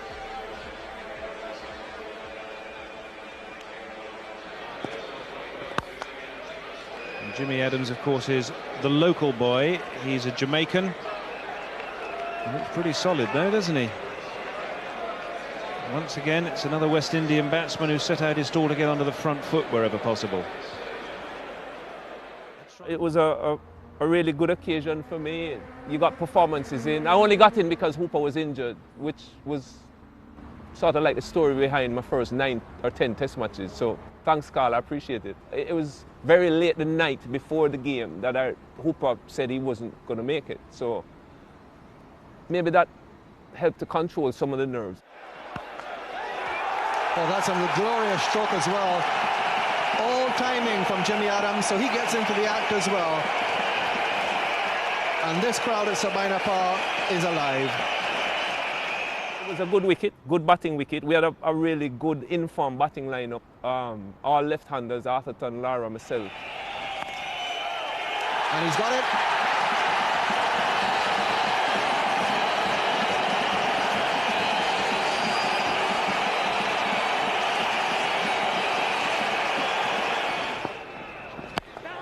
He's got it this time. Murray's out of the blocks, and an excellent and invaluable 50 for Jimmy Adams and the West Indies. You do it in front of your home crowd, to lift your bat for a test 50 here, it was really, really special. I managed to get a 90-something. Disappointed I didn't get 100, but really happy to have gotten a score. Well, this is the time when if you're Jimmy Adams at the non-striker's end, your heart's in your mouth for a couple of balls, while Courtney Walsh has all the pressure. If you get out, you really have let your partner down. Oh, that's close too. And out, yes! Steve Buckner confirms that Courtney Walsh has gone. It's the last West Indies wicket to fall. Jimmy Adams will have to trudge his way off this field. Satisfied he's done a fantastic job for the West Indies. I hadn't played a test for 2 years. So, you know, in those days, the competition for places was really, really tough. So whenever you got the opportunity, you wanted to just keep reminding the selectors, you know, if there's a slot available, give it to me and don't pass it on to other guys who were, to be fair to them, Roland Hall, Shave, all of them were scoring runs. So it was important from that point of view to get runs as well. Would have been better if I got 100, but yeah, I'll take the 90. It could have been worse, you know. You hadn't scored a test century up until then, but you went straight from Jamaica and you did get that first test 100. Yeah, I got it in the second test in Guyana. Batted with Shiv for a good while in that. I think that was Shiv's first test match. And for me, it was good to finally get that load off my shoulders. You know, I knew what it felt like to wait a lot of years for the first class 100, and yeah, you'd been knocking around, you still weren't too sure about your spot in the team. So to get that 100, I was thinking, oh, well, even if Hooper came back, maybe there might be a place for both of us, which was significant for me. He's never made a test 100, that's the key. He'll learn to relax. If he makes one, his second one will come easier. That's it this time. Full toss from Salisbury. Adams puts it away. The first thing he acknowledges are his teammates in the dressing room. And a brilliant moment for Jimmy Adams. His first Test match 100, and it couldn't be more well deserved. Let's fast forward some years now. You came back to Sabina in 1999 against a powerful Australia team. That turned out to be an historic victory. Talk to us about that match. Well, first of all, context. We got skittled for 50 in Trinidad. Lara's neck is on the chopping block with the selectors on the board, and yeah, things weren't as great as they could have been. And I remember walking to the wicket, and the usual chit-chat with me and Brian. We've been batted together for years, and so Pedro Collins had just got hit in his nuts, and he retired hurt, and it was in the morning, so we probably had maybe 80 overs left. And we literally just started counting down overs. So at the end of the over, Brian would say, right, Jim, we've got 79 left. And I would say, okay, we've got 62 left. I guess the underlying theme for both of us, you know, we're going into lunch, we've got 2 of us to lunch, and we just kept going. And I think both of us by then were old enough to realize when momentum was shifting. And yeah, pretty much between lunch and tea, we knew, we kept saying, you know, if we are here in 8 overs time, we'd have really taken this game away. And we kept going and we kept going. No ball, smacked down to the long-on boundary for 4 runs. Lovely shot. Found the gap between mid-mid and mid-on. Nice placement. And they'll come back 4-3. Good 15 for Jimmy Adams. A claim for him now on his home ground here at Sabina Park. Lovely shot. Beautifully played by Lara. He's hoisted up, down towards Lavon, into the mound stand. That'll go for another 4. Brian Lara in full flow, moves into the 90s. What Brian did was special, to be honest. I don't think anybody can understand or appreciate the kind of pressure he was under, just generally going into that series, first of all, and then that game. Selfishly, to have gotten the bird's eye view of the innings at the other end was just the best seat in the house. I mean, I've seen Brian play some magnificent innings, right? But some of them, I didn't spend as much time with him in the middle as I did on that one. So to have been 22 yards or 20 yards away and sort of been a part of it. 150 not out. Well played by the West Indian captain. It was a huge day for West Indies cricket. We desperately needed something coming off the South Africa series and then that first test loss in Trinidad. So, yeah, I mean, the greatness of Brian, what can I say? And yeah, to be there and then to get that view of the innings was superb.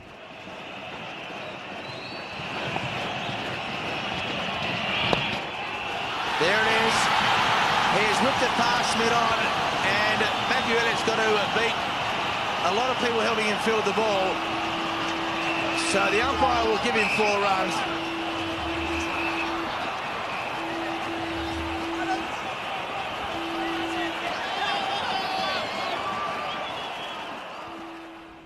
The 200 for where we and he was at that point in time, that week, he had momentum going to Barbados. He had nothing coming into Jamaica. And for anybody under that kind of strain to produce what he produced in the way in which he did it, like, he just dominated and from the whole day.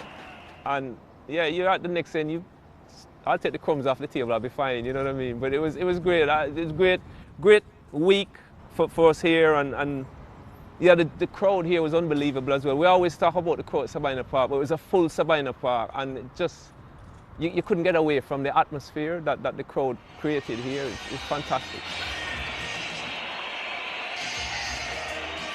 Coming back to Sabina Park a year after that as captain was very special for many reasons. One, to captain the West Indies obviously was a great honor for me, but to get the chance to do it here at home, where I'd learned the game at Sabina Park, which was my own club, and you literally could pick out hundreds of faces in the crowd that you knew personally going back many years. And I remember batting, friends of mine saying, Jimmy, you must have set some world record to bat 3 days for 100. He's got it. Barely. Jimmy Adams finally gets 100. It's been a long, epic struggle for the West Indies captain.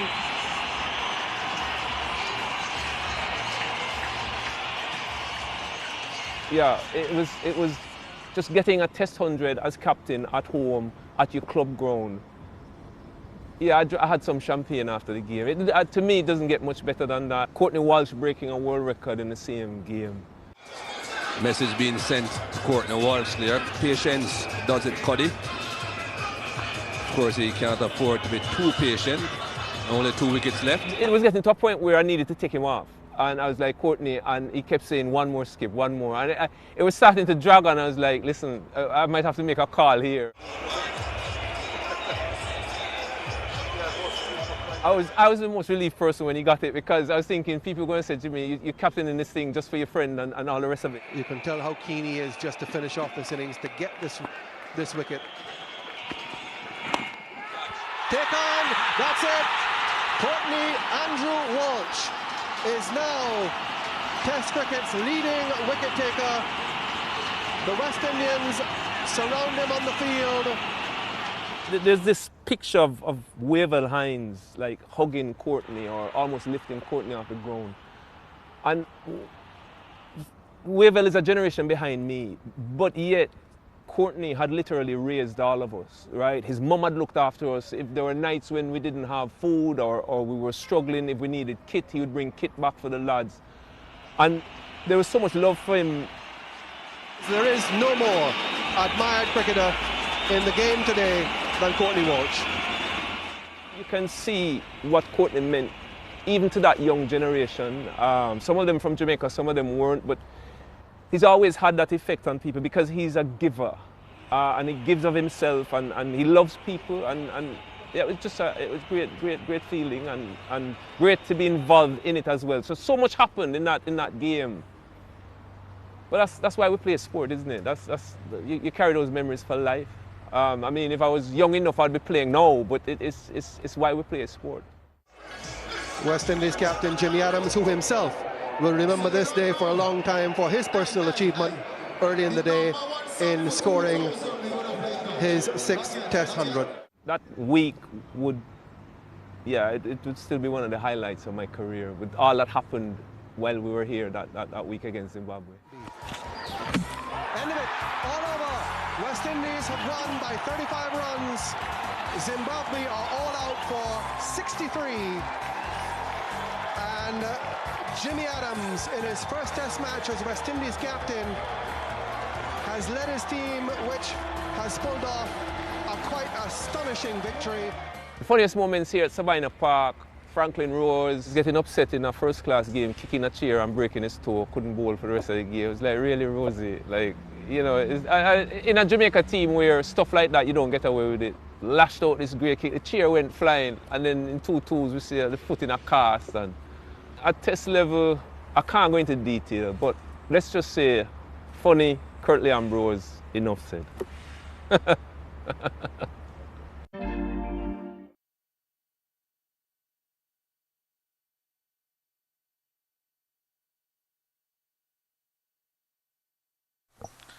Action resumes here in the third and final session of day 4 at Chedwin Park in St. Catherine between the Jamaica Scorpions and the Barbados Pride. The Scorpions require just about 179 for victory, 4.5 runs and over. The news coming from the officials is that there's 24 overs mandated for the conclusion of play. However, 15 overs can be added if a result is possible. Marlon Pinnock alongside myself, Andrew Chan, and during the break you would have seen a feature on Jimmy Adams, and Marlon Pinnock can tell you a little bit about his fellow Jamaican. Such a good man, Jimmy Adams, with a feature in some commentary for the West Indies and a current ambassador when it comes down to cricket for West Indies. Would have played a lot of Test cricket for West Indies, and the youngsters would have looked up to Jimmy Adams in Jamaica, and a legend of cricket in the region. And he spent a lot of time in England as well, coaching and developing his coaching field, and was at one point director of cricket for Cricket West Indies. So really a hard-working Jamaican and a wonderful player. Coming back to you live here, well, they have a platform. Kirk McKenzie and John Campbell, they've scored 145. The Bajans haven't taken any wickets. We haven't seen much of Jamel Warwick, and we were expecting him to do some damage, but that hasn't happened. And basically, and all the feedback is that the pitch has just played well. It doesn't have the demons that are expected on a day 4 pitch, despite the bite, despite the crevices, despite the cracks, despite the bowlers follow through, creating pockmarks in the pitch. It'll be interesting to see how the Jamaicans approach this session here. And the last throw of the dice by the Bajans, Craig Braffett, their captain, coming on to bowl, as my good friend Marlon Pinnock will walk you through the field when he gets a chance. There's a slip. There's a short cover, backward point, sweep on the cover boundary. There's also long on, long off, and a deep mid wicket. A slip in Kyle Mears. Still a very defensive field here. Braffett comes in. And Campbell immediately goes to the sweep, doesn't make any connection, dribbles into the leg side. And there is no run to start after T. Craig Brathwaite has some 51 first-class wickets to go with 29 test wickets. But he's still a part-time bowler, of course, Marlon Pinnock. Yes, he does have that experience, simply through longevity.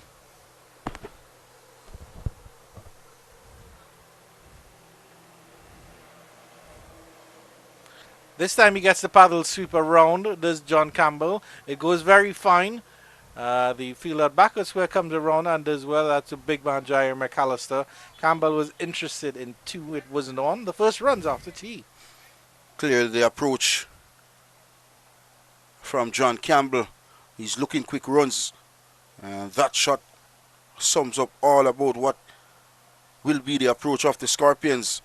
And his running between the wickets in this second innings has been remarkable. Kurt McKenzie, he too is having a gorgeous second innings so far. Look the part. Looks very attractive.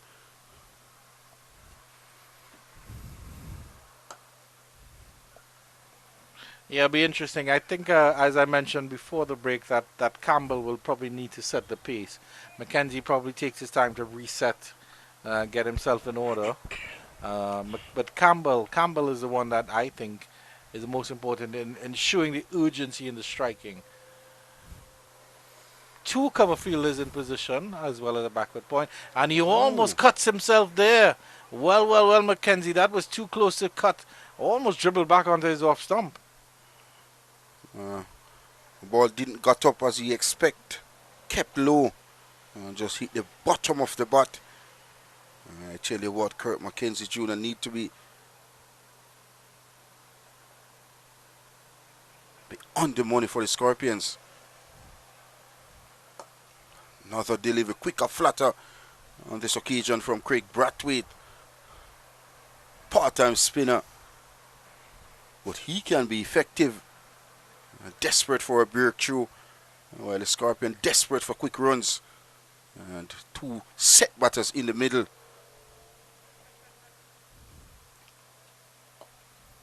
Turned into the leg side by McKenzie. They're going to run the first one hard. McAllister's coming back. McKenzie wants the second. The throw comes in at the non-strikers. And no, it does. It comes in at the strikers and where McKenzie was heading to. And he was safe. If the throw had come in at the non-strikers, John Campbell might have been in a bit of a struggle there. But they get 2 at the end of it all. 148 without loss.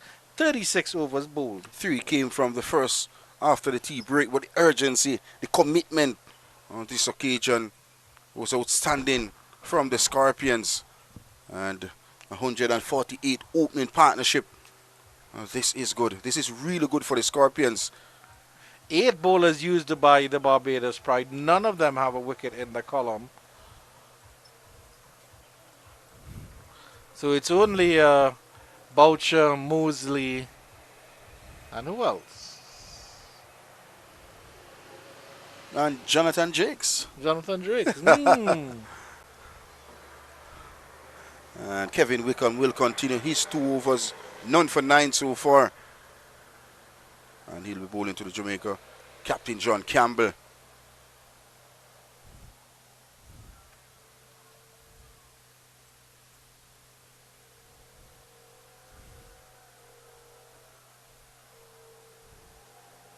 Craig Brathwaite taking his time to get his field placement up to par. Campbell is up the pitch and drives that to wide long off and it will get into the ropes. It goes over the ropes, hits the fence on the full. That's a lovely shot by John Campbell to set the pace. 6 runs, first ball from Kevin Wickham. Excellent use of the feet from John Campbell, advancing down the wicket and hitting the ball inside out over that long off area, and a 150 opening partnership comes up. In fact, 154 partnership from 222 deliveries, and this is special for the Scorpions. But what was special, look at that, Andrew Chung, good use of the feet, get close to the delivery and have the access to hit the ball over that half side. Special from John Campbell. Back to this one, punches that through the cover region. Craig Braffett does well, and there's no run.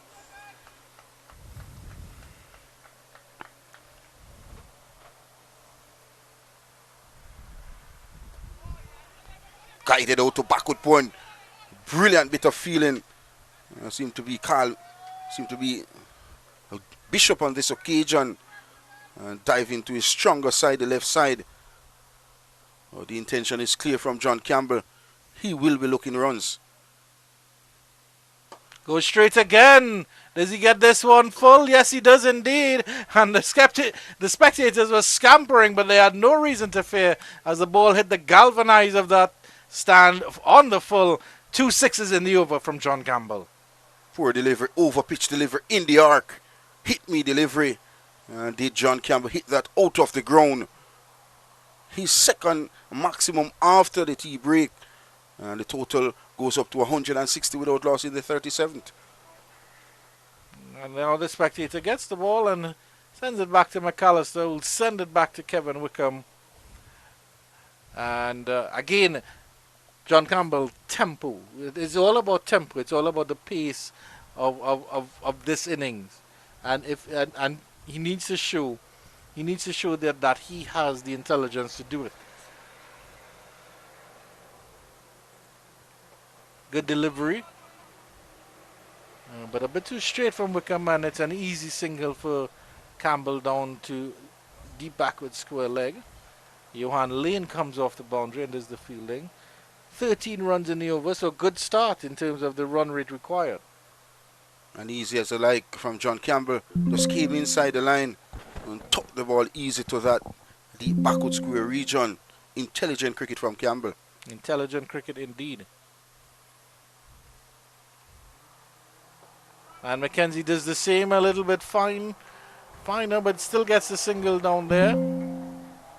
And Johan Lane actually ran past the ball, but no harm, no foul. One delivery left in this over, which actually is the end of the over. And it's a very, very good over for Jamaica as they progress to 162 without loss. 37 overs have been bowled. It's still a big target that they have to get. But I think the momentum is starting to switch to Jamaica now. 14 runs came from that Kevin Wickham's over. This was the shot over long off for 6. Excellent use of the feet. And he's not afraid, John Campbell. Such a positive player. And already showing positive intent after tea. And quick time he races up to 78. 172. Craig Braffett will resume from the southern end as your hard-working producer Keshav does a little bit of dancing in his chair. I don't know if you call that dancing, Marlon Pinnock. Maybe he's just stretching. And a quick flat delivery from Captain Craig Brathwaite. 5 feelers. In fact, 6 feelers on the offside. Yeah, 3 on the onside. I actually was going to point out the 2 cover feelers, which I like. Just in case Mackenzie drives on the up. And the other thing is, I mean, he's still a fairly short fellow, is Kirk Mackenzie. He's not. He wouldn't have the reach to get forward to a delivery. Kind of feeling for that one as well. And hits that one down to long on. There is protection out there. Well, in fact, both batters are short in stature for the Scorpions. And both southpaws as well. Did you prefer keeping to a right-handed or a left-handed batter? I didn't have an issue with both. Yeah. And That's the a reverse sweep. scoop. Yes. Lovely from Campbell. He's making up his mind, Campbell. And his last 4 deliveries have been 17 runs. Look at that. And maybe you could describe this shot on Chang. Yeah, just delicate. A really delicate placement here. It was full. And it was there for the offing. And once he got it past the 30-yard circle, that was it for John Campbell. He races on to 82 now. And with a fantastic knock by the Jamaican skipper.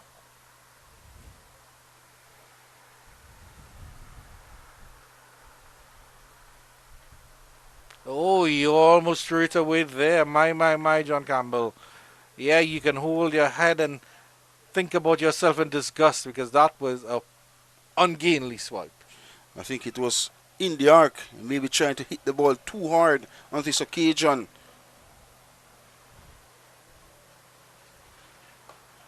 That's good, sensible cricket. That's really good cricket. That's what you want to see from John Campbell. You get a 4 and then the next delivery, you put it, just push it into the gap for a single.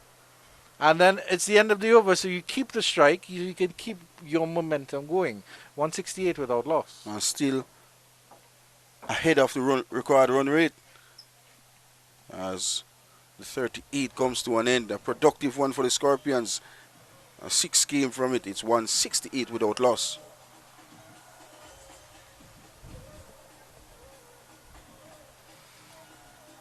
What is good? This was Kirk Brathwaite. That was that delicious shot coming in from John Campbell. Delicious indeed, Marlon Pinnock. As delicious as your meal today. And my meal today, what about the cooking from Mrs. Pinnock? It will be later, not. Oh, that's later. So Yeah. this was delicious now. And Keshav is inviting himself. Kadira said he will bring the fine china. Maybe Friday would be a better day. Sachin Mohammed is the expert juice maker.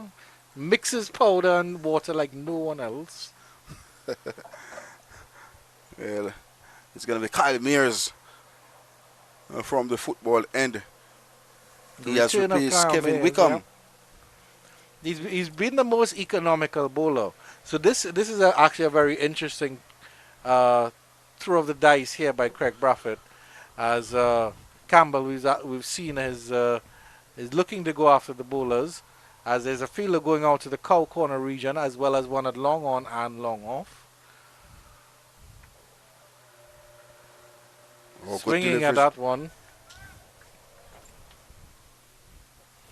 But that's the danger of that man, Kyle Mears.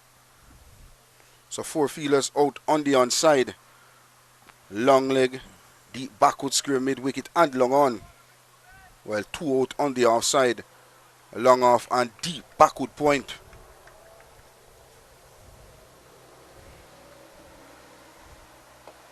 Gets a piece of that one and will push it down to long on for a single. Good cricket here from Campbell. Showing all his experience. Has a lot of first class games to his career as well. Over 6 centuries in his first class career so far. Yeah, but this is what I'm talking about, putting the pressure back on the Bajans. Okay, you feel the spread far and wide. You have the opportunity to get singles. Get your 4 or 5 singles for the over. That's all you need. And maybe you force Mays into a bad delivery. Excellent take this time by Boucher. Skipping down the leg side. There's a total kept on 169 without loss. Still require 155 for victory.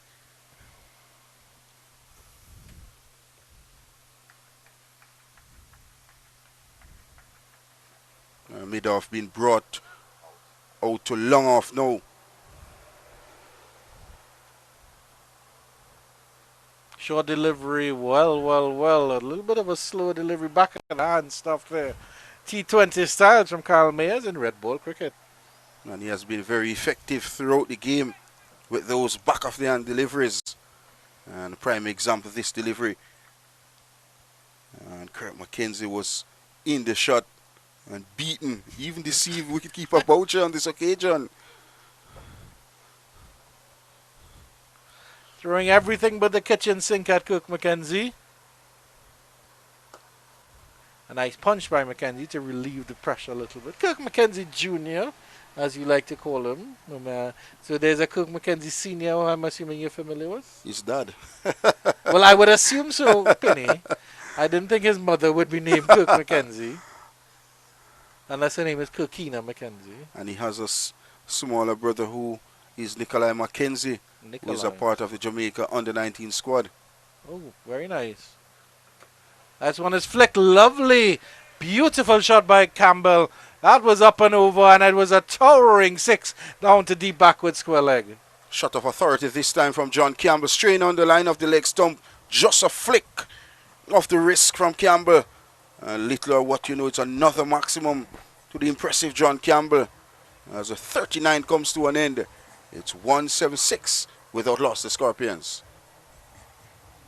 Yeah, in terms of what is happening now, Marlon Pinnock, the only thing I can say is that Barbados almost have to look at this as a white ball game. They can't give away a 4 ball. That's how they have to bowl. So they have to bowl tight. They have to make Jamaica work for their runs. At the moment, the work for the Jamaicans making their runs is very, very easy. This is a steady flow for the Jamaica Scorpions so far. 176 opening partnership. And you look at the scorecard, you look at the runs left, you look at the required run rate. If these two batters continue for the next 15 overs. Jamal Warrican back into the attack from the southern end. First delivery bang on target. Kirk McKenzie watches it very closely. John Campbell has also moved into the 90s now. All of a sudden he went from 82 to 90 in the blink of an eye.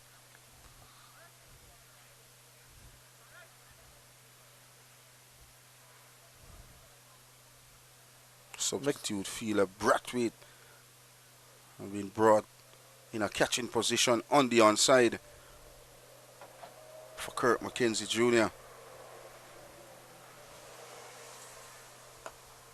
McKenzie needs to be a little bit more positive. He's letting Campbell do the heavy lifting here, but he needs to rotate the strike a little bit more.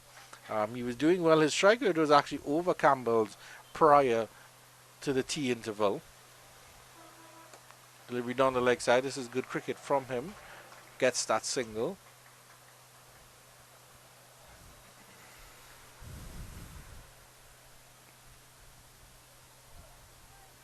Very attractive look so far in this second innings by the home team, the Scorpions. The sweeper has moved to a deep backward point position now, and there's a leg slip in place as well as a conventional slip. Short mid wicket as well as long on and deep backward square leg. And Campbell turns this one nicely down to deep backward square leg where he does get a single. Moves him up to 91.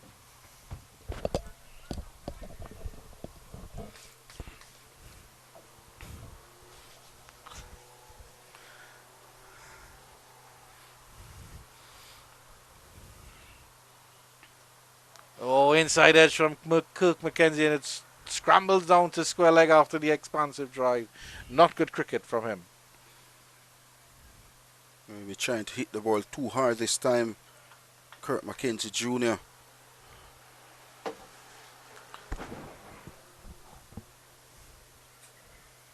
Last delivery of the 40th coming up. Campbell goes deep into his crease, punches it back up to the bowler. Warrican does the fielding, 179 without loss after 40 overs. And if you think of the West Indies Test team, Marlon Pinnock, I mean, there are not a lot of places that are cemented down. So you'd have to say certainly Jaden Seals, Alzari Joseph, Samar Joseph, when fit, are there. Ruston Chase, obviously, as captain, Shea Hoop. One of those that is not quite there, but is basically is John Campbell. He's the one opener that the West Indies are relying on for some time. And rightly so, of course, he's performed quite well. So it's interesting to see, first of all, how he performs for the rest of the series, if this 100 sets a tone and he continues to perform for the rest of the series. And then, of course, Brandon King will come back into the fore. And Brandon King has basically interviewed for the job of West Indies' other opener. So, a lot to play for and a lot to look forward to in the next couple of days, even after today. Mackenzie on strike to Mayers. Turns this one into the leg side. The fielder has to run down from deep backward square leg, and they do quite well. Because the fielder actually had to come around from fine leg, I should say. The Johan Lane had a lot of ground to cover, and Mackenzie was able to smuggle 2 runs. Good intent have been shown here. White boat batters quick between the wickets. The intent is clear. They are going for the runs, no doubt about that. And John Campbell, in his normal fashion, after tea, has looked in immaculate form.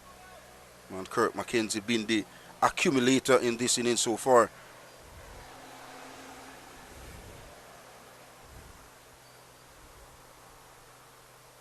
Oh, that one tucked him up a little bit and bounced awkwardly, and then Craig Bradford with the football attempt at the stumps to get it knocked out, but Mackenzie was safe in his crease there. That one misbehaved a little bit.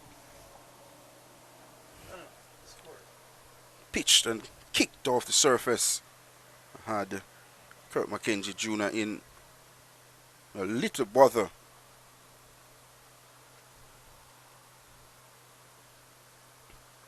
A short delivery announced, whacked Mackenzie on the helmet. They will immediately call for assistance from the medical staff to check that one. That was an effort ball from Mackenzie for sure. From Mayers for sure. Both batters have been struck throughout this inning so far. Kirk Mackenzie this time on the helmet, and yet again the physio been summoned to the field. He has been very active throughout day 4 so far. Yeah, well, of course, these concussion tests have to happen. Make sure that the batter is safe and all is well. And I think Mackenzie is indicating that he was struck a little bit on the head. There might have been a bit of jarring with the ball hitting that helmet.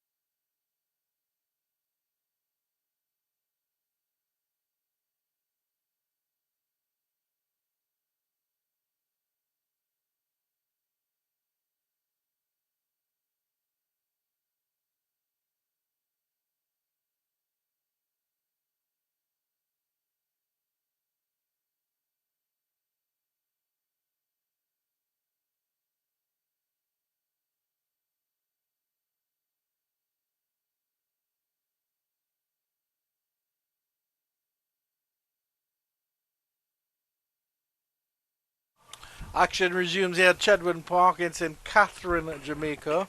Kirk Mackenzie given the okay by the medical staff. The umpire signaling 1 bouncer for the over. 3 deliveries left in the 41st. Be interesting to see how Mackenzie responds to this. And that's good cricket from him, just getting a wide delivery outside the off stump and opening the face, staring it down to deep backward point for a single. And that is what is required of Kirk Mackenzie Jr. just to rotate the strike. And what we have seen John Campbell demonstrating what he's about and a mission to complete. And he goes up to 91.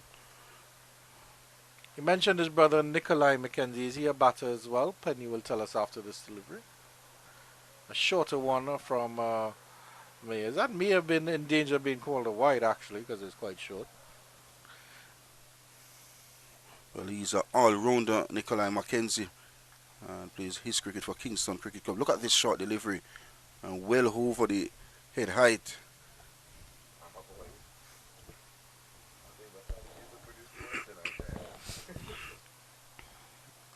That's a delivery down the leg side and flicked nicely. Fine by John Campbell. That will take him up to 95 at the end of the 41st over 186 without loss.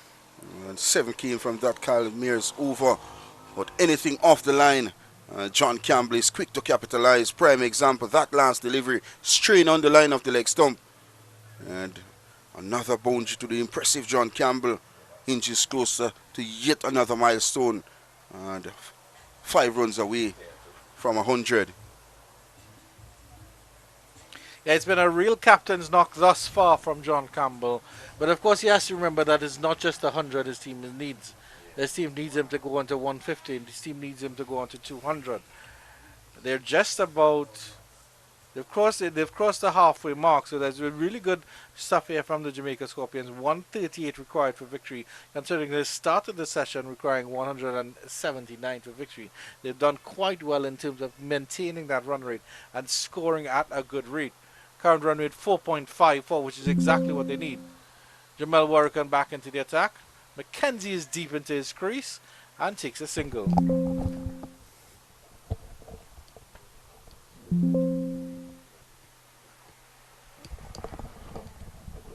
Excellent cricket from Kirk Mackenzie Jr. Short delivery from Jamel Warrican. Came inside the line of the wicket and topped the ball to that vacant square leg region. Excellent cricket all around from the Scorpions.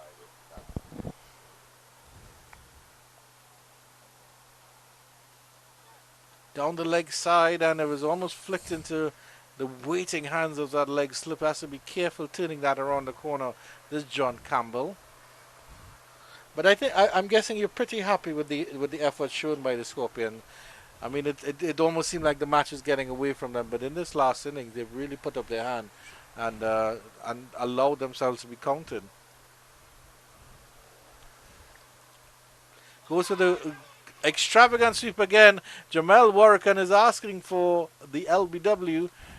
John Campbell is indicating, well, that was way down leg side anyway. I think this is a calculated approach from the Scorpions so far. Started slow.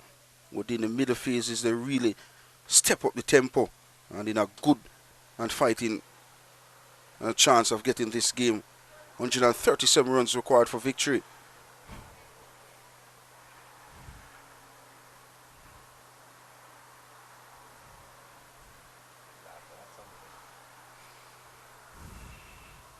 Goes for the sweep again, this time. Well, I thought that was pretty plumb indeed. Warrican is begging for it. Well, we'll have to have a look at the replay on that one. Pitch outside the line of the off stump. Excellent call. And Andrew Chang still can't believe, but he pitched outside the line of the off stump.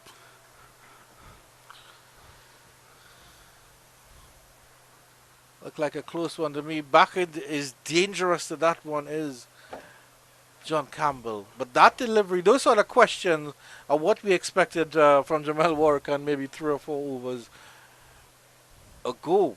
Or 3 or 4 overs into his spell. And this one fine. He gets a tickle on the pad on it. And what does the umpire say? It's buys, it's 4. And a fortuitous 4 to end the over.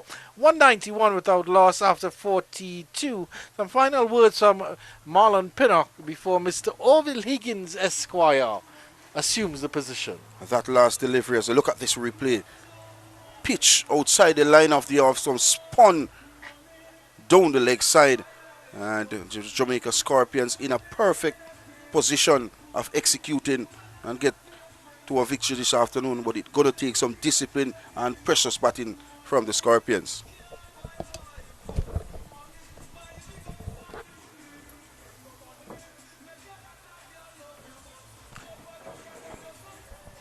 Well, thank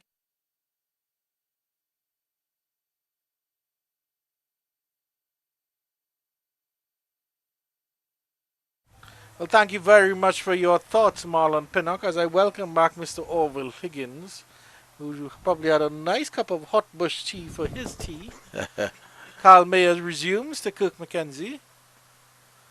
A short delivery helped around the corner. Johan Lane does the fielding at the backward square leg, and there is just a single there.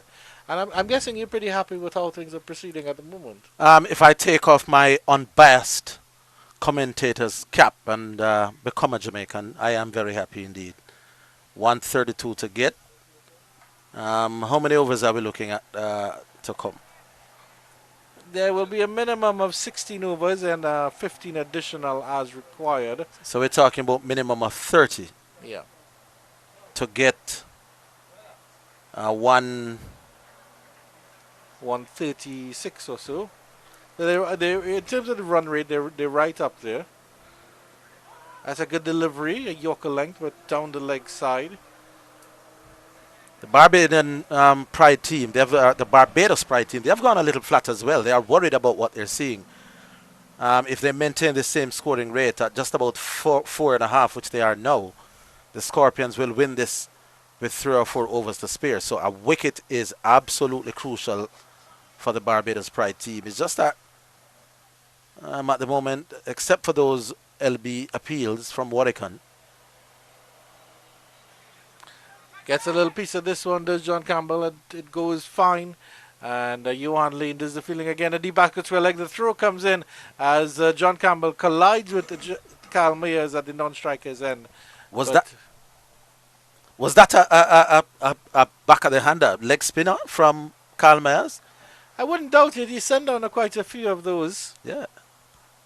Just have a look back at that previous delivery where it seems as if it was a slow ball disguised as a leg spin, or a leg spin disguised as a slow ball. You take your pick. We'll look at it after this. Punched nicely by McKenzie. That's punched straight. Will it get into the rope? It does indeed. That's a delightful little bunt by Kirk McKenzie. And the Scorpions going about it now. That was it. It was a leg spinner. Released out of the back of the hand. And Kyle Myers now trying things here, Andrew Chang. He's supposing that what he's doing isn't working for his team. They need something. He tried that experiment with the back of the hand in the first innings. Got a wicket. Well, got 2 wickets. Well, Kyle Mayers is actually starting to leak some runs now. His first 5 overs went for just about 9. And he's giving a little bit away here now. And that's a nice little paddle sweep again there by McKenzie. Gets it around the corner. And the fielder does well coming up at fine leg to get the throw in, and just a single there. That's a fast leg spin again. Yeah. Out of the back of his hand. But they're leaking runs to the Barbados Pride, and that's the concern here. All their bowlers are going for quite a few runs, even Warwickon as well. And the momentum is with the Jamaica Scorpions at the moment. John Campbell, 1 shot away from a magnificent 100. And you flick this one fine again, and he'll get another single, and he will pinch the strike. The Jamaica Scorpions move on to 199 after 43 overs. It's been a brilliant opening partnership by these two. Well, I can't remember the last time the Jamaicans would have put on, well, I don't want to be premature, but a double 100 opening stand. I remember Chris Gale, that's 199. I remember Chris Gale and Leon Garrick putting on, could have been 300. 300 something in Montego Bay against South Africa. You remember that game? Yes, I do remember that one. But I can't remember the last time it happened. I'm not saying it hasn't. I just can't remember in recent times that double century opening stand. These two left-handers are going very well, and both should be eyeing their own individual hundreds. Well, I mean, you really have to put your best foot forward when you're opening the batting in red ball cricket, and really and truly, these two players are the best players in terms of experience, in terms of tactical nous for Jamaica.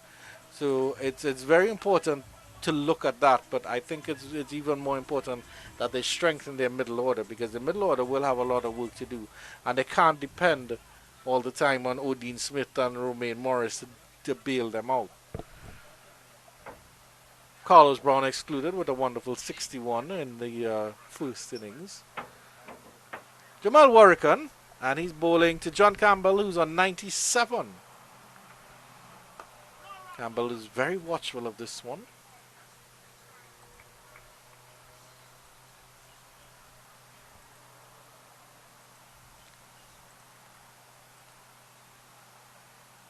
Deep into his crease, so almost getting himself into trouble there on that occasion. Yeah, that one was faster and flatter, didn't spin back. It was the arm ball, dead on the stumps, and John Campbell just bringing down the bat in time. That's a good delivery. Well, delivery down the leg side, and Campbell goes easy route, takes the single. The Jamaica Scorpions have 200 on the board. So it's a 200-run partnership for the two openers. Excellent stuff from them. And John Campbell, of course, moves on to 98 as well. And you said you'd have to take off your commentator's cap and put on your Jamaica cap. But Jamaicans, I don't think Jamaica, your love for Jamaica is very far at all ever. You might take off your Jamaica cap, but your Jamaica vest is still on. Yeah, I can't deny that I'm happy with what I'm seeing. We wanted a contest, and we're getting a good game of cricket that will go down to the very wire. That one delivery down the leg side again. It'll probably be signaled leg by the umpire. There was all sort of excitement by the Bajans, but Kirk McKenzie looks unbothered by it all. Going on well to 78 now. Boucher has stayed on the ground. I hope he hasn't, and he's holding, it seems to be holding his ankle a little bit. I hope he hasn't had a weird twist. Confirmation of the partnership. 201 of 267 deliveries. That's a very good benchmark as well in terms of the pace of the innings. It will get to some stage, and I'm not for 1 minute suggesting that this is not a real injury. But it will get to some stage if the Barbados Pride feel that the Jamaicans are coasting to victory, when gamesmanship will come into play. Just to eat out time out of the game, because at the moment 201 without loss. There's only one result that's going to happen if they don't get the batsmen bowled out. Yeah. Or if time isn't taken out of this game, which at the moment, it's all the Jamaica Scorpions. A wicket or two could change things. Well, I mean, yeah, at this point, this game could change on a dime, because if Warrican gets a nasty delivery to Campbell or McKenzie, I would say losing McKenzie. I mean, it'd be unfortunate if the Jamaican Scorpions lose a wicket, but I would say losing McKenzie, it's a blow that I think they would be able to solve. So it's either you send in Odin Smith, he gets a little sighter before he gets a chance to get some runs in, or you let Carlos Brown come in and allow him to just continue building new momentum with John Campbell.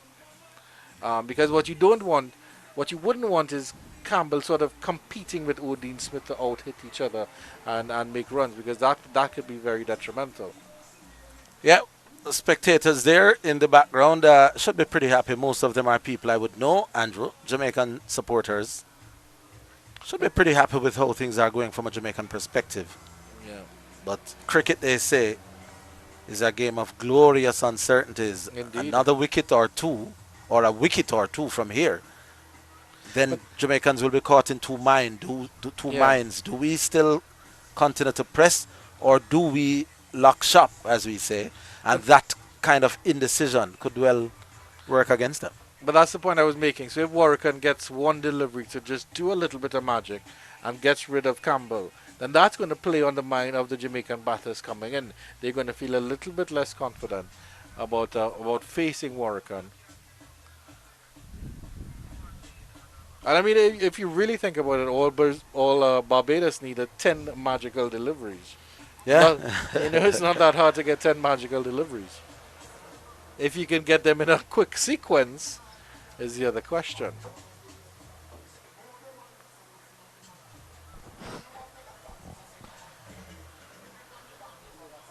Looks like Boucher is up and at it and moving a little bit gingerly. And all the other players on the field using the opportunity to stretch, get a little extra work in. All those muscles that will be aching at the end of the day.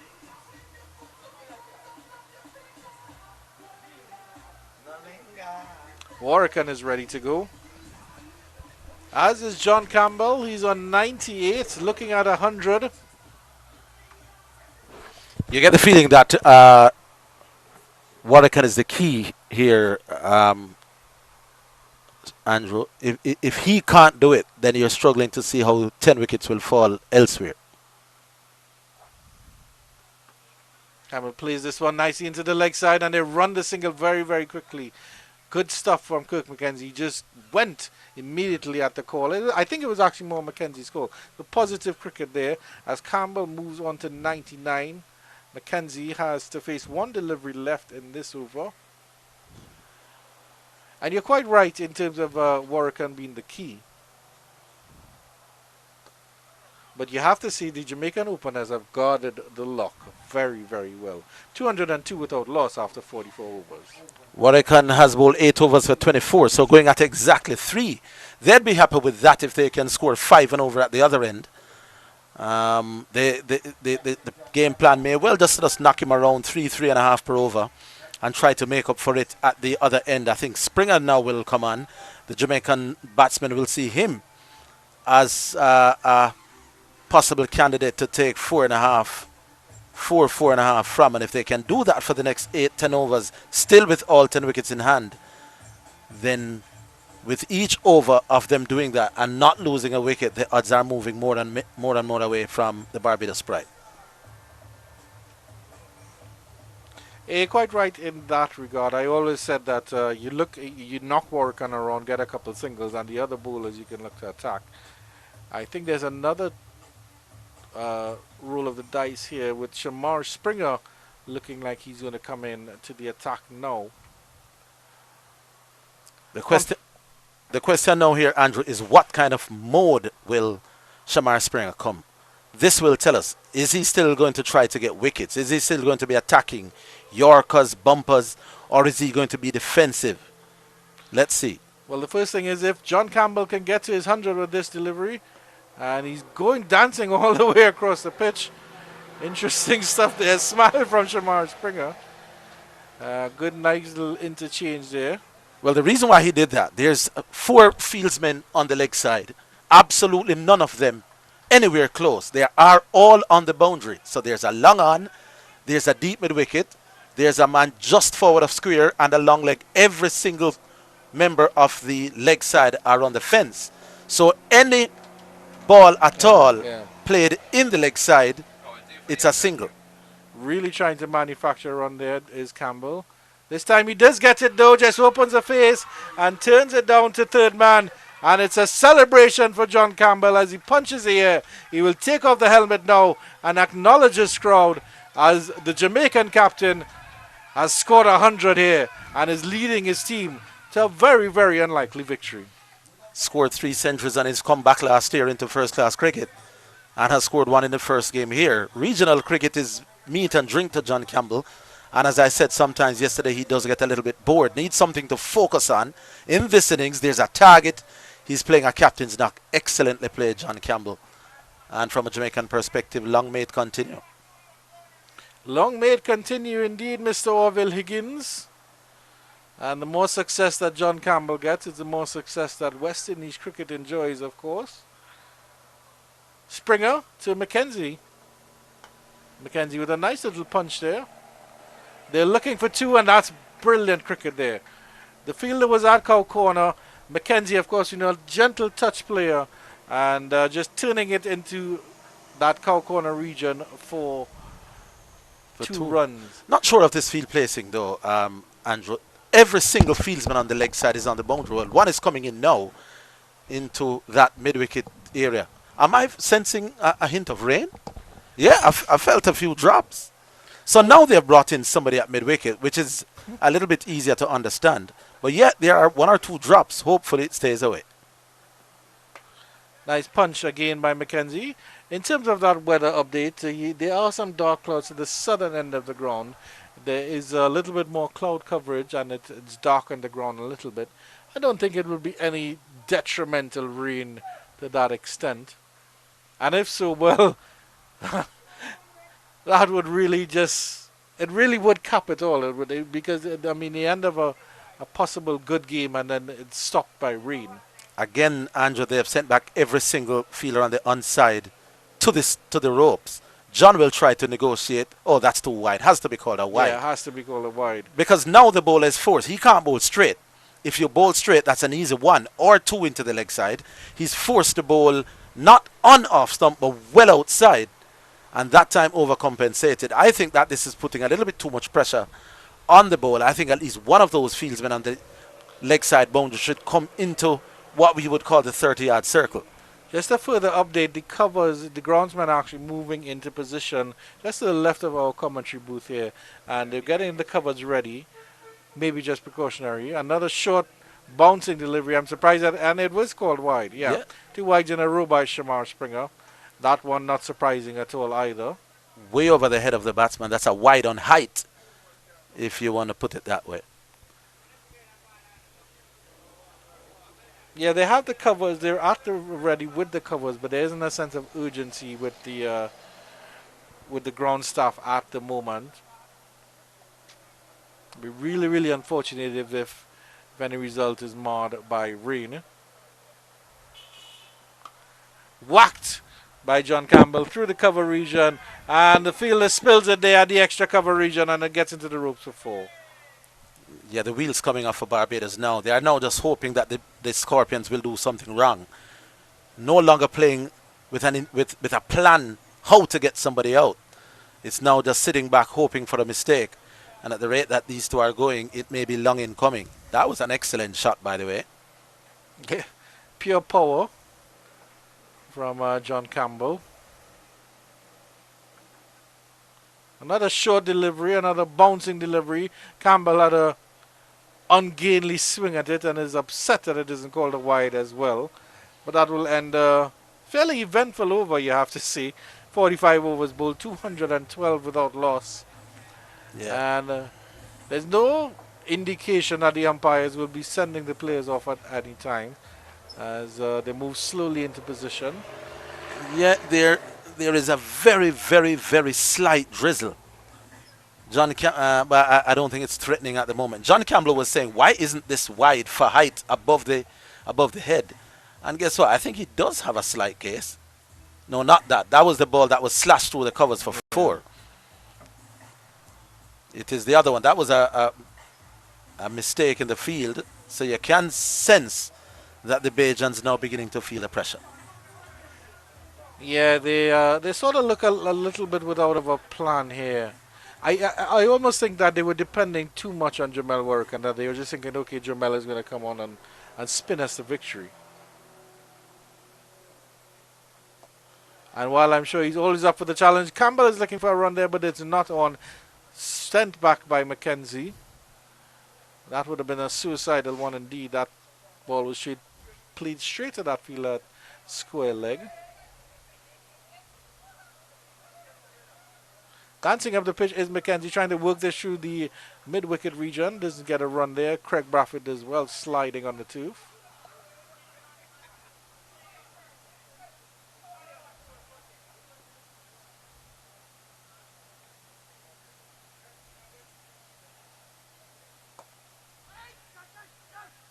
Excellent fielding by that fielder at square leg, running around. Brilliant stuff there. Yeah, good field placing as well. The left arm spinner coming to the left-hander. There's a short mid-wicket and a man just forward of square. And what they are doing is closing in early. They can't afford for Mackenzie to get that single. But where was this intensity all the time in terms of the fielding? This one, he manufactures this one. He carves it through the cover region. Fielder is well running around from deep backward point. That's Shamar Springer. But this was always the problem. The Bajans allowed the Jamaicans to get the runs very, very easily. And with a couple bad deliveries thrown in as well, they were getting the run. Now you have a slightly more defensive field, and now you're trying to prevent the singles, when that's what you should have been doing all the time. Goes for the big swipe on this occasion. Yeah. There's Mackenzie. That's actually John Campbell, and he gets it over that cow corner position. And that's a towering 6 again. That might be 6 and out because that ball has gone into no man's land. I don't know that they'll get back that because that's disappeared way over the fence. And indeed, the third umpire is running out with a box of balls. Let's have a look at this one again. Perfect matchup. The left arm spinner spinning into the left-handed John, who's in great form. That's an easy shot for him to play. Spinning into his pad, and wham! That's gone. And maybe that won't be found anytime soon. Work out the overs for me now, Andrew. You seem to be better at that. John Campbell's 100. Yeah, just a brilliant knock there from him. And that was the celebration moment. Let's go back to that 6 again, please. I just want to have a look at something here. As John Campbell acknowledges the crowd here for his 100 that he got a couple overs ago. The other thing that must be mentioned, Andrew, if there was indeed a little sprinkle, it has stopped. And in fact, there was. This can't be great for the field inside because the ball now would be a little bit wetter, may just come off the pitch a little bit easier. But here's that last 6 that disappeared over mid-wicket. If you have a look at this shot here, I think this is the 6. Campbell, the position Campbell was actually in from front on, he could have played that shot anywhere. He could have hit it straight. He could have hit it towards leg, which is obviously what he chose. So he could have carved it over cover because he got his front leg out of the way and he was in a position where he could have maneuvered that shot any way he wanted. Yeah, which sort of shows that the form that he is in right in the moment. And so at this time, he's probably seeing that ball bigger than anything. He went with a spin, which is the thing to do. The ball spinning into him. He carted it the way it was going, which is the approved way. And in the end, it was a relatively easy shot for him. Now, we have to also consider that this is a replacement ball. It might be slightly harder. So let's see how this one goes. And almost getting caught out with that one. A little bit of extra bounce, maybe from that replacement ball there. 46 overs bowled, 219 without loss. They'll have to be a little bit more careful here, Jamaica, just to see what this replacement ball, I should say, is doing. All right, so they need 105. The rate now is 4.76. That's 219 without loss. How many overs do we have left, Andrew? Your vision is a little bit better than mine. 12 overs, I believe. Or so that's 12. 13, 12 or 13. 12 plus 15. So that's so 28 overs to go if the weather holds to get 105 runs. So by now, that's 3.5 per over now. I mean, if you look at the T20 cricket, if you look at the advent of T20 cricket, that's a dolly. 105 runs in 28 overs, that's absolutely right. nothing. So it's a little over 3.5 now with 2 batsmen set, one on 110, the other 81, and the entire batting lineup still to come. Now, if the Barbados Pride doesn't get a wicket within the next, I'd say the next half an hour, then it's curtains. Or this would be one of the best comebacks ever. Nice punch by Kirk Mackenzie. That's delicate. The fielder does well coming around. And he'll collect 2. He moves up to 83. Yeah, you're quite right in terms of that. But what I am very happy to see is that we both knew before the start of this innings that Kirk Mackenzie and John Campbell had the potential to turn this game on its head. And that's exactly what they're doing. A 219-run partnership is nothing to be scoffed at. However the game turns out. That's a short delivery, and he turns out around the corner. Lane does the fielding at fine leg. It's just a single. It got to him very, very quickly indeed. Well, we knew they could be dangerous, Andrew, but to be honest, I never expected 221 without loss from these two. They are playing out of their skins, and if they pull this off, or if they help these Scorpions to pull this off, this would be one of the most remarkable victories for Jamaica. It's a long, long way to go, over 100 still to get, but they have done themselves well by putting themselves in an excellent position. That's a short delivery. He goes for the hook shot. Doesn't make a good connection with it. The fielder comes off from deep back of square leg. They're coming in for two. The throw comes in. I think Campbell would have been in some trouble there, but the throw did not hit the stumps. A lucky escape for the Jamaica captain. If that hit, he's a bit short by my reckoning. But they did take on the fieldsman arms. That seems to be Wickham. But they came back for the two. And they're running hard. They're putting pressure on the Bajan fielders. They want to win this game. Here's the... And now just 100 to get. Yeah, exactly 100 required for victory now.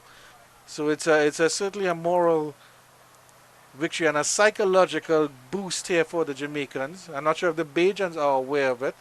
I guess it would be to some level. And, the scoreboard would probably say that. So. Yeah, we make it 27 overs after this, right? To get 100 runs. Now, in any kind of cricket, 27. Goes for the reverse sweep. He's being cheeky now. Shamar Springer was asking for the leg before. We'll look at the umpire signal. And I think there maybe was some bat involved. Yeah, I think there was a little bit of bat involved in that there. But don't get too cheeky, John Campbell. You still have a job to do. And 99 runs, I think, required now for victory. He's now calling for water. They've been running hard. The Jamaican captain there. Might be a little bit of cramp coming in. That could be as well. And I think that actually they might just call that as the official water break. I think the umpires are doing the right thing. They may just make this the official water break. The umpire just checking his watch. And one or two fieldsmen down. Craig Brathwaite, the captain, and Warwican. Some stretches, yeah. What could he be saying to Warwican here, Craig? I'm asking Andrew, read his mind. Well, the physio is running across. You'll soon be able to see the physio running across in the direction of Warwican. Does he have a genuine injury? A lot to consider here. We'll take a short break, and when we come back, it will be Marlon Pinnock and Orville Higgins. The two Jamaicans will be taking us through the final bits of this game. Really is an exciting position to be in here, and we're very lucky as well, I have to say, Orville Higgins, to experience these sort of games, these down to the wire games, and that's really what the beauty of 4-day cricket is all about. Yes, there's the wham bam thank you cricket of T20, T10, then there's the 100, and there's probably a 5-over tournament somewhere in Savlamar going on as well.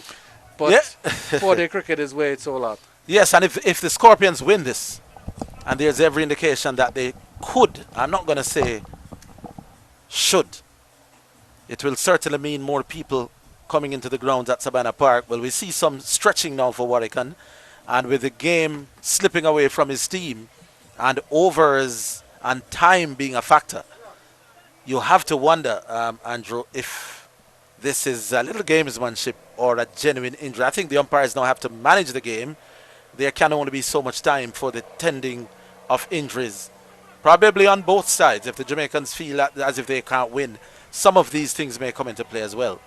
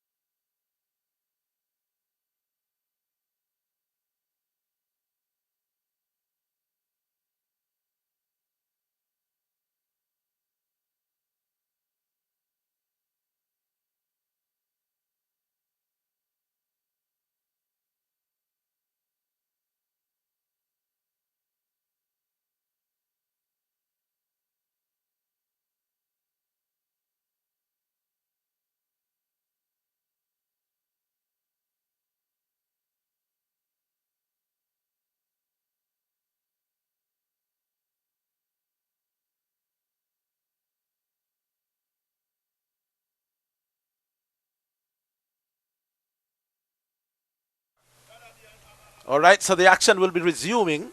Shamar Springer to bowl to Kurt McKenzie on 84. Just about 100 now to get now, and with just over 27 overs to come. Marlon Pinnock joins me. That's down the leg side. How do you call it? Good afternoon to our viewers. Good afternoon to your RV Liggins. I think Jamaica Scorpions in command with 10 wickets in hand, and a mature innings from the captain John Campbell, and also a senior player Kurt McKenzie Jr. An outstanding performance in the second innings, having the Barbados Pride under immense pressure in the last session on day 4. Yes, they are indeed.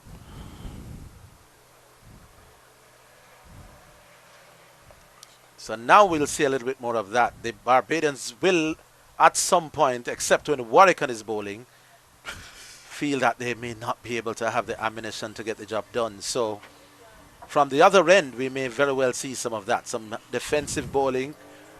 And at 225 without loss, it's an excellent effort from the two Jamaican openers. 113 to John Campbell, 84 to Kurt McKenzie. And counting. And Warwican, who a while ago was writhing in agony with pain, he won't stop bowling. He will bowl, I think, until the end of the game, either way. As we pause to recognize Jedediah Blades. Happy birthday to Jedediah Blades. He's in the Barbados Pride squad, but not in the starting 11. And so 27 overs to go now? Or is that 26? 27 overs we make it to go, and 99 runs to get. That's around about 3.5 per over to get. We'll work out that rate. Well, here's Warwican. Well, that's a huge hit from John Campbell. Bang! On the top of the roof over that gas station here at Shredrin Park. What a shot that came out of the screws from the impressive John Campbell. With that maximum, he goes up to 119. Look at this, Arville. Yeah, this is the perfect matchup. The left-arm spinner spinning into the left-handed batsman who is 100 and not out. Mid-wicket will be peppered unless John Campbell gets out. Well, he went for it again, aiming exactly the same place. But that one didn't spin back. Went on with the arm. Good bowling that from the wily Jamel Warwican. 5 fielders out on the deep. Punch beautifully off the back foot. That one flew off the bat through the cover like a rocket. And maybe a gunshot from a gun from John Campbell. And he goes up to 123 in the most emphatic form. That was a rasping back drive off the back foot. And at this point in time, John Campbell wants to end it early. Look at that for a shot.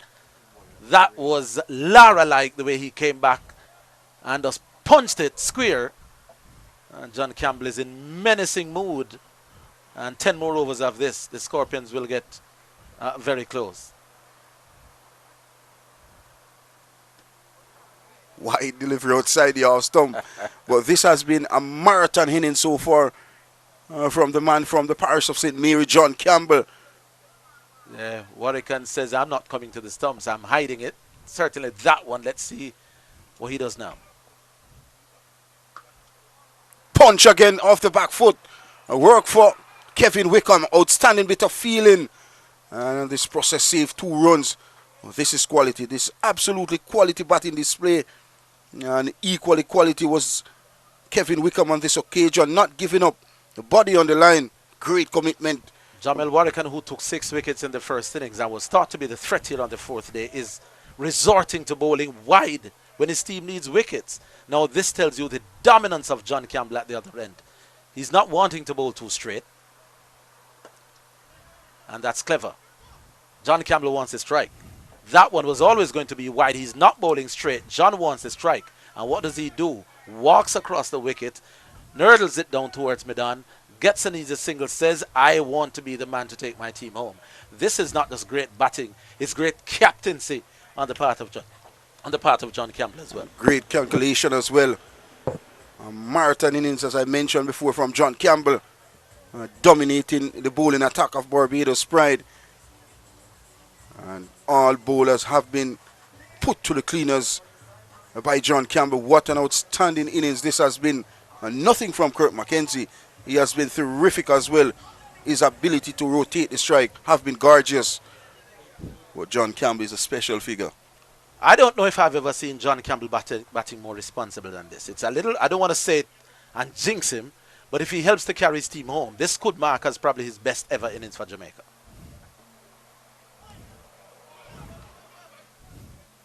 And things getting even worse for the Pride.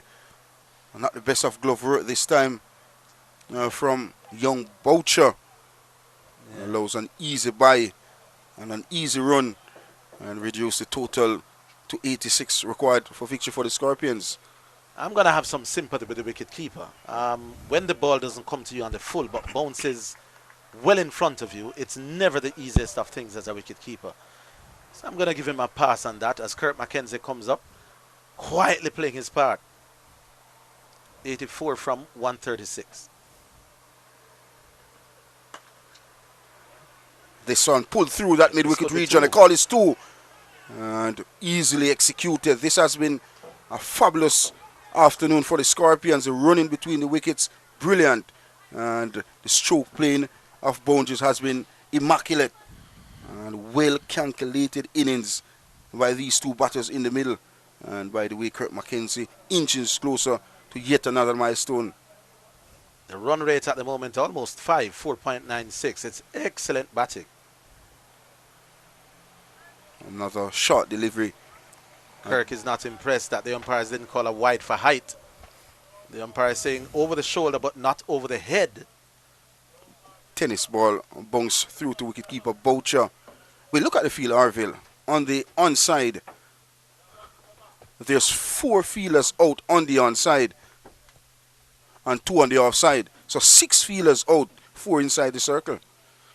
Yeah, it's a case where the Barbadians have given up hopes of getting a wicket. It's a case of bowling with a wish and a prayer at the moment.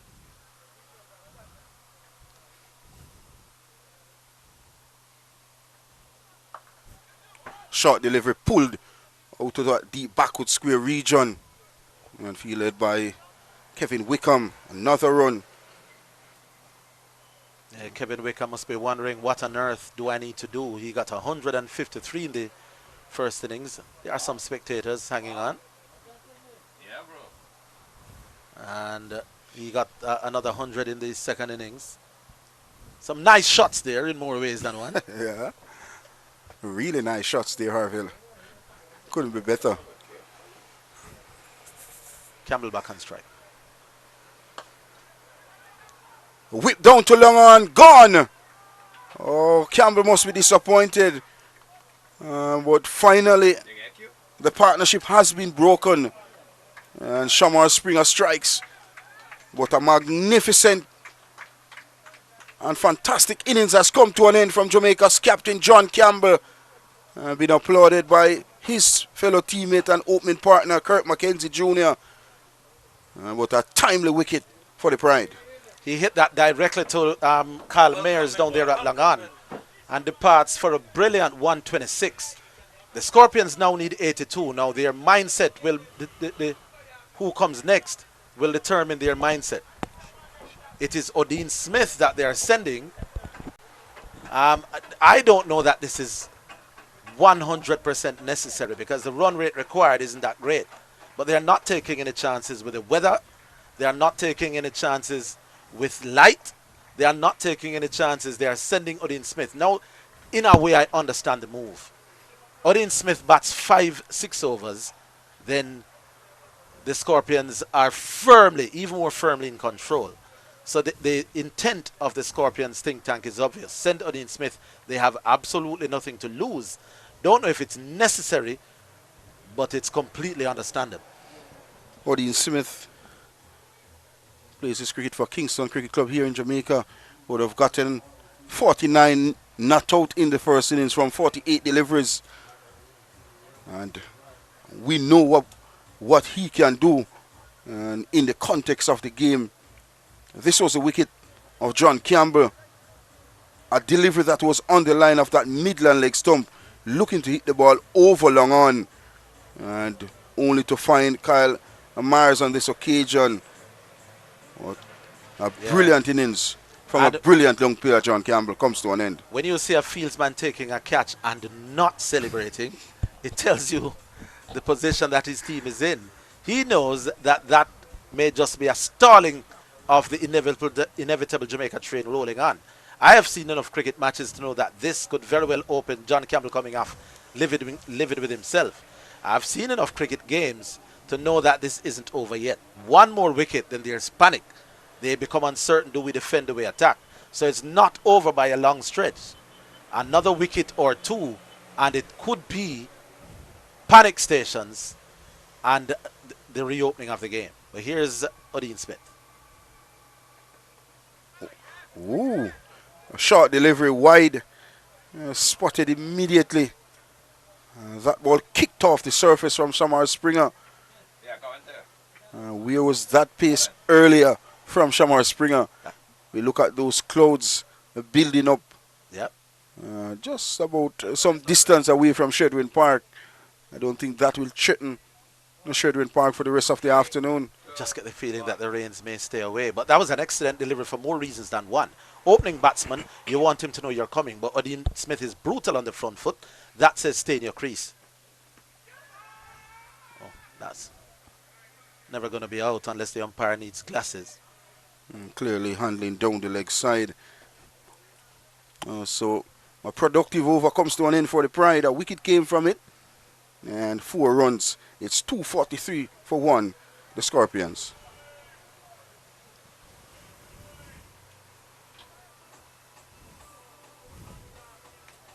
I tell you what, that was a marathon innings from John Campbell. Well calculated innings, put his team in a position to win this game. But as I mentioned earlier, still not over. A wicket or two could really change the complexion of this game. Now what is interesting now is Kurt Mackenzie's 87 not out, clearly eyeing 100. He will maybe be a little bit more circumspect as he moves towards that landmark. It is up to Odin Smith to get it going. So Mackenzie's job at this point in time, we understand he may be a little bit more circumspect towards that 100. Just to nudge it around. Allow Odin Smith to come in with those big broad shoulders. As I said, coming at 3 wasn't necessary to win the game. As long as the light holds, the Scorpions should be cruising. But it's understandable. They are not taking any chances with the light. They are not taking any chances with the weather. Now here's another interesting move. McAllister is warming up. McAllister bowled a really big-hearted spell in his last spell where he was running in, bowling fast and sharp and short. This is the skipper. This is the last throw of the dice. And he starts with a ill-directed delivery to Kurt Mackenzie Jr. And the fine leg is more so at a long leg position. So any clip from Kurt Mackenzie fine would be a boundary. I know you're not seeing it on screen there, but it is getting a little dark. Not dark enough for the umpires to not offer the light, because they don't offer the light to batsmen these days. The umpires think it's too dark, they come off. But it is, let's say, not the brightest of situations at the moment.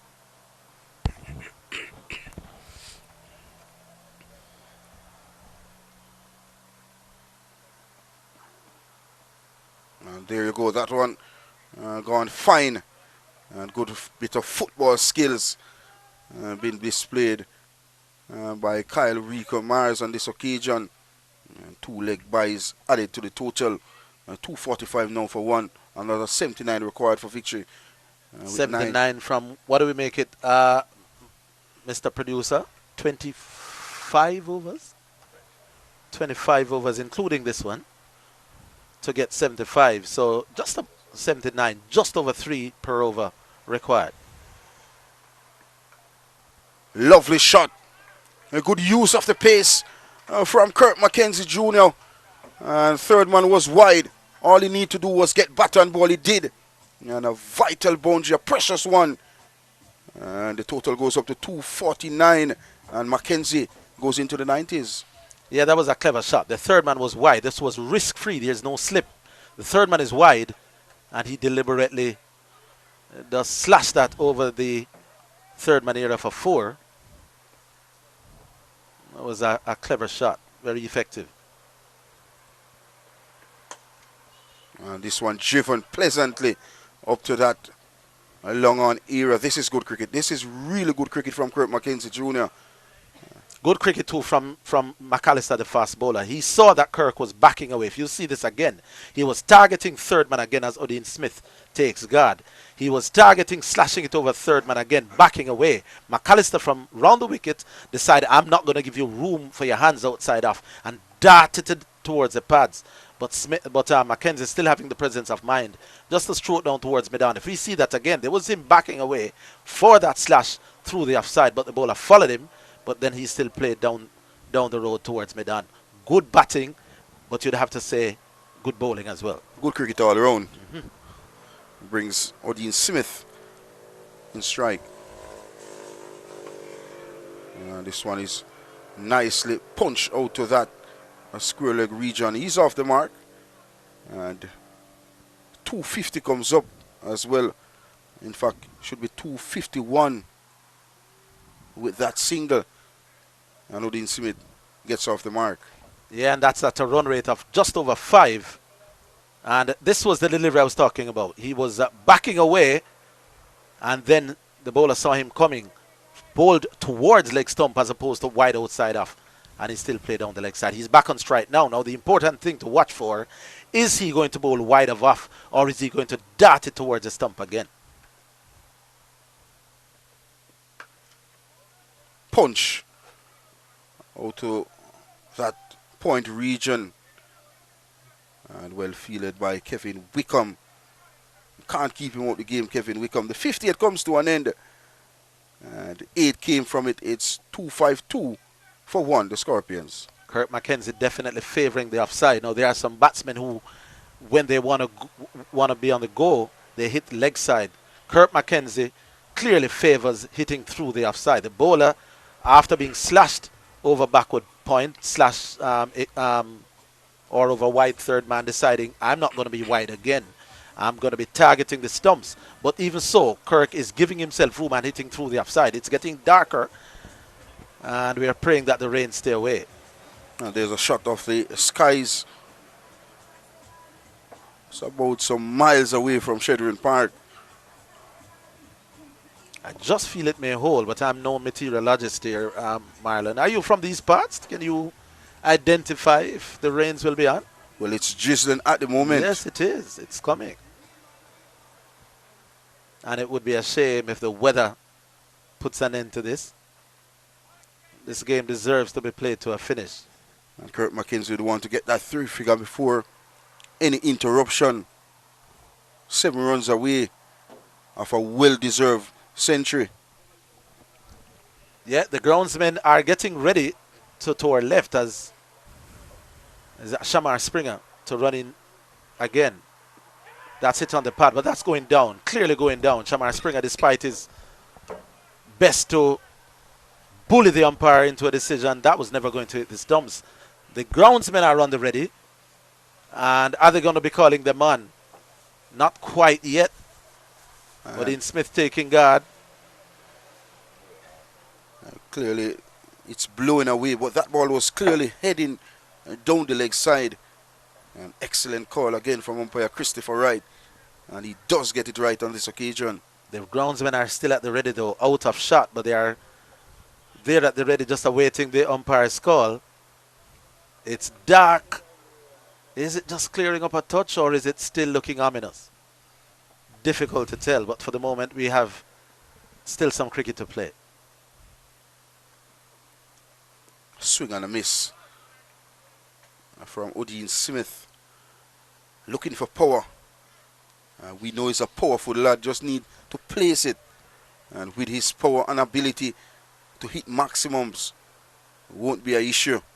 But credit to Shamar Springer on this occasion, very slow outside the arm stump, asking Odin Smith to fetch the delivery outside the arm stump. Did take the pace off. He's faced 3 deliveries for 1 run. Something has to give. punch. Now for the back foot out to the backward point, deep backward point feeler. And he gets his second run and the 254th for the Scorpions. Yeah, the one thing that they will not do if they are smart is bowl full.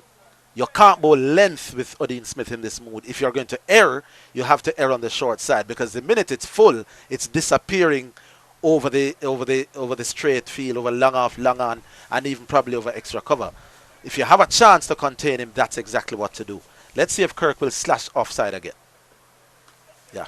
This one caressed to the fielder at deep backward point. This has been a lovely approach from the former St. George's and Excelsior High School cricketer Kirk McKenzie Jr. And you, as the fielding team, you have to learn what's the strength of each batsman.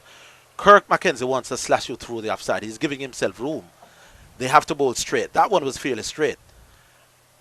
Odin Smith wants to boof you down the ground. Your best bet is to not pitch up. Be back of a length. That's should wide. Be a wide. It is. Well, at least the idea is right. He's not going to come up in his half at all.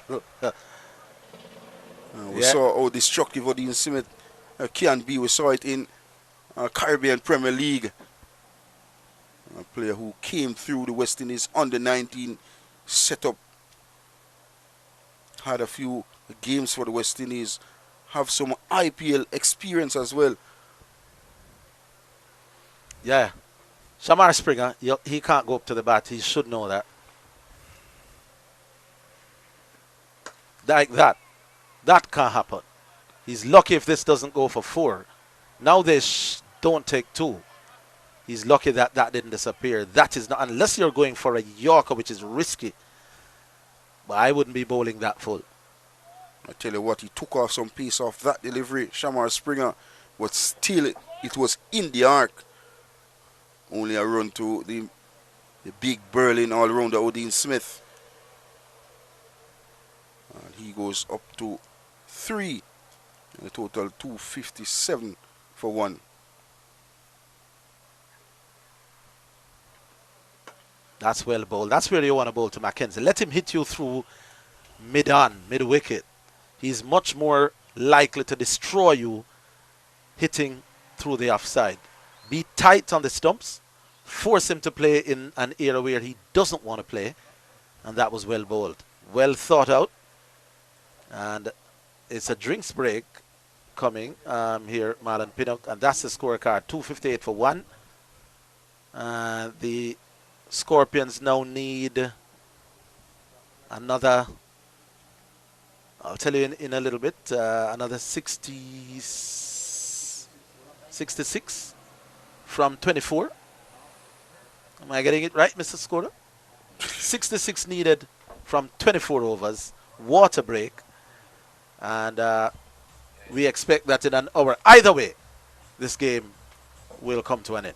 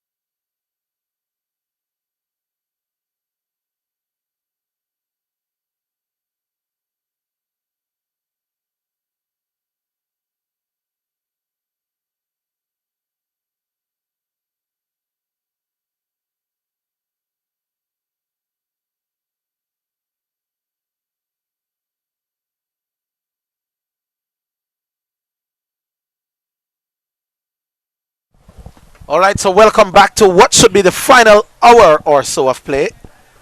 Day 4 in this intriguing contest between Jamaica and Barbados. Well, the Jamaica Scorpions and the Barbados Pride.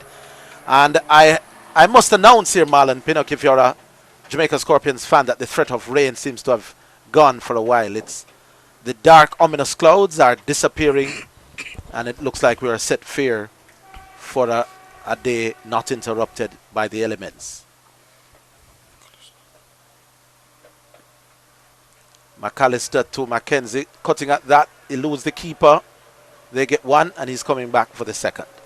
Good running, good commitment. And it's good to see Odin Smith running between the wickets. And 2 precious runs. And another 64 required for victory.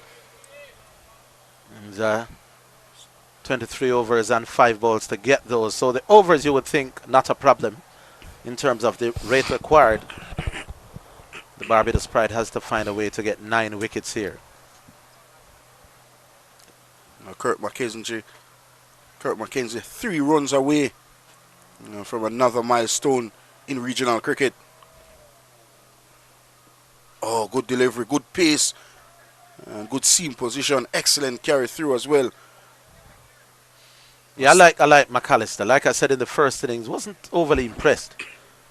But he's come here into the second innings when his captain wanted effort. He's given that. And he can be proud of how he has gone. 6.2 overs, none for 32. On another day, there would be something in the wickets column for him, but nobody can fault his heart here in the final stages of the second innings.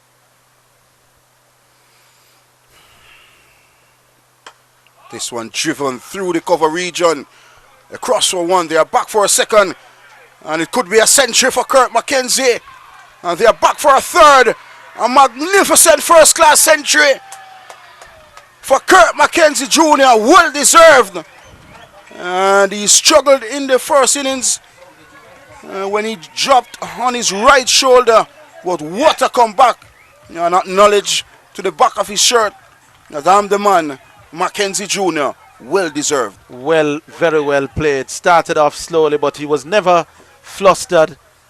Was sound all the way through, and has timed this run chase to perfection. Many of us thought that himself and John Campbell were a tad too slow when they just started, but they must have felt that if we came back after tea and are still here, we would put our team in a great position. Kurt McKenzie take about 100 from 150 balls, a strike rate of 66. You can't ask for better than that in a run chase. Maybe his best innings for Jamaica.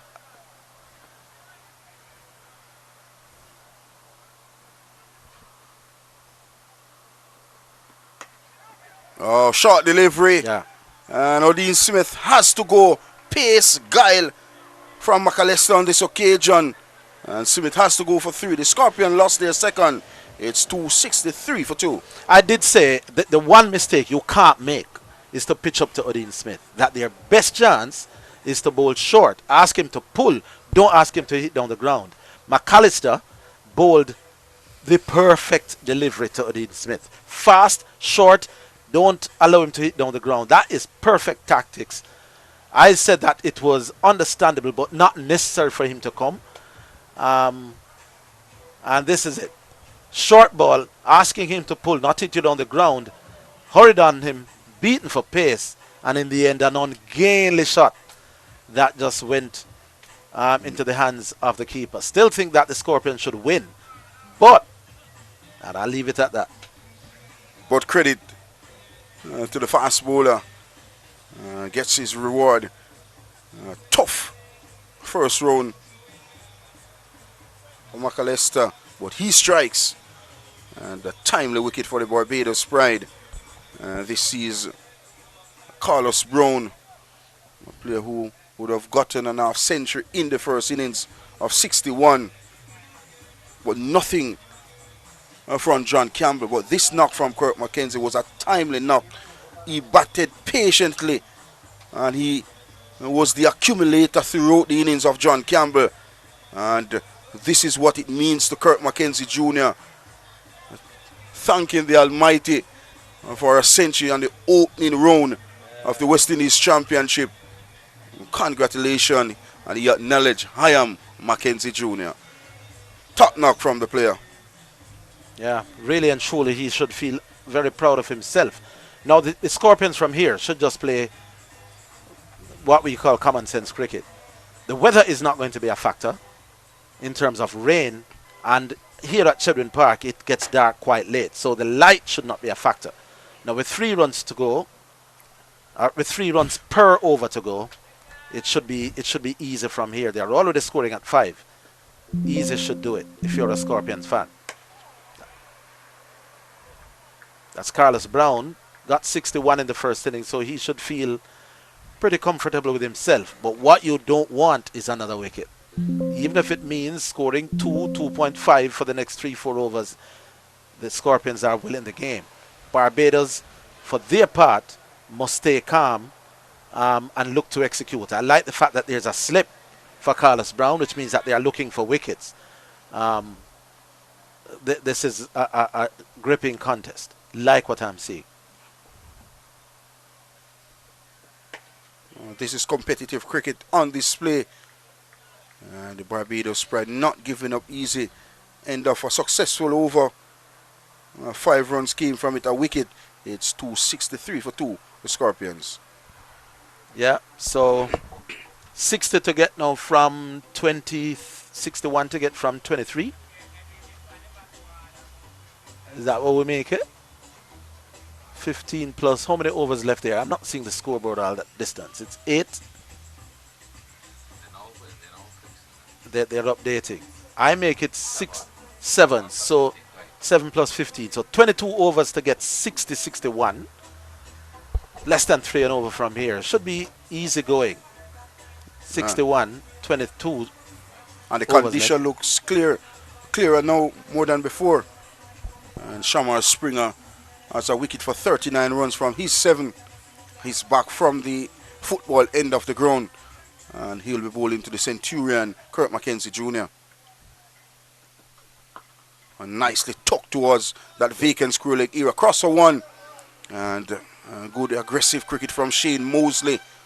Limits the batters to a run. Another 60 required. And brings Carlos Brown, the homeboy, on strike. Faced over 140 deliveries in the first innings for his 61. Should be feeling pretty good. This is his home patch. He lives and breathes batting at Chedwin Park, does Carlos Brown. Did get 60 in the first innings, batting for a long time. His team is in a position where a nice little 25 not out could carry them home. It's perfectly set for him. So just delight home fans here. The Barbados pride making him wait though. This is good captaincy for Craig Bathwaite.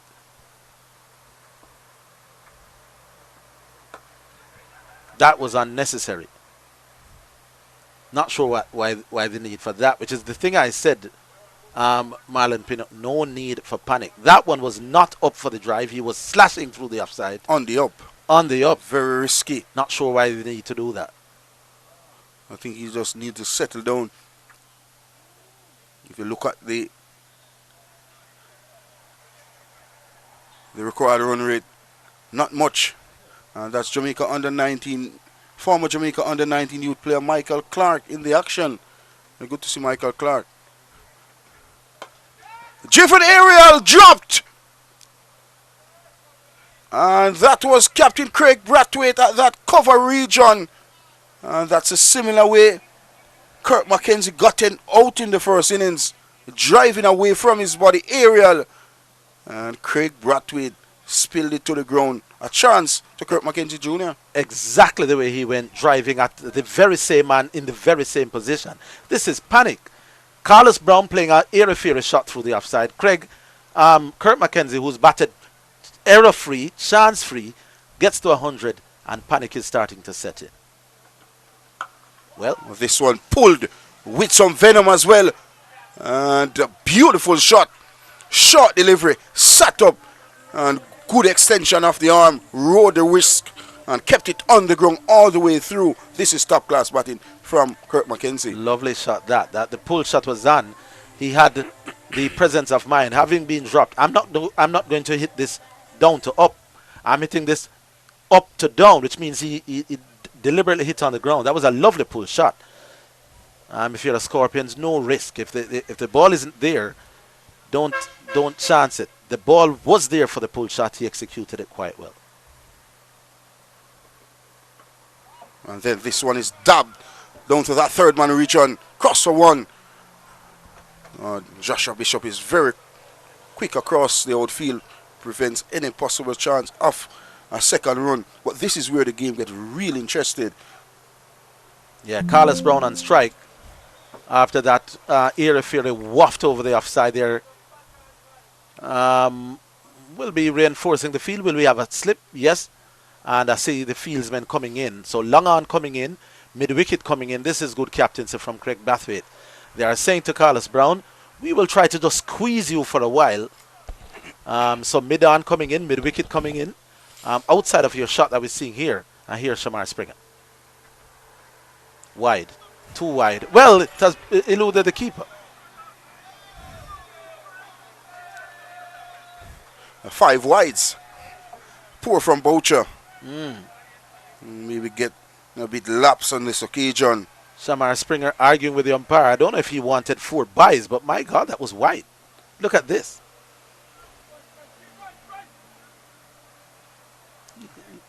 You can't complain. The umpire signals wide. Look at Shamar Springer. He will turn around and arguing because 4 wides mean 1 more run than 4 byes. And every run is counting. But I thought the umpire got it right that time around. Umpire Christopher Wright does get it right on this occasion.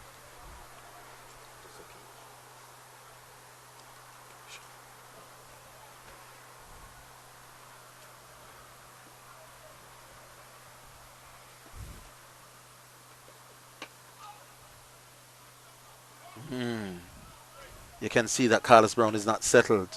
He looks so assured in that first innings. Maybe walking with the drive instead of planting that left foot. But the over comes to an end. 53rd, it's 275 for 2, the Scorpions. It's called pressure. But the sun has come out now. The sun has come all out. The groundsmen are no longer sensing that this could be a threat. Well, they are relaxing. Yeah. And the Scorpions are, I would think, on their way unless something absolutely catastrophic happens. 275 for 2. Now under 50 to get. And still 8 wickets in hand. Scorpions in command. But can McAllister break this partnership? Can he be a hero for Barbados pride? Cricket, a glorious game of uncertainty. But can he create that magic for the pride?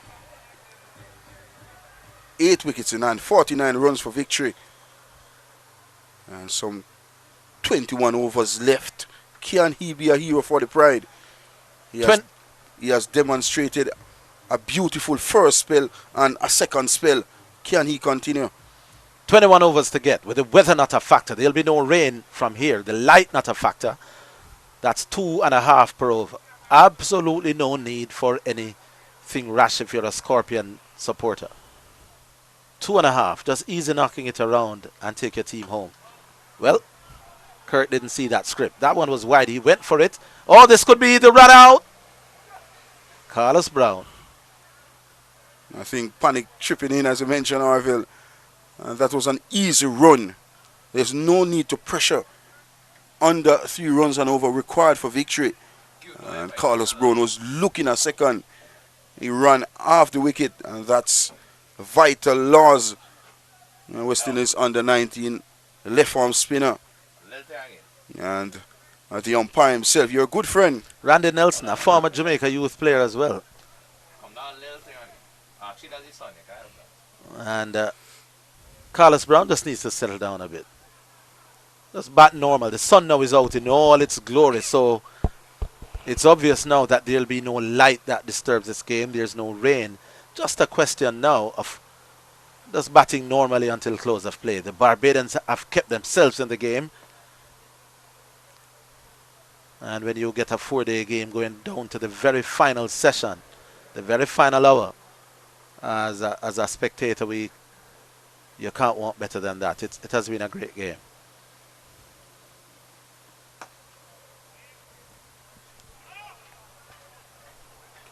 He's shouting at himself. He knows, he senses that he wants to be there at the close so bad. It's easier said than done to stay calm in situations like this.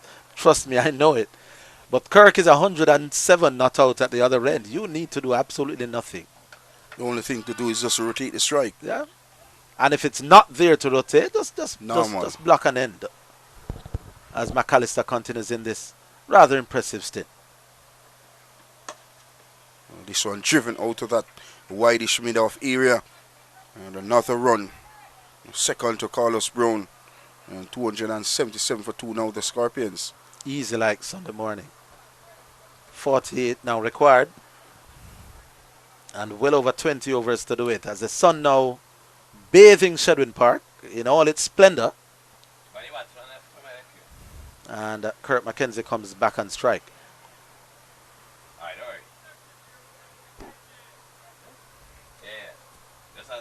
2 Centurions in the second innings for the Scorpions. It's been a long time. We haven't seen a performance like this with bat for the Scorpions. 2 openers getting centuries.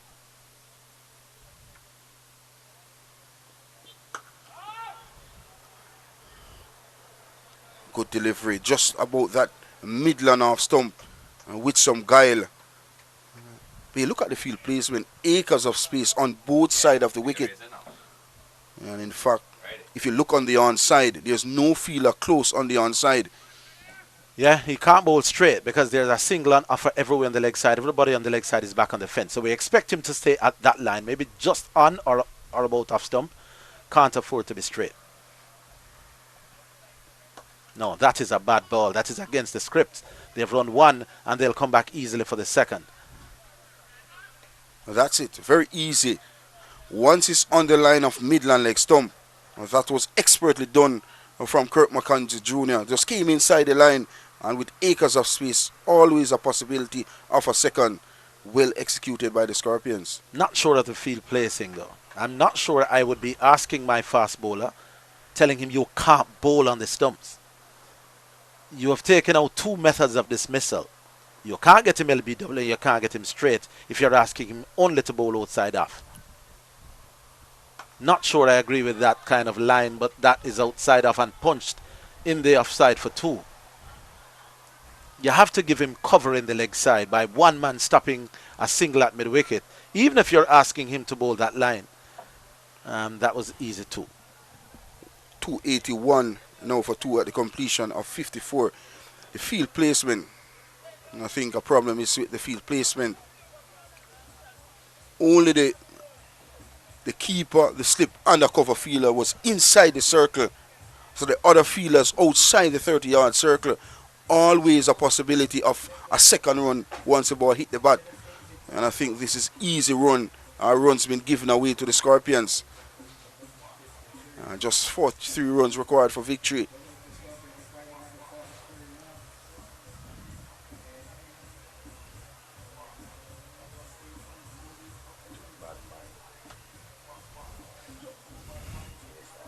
I think this is one of the most historical day if the Scorpions get across the line.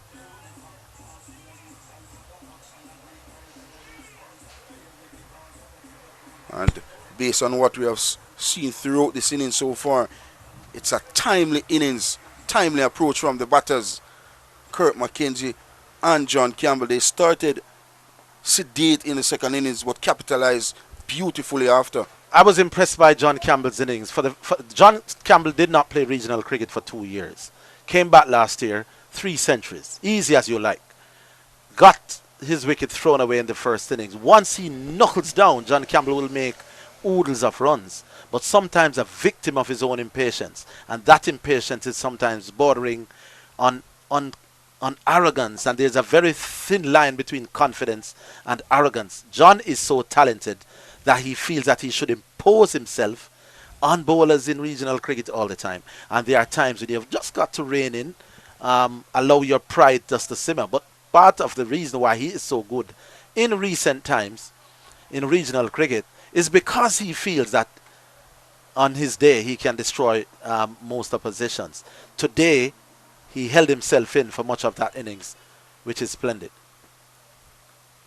Kyle Myers, that one by Carlos Brown, says out of here. And out towards that wide long on. It sounded like a shot from a gun from that Carlos Brown pull shot. Wow. He hit that with authority, almost with disdain. Take that, Mr. Myers. Poor delivery, short, sat up. And Carlos Brown said, thank you very much. His first boundary. And it's good to see the young schoolers getting a chance to pick up that ball. Look at that.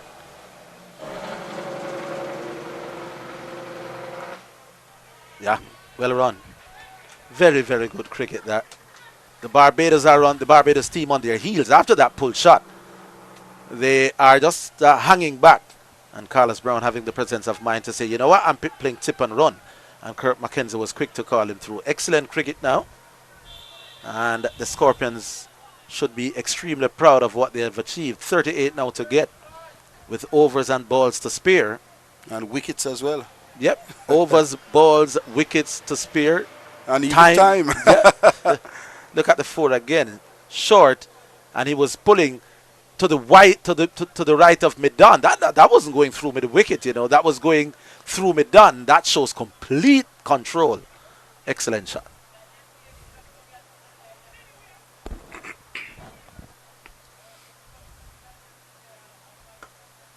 Another one, punch off the back foot. And could be an easy second. This is quality. This is real quality batting display from Kirk McKenzie. Just the awareness to open the bat face and get it to the left of that deep backward point fielder. Well executed from Kirk McKenzie. Very, very well played. And at the moment, it's just all over bar the shouting. There's a little schoolboy that went for that pull shot. Who knows, maybe a future Jamaica player one day. And guess what?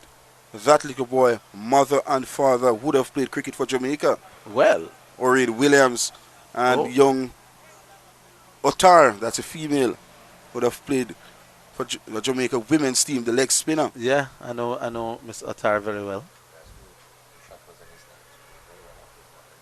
So Kirk McKenzie, he'll need to carry his team home though.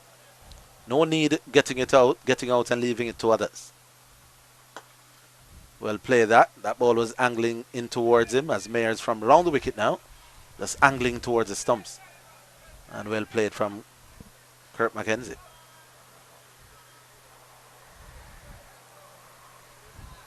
And Kirk McKenzie Jr. seen a ball as big as a breadfruit in this evening session.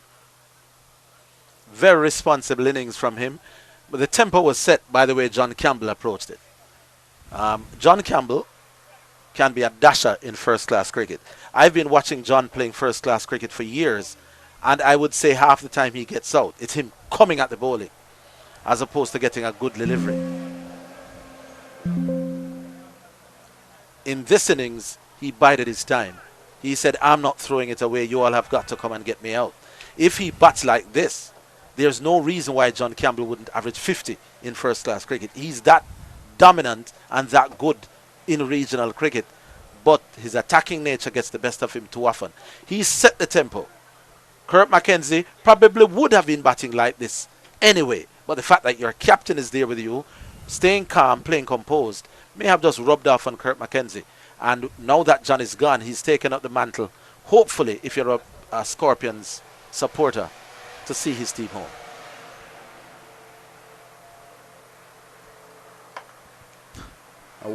As this one is pulled out to that deep mid-wicket region. And yet again, they are back for a second. Carlos Brown is quick. He's really quick, Carlos Brown. And another second runs to the total. And 55 comes to an end. It's 290 for the Scorpions. Yeah, there's some spectators there. The young left arm wrist spinner.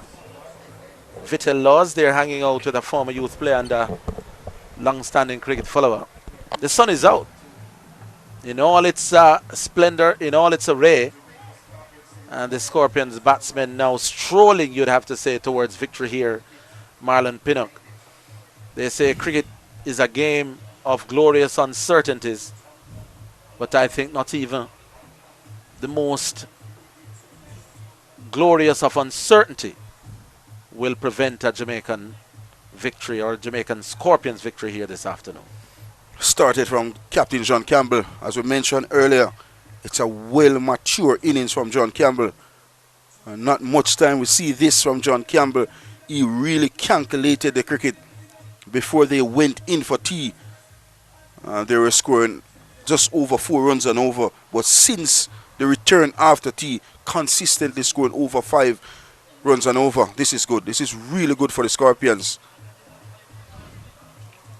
Now then, the Barbadian think tank, the coach and captain must be kicking themselves, because this came after a declaration, you know, setting the Scorpions, what was it, 324 to win in less than, in what, 2.5 sessions or so.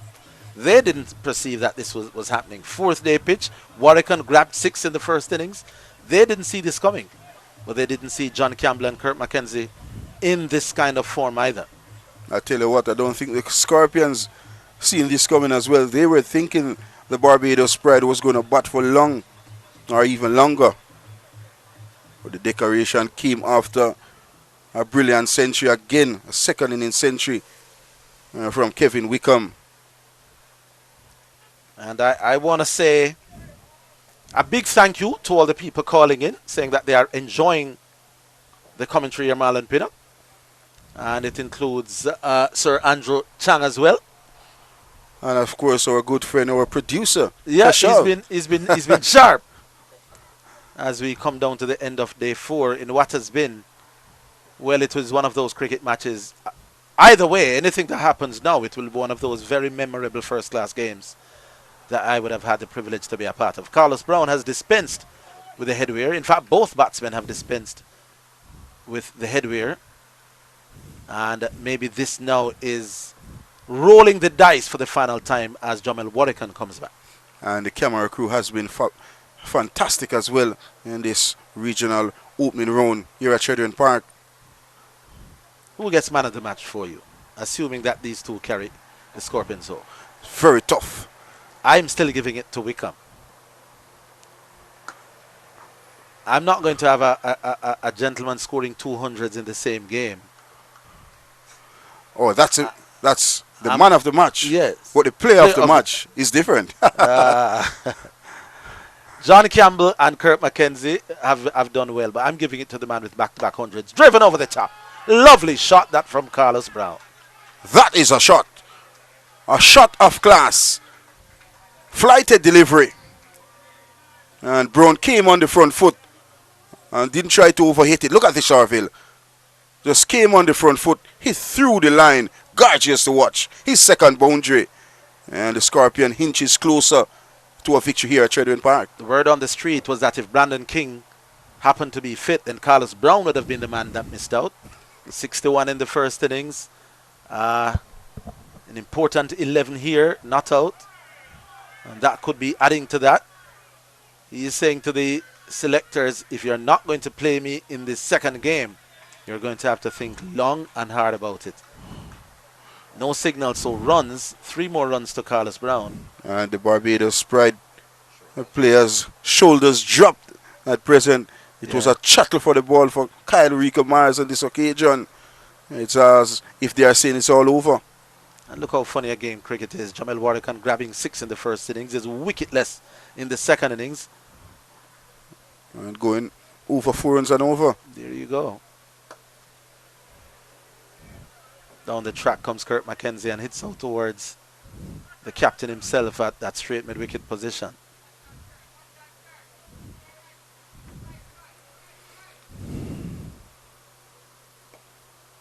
Well, a mature innings from Kurt Mackenzie Jr.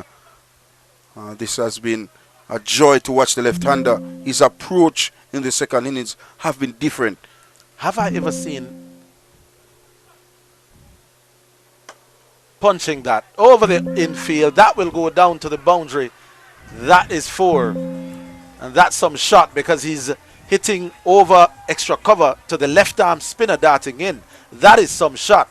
That's playing against the spin. Though Warwican isn't spinning it a mile, but you still have to have your technique and the presence of mind. That was a lovely shot. And Kirk McKenzie is playing arguably his best innings under pressure for his country.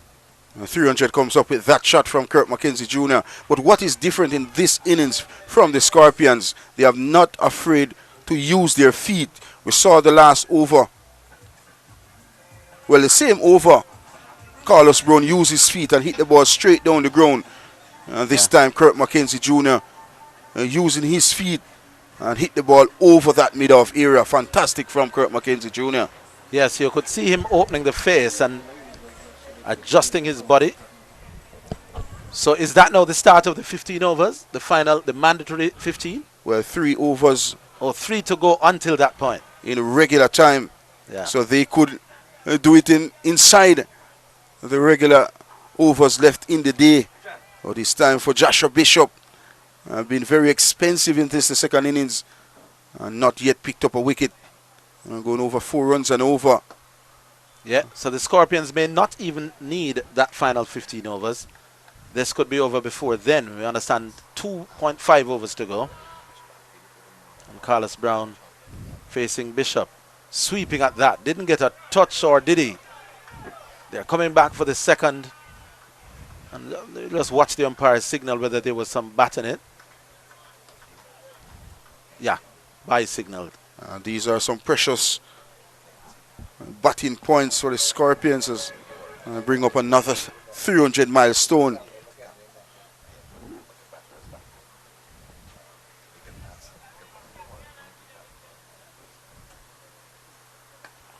Punch off the back foot and out to the fielder at that extra cover region. Just looking to pierce that gap. Yeah. Kirk McKenzie, Carlos Brown.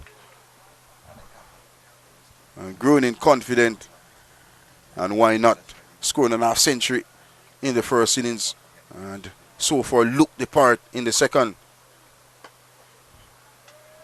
This is a real fight from the Scorpions. Determined is the word to describe. I don't know that I've seen Jamaica play more responsibly in a run chase than this. You know what I mean? I mean a sizable run chase. The batting has been very responsible, very sound. The Barbadians have bowled okay. It's not as if they are bowling poorly. It just has been just great batting.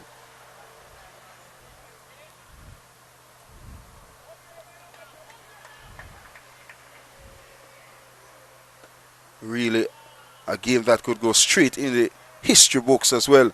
2 openers getting 100. 2 openers put on 200 plus opening partnership.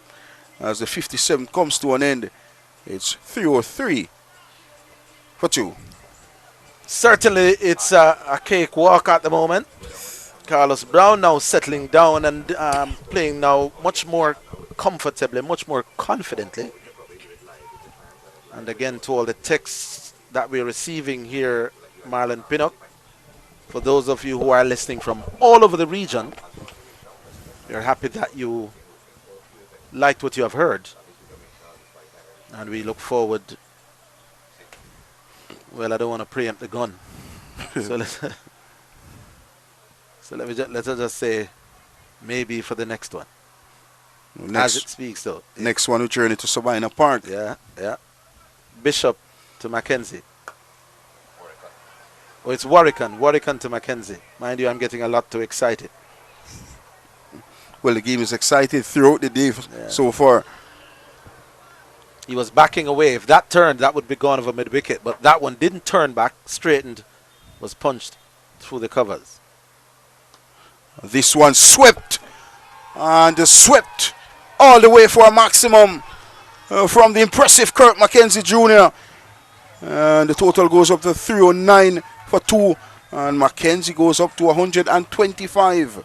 What a shot that was from Kirk McKenzie Jr. Went down on his knees and swept the leg spinner, spinning into him, hitting with the spin, and all the way for a maximum. This is it. Perfect matchup. That one was full, heading just down the leg stump. He went with it, carting it over mid wicket, and he's ending it in style. 6 runs signaled.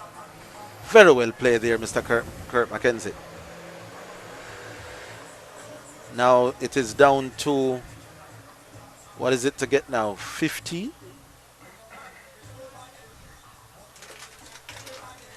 Well constructed innings. Remember, yesterday he was off the field, injured. His hand was in cast overnight, and he has came in this the final day, the final session, and has reaped rewards for the Scorpions. And one of his best innings in any level, in any cricket from Kirk Mackenzie Jr., he will tell you. Requires 17. And this game has to be in the record books. I can't remember any time, not in modern times. I'm not going to vouch for, back in the day, but chasing down a total of over 300 on the last day, not even a full last day, and chasing it down with 2 centurions and possibly an 8-wicket win. That is special. Against a team that they have not beaten the last 10 times they played them. The Barbados Pride team, somebody's down. Is that Craig Brathwaite, the captain, down? Yeah, he's hand, but well, that's Craig Brathwaite holding his, seem to be his risk on this occasion.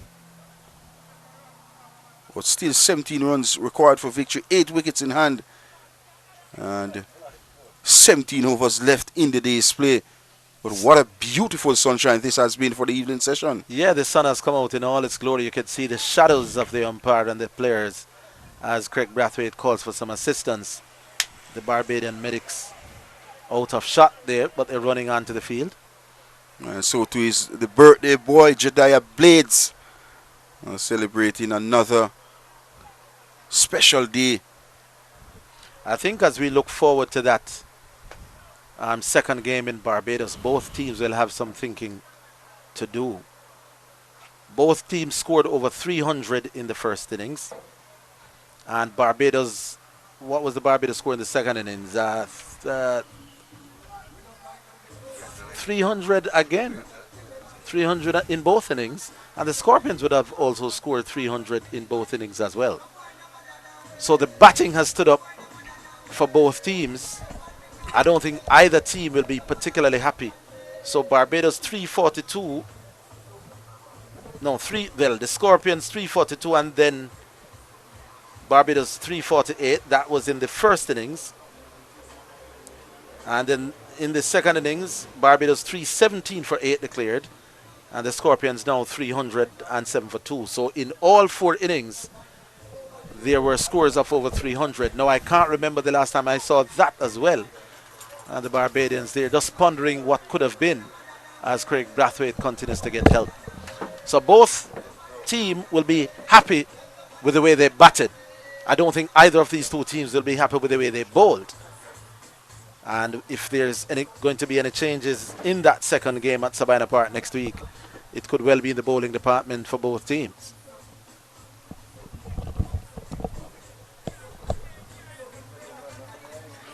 Well, almost 1,400 runs have been scored in the game so far. Credit to the batters. And we have seen Kevin Wickham scoring 2 centuries. We have seen a century now from John Campbell and his opening partner, Kirk Mackenzie Jr.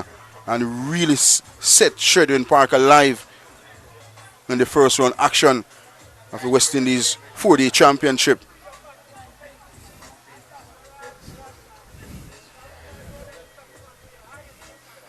If the Scorpions should get across the line, Harville, it would be a well-deserved victory. Well, at this stage, I'm not going to say if. I'm going to say when they do. The sun has come out as if almost to say we are not going to rain on the parade of the Scorpions. They deserve to win based on the excellent batting here in the second innings.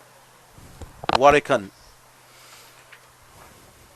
to Mackenzie.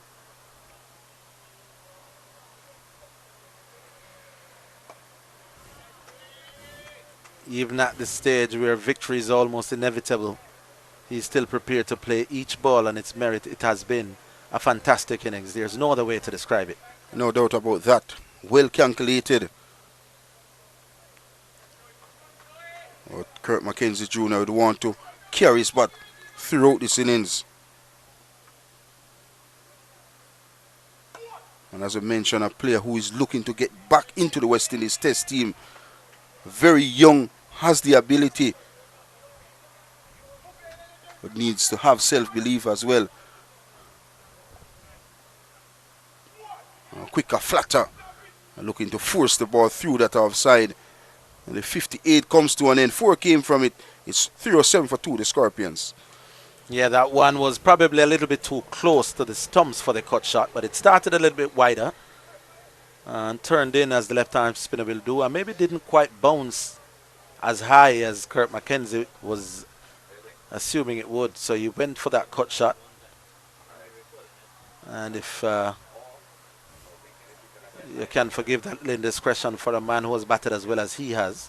123. The Scorpions now require 17 as Carlos Brown will continue to take strike. He'll want to come maybe 20 not out. You don't want to get out in a situation like this. Oh, he is hitting over the offside. Didn't quite time that one, Marlon Pinnock. Not at all. And lucky he got 2 runs in the end and brings the total closer. 15 runs away. And 309 for 2 now, the Scorpions. But this is now when Barbados Pride looking to attack. Did that batsman or that fieldsman at silly mid-off get some damage to his fingers? I think he got hit with that shot coming in from Carlos Brown. He's holding on to his hand. The spectators are not happy. They feel this is gamesmanship on the part of Barbados. They feel that this isn't necessary, but if you're hurt, you're hurt. I think that's a substitute fielder. Young Brathwaite on this occasion.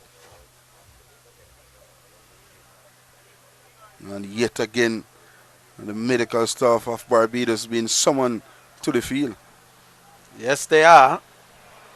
And we understand this. Barbados may be already accepting the inevitable, but they are saying, well, we'll maybe just frustrate the Jamaican crowd for a bit. I'm sure if Barbados needed time against the clock, needed wickets, say 2-3 wickets to get, the game would be going on right now. But it's all part and parcel of the game.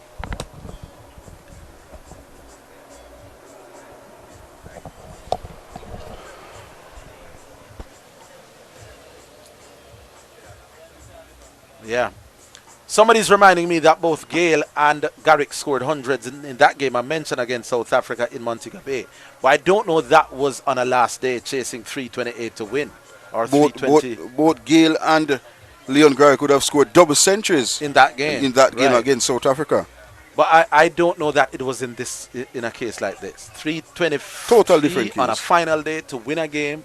I can't remember the last time Jamaica looked so professional on a last day with a big total to chase, and up to this stage losing only 2 wickets. For somebody who's watched, and I'm not saying it hasn't happened, because somebody will text my phone soon and say, well, it happened in 1979, and but I'm just saying it doesn't happen often, to be on the safe side. I remember that game. I was actually listening to the game on the radio. I remember both openers got in double century.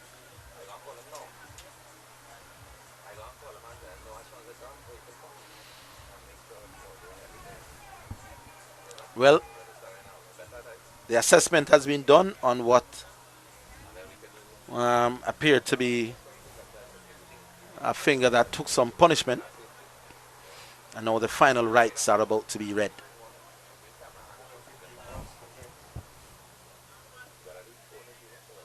So there's a slip. There's a forward short leg.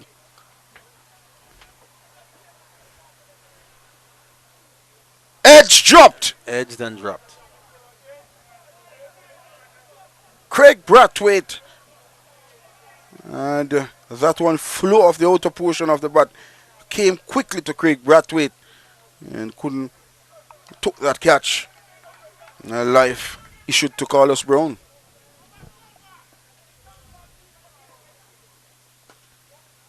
Punch sweetly off the back foot from Carlos Brown. Touch of elegance there, Harvey Liggins. Yeah, when you see him playing shots like that, you understand his talent. Very easy on the eyes, Carlos Brown. And sometimes destiny works out in your favor. The word is that had Brandon King been fit, he wouldn't have played. But he's now saying to the selectors, drop me at your own peril, because he did get a very important 61 that kept Jamaica just 6 runs away on first innings. That was a hike. Gets an inside edge out towards fine leg, but that was an ugly looking shot. It could be a third. It is a third. Well, not the best stroke coming in from Carlos Brown. A much technical player than that. Maybe something chipped into his brain. With 3 more runs to the total. Seems a little more nervy than he really should be. I mean, at this stage, it should be just knock it around and take your team home with 13 to get. Acres of space on both sides of a wicket. Yes, but he seems to be just a little nervy, maybe the word. Just 13 to get.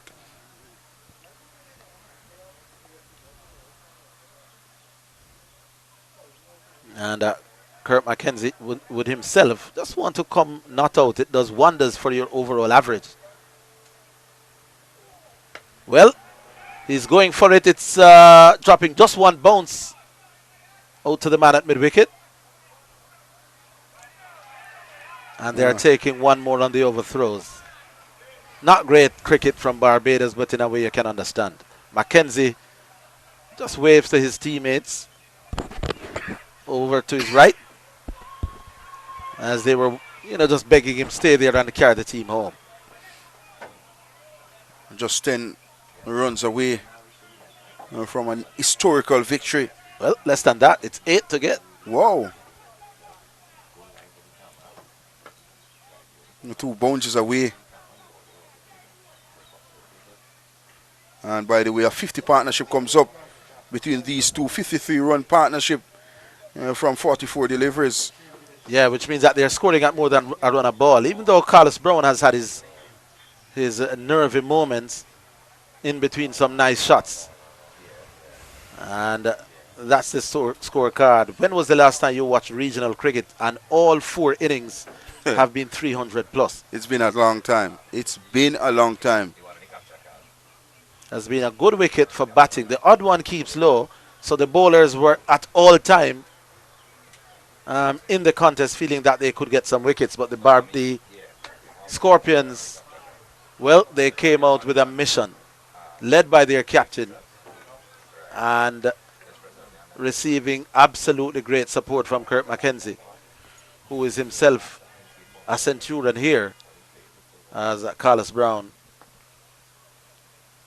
will face up to Warwick.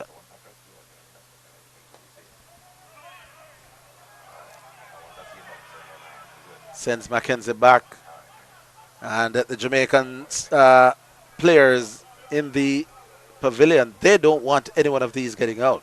I mean, victory is a foregone conclusion, but you'd never ever give any wicket to the opposition. You grind their noses in the dust, Marlon. Hard cricket, we're not giving you anything. When you look at those figures for Joel Warwick picking up a 5-wicket haul in the first innings, but look at this. Expensive. Into his 13, none for 60.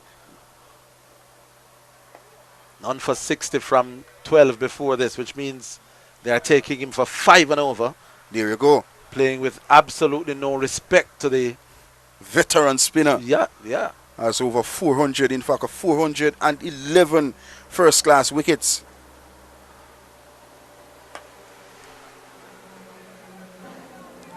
And this is its 107th first-class game. Yeah, he's been around the block a little.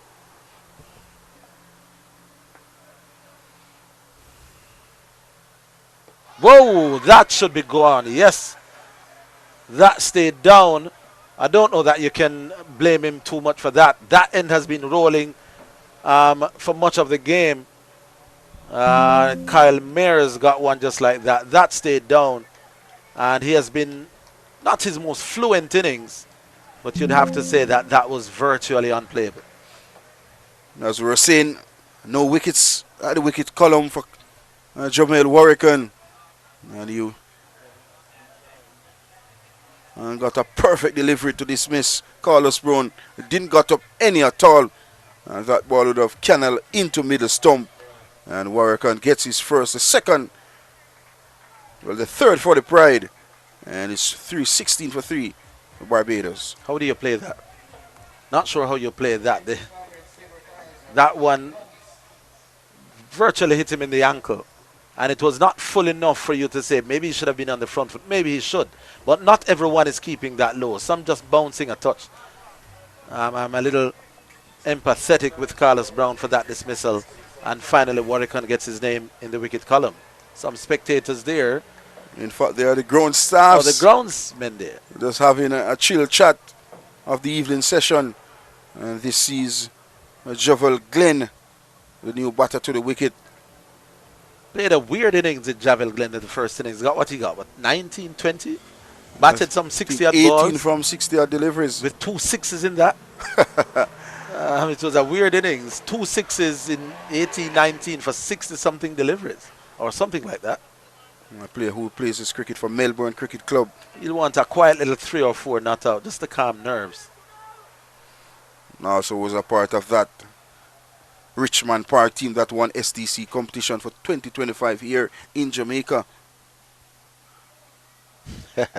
Some gamesmanship been displayed here from Jamel Warrican. Why not, Jamel? Why not? Let him wait. Still 8 runs required for victory for the Scorpions. The thing about Javel Glenn, he doesn't mind a contest. He's one of those cricketers who probably gets better the more you make him feel that the battle is on.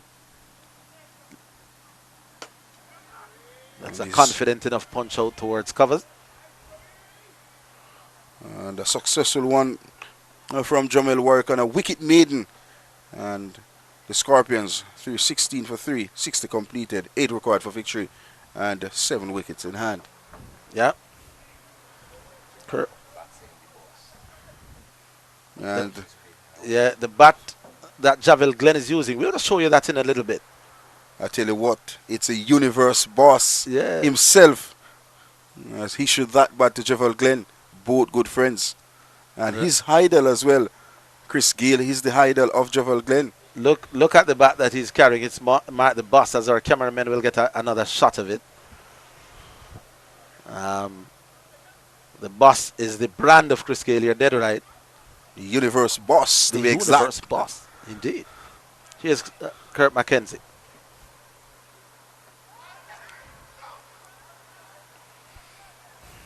Joshua Bishop to continue.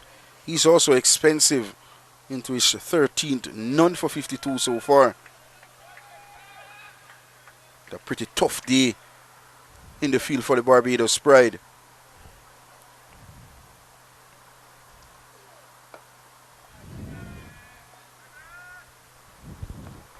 Barbados feel as they keep believing. But I think that it's going to go the Scorpions' way. This one is seeing Kirk trying to just whip it around to the leg side. But he'll have to be content with going back without scoring. Going back to face without scoring, that's what I mean. But if you look at the approach of the Barbados Pride, when John Campbell and Kurt McKenzie started their innings, they started with the field deep, allow John Campbell and Kurt McKenzie to settle in. And since they have settled in, it's a different kettle of fish. Have been dominated by the Scorpions. Punch off the back foot, beautiful shot. A great dexterity from Kurt McKenzie Jr. Yeah, the total 320 now for 3. Harville just a boundary away from a historical victory for the Scorpions. Yeah, Kirk Mackenzie continuing to do what he does. That one was short, and he didn't try to keep that down. You could see him just using the bottom hand to hit up over the covers. 4 runs, and now he deserves to hit the winning run. Well, that is it. That is gone. That is out of here. That's gone for 6. And he raises his arms aloft, gets the congrats from his teammate, and a hug from Karl Myers. Good to see. It was a brilliant innings, ending with a brilliant shot. And it's a brilliant victory for the Jamaica Scorpions over a very spirited Barbados Kings. And look at what it means to the Scorpion. Look at the dressing room celebration all around. High fives. Well, this knock from both John Campbell, the captain, and Kurt Mackenzie Jr. was one to remember. They batted smart, they batted intelligently, and as we mentioned earlier, an historical victory for the Scorpions here at Chedwin Park. Yeah, I've been following first-class cricket for a very long time, and again I must say thanks to all the people from around the region texting in to say that they like what they've heard. We are happy to have brought it to you. It has been maybe one of the better games of cricket I've watched at the first-class level. The fact that the Scorpions won would have made it even sweeter for us as Jamaicans. But Barbados, they played excellent cricket. Remember, they declared John Campbell there, the captain, has a right to be dancing away. He played his part. And Kurt Mackenzie played his as well. Don't forget Kevin Wickham with back-to-back centuries. It has been a game that had everything. Runs, wickets, some excellent feeling, some not so great feeling, some drama. Always a tight contest until the 4th innings when John Campbell and Kurt Mackenzie basically took the game away from Barbados. Marlon Pinnock, it has been an interesting 4 days, well, 3 days for me. But I can't say that I would have regretted it. Coming back to first-class cricket and in the commentary box, I can't say I regret it. On behalf of the entire 360 team, we'll just want to put a cap on things as we go to see the team just greeting each other and greeting Kurt Mackenzie from his teammates to say, well played. And the Barbados Pride team should feel absolutely no embarrassment at this. They play their part in making this a riveting contest over the 4 days. That's one of the St. Catherine stalwarts. And a great game of cricket ending in a manner befitting the home side. But like I said, the Barbados Pride has nothing to be ashamed of. That's it then until Sabina Park next week, or Village from Chedwin Park.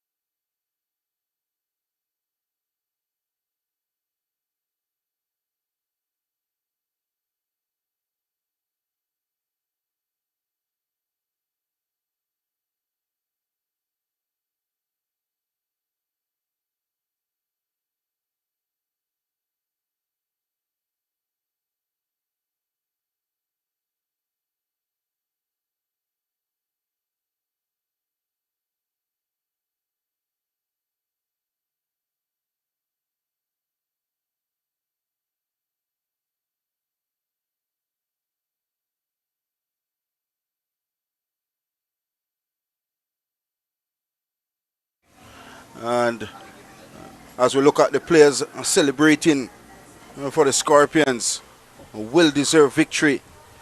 And John Campbell leading from the front and showing a mature innings. And Kirk McKenzie Jr., he was also outstanding, batted like a man with a mission. And the mission has completed with a 7-wicket victory over the Barbados Pride. And we are awaiting an interview with the player of the match and also the man of the match. But credit again to the Scorpions. They have played a magnificent cricket throughout. And a calculated innings from the Scorpions. They batted with a purpose and they paced the game. And at the end of the 4th day, they have executed and gotten a win over the Barbados Pride. So stay tuned, and we are waiting on the interview with the player of the match, and then soon after, the man of the match.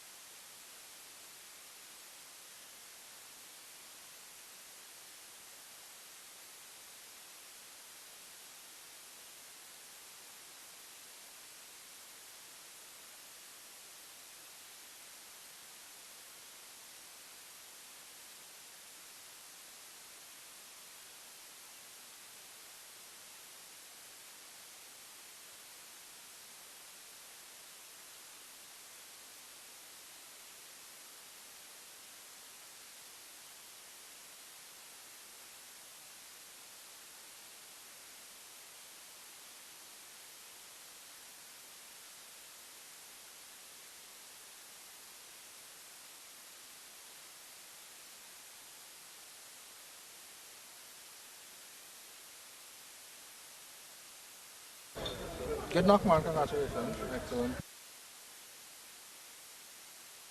Big knock. You're staying right there, right? Don't move. Yeah, go ahead.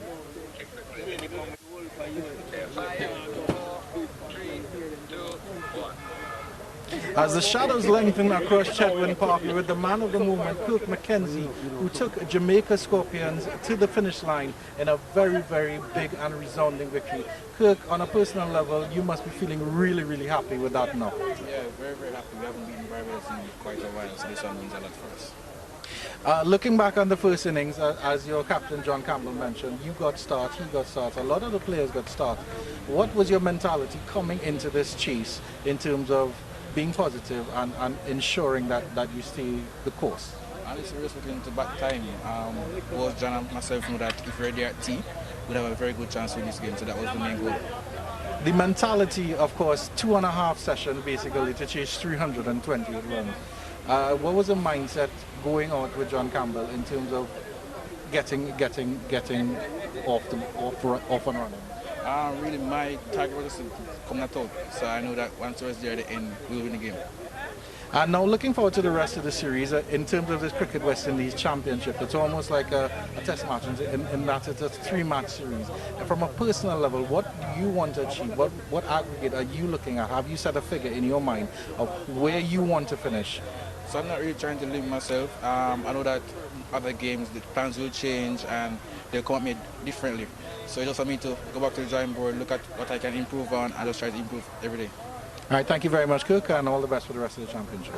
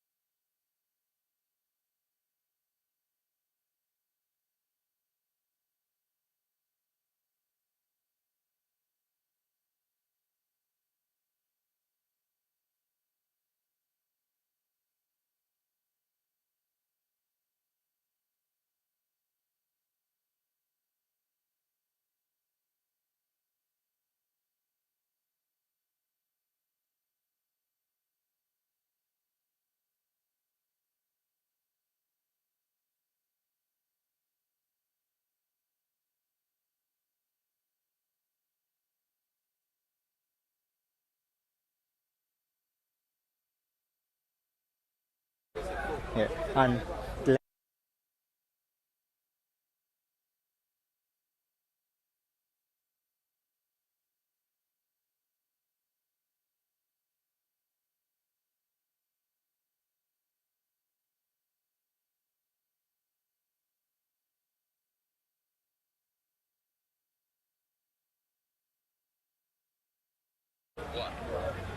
After 4 days of wonderful cricket here at Chetwynd Park, unfortunately one team had to come out on the losing end, and it's Craig Braffett and the Barbados Pride, unfortunately, who went down by 7 wickets. Craig, the loss might be a little bit fresh in your mind, but certainly there are positives that you can take. Yeah, a lot of positives.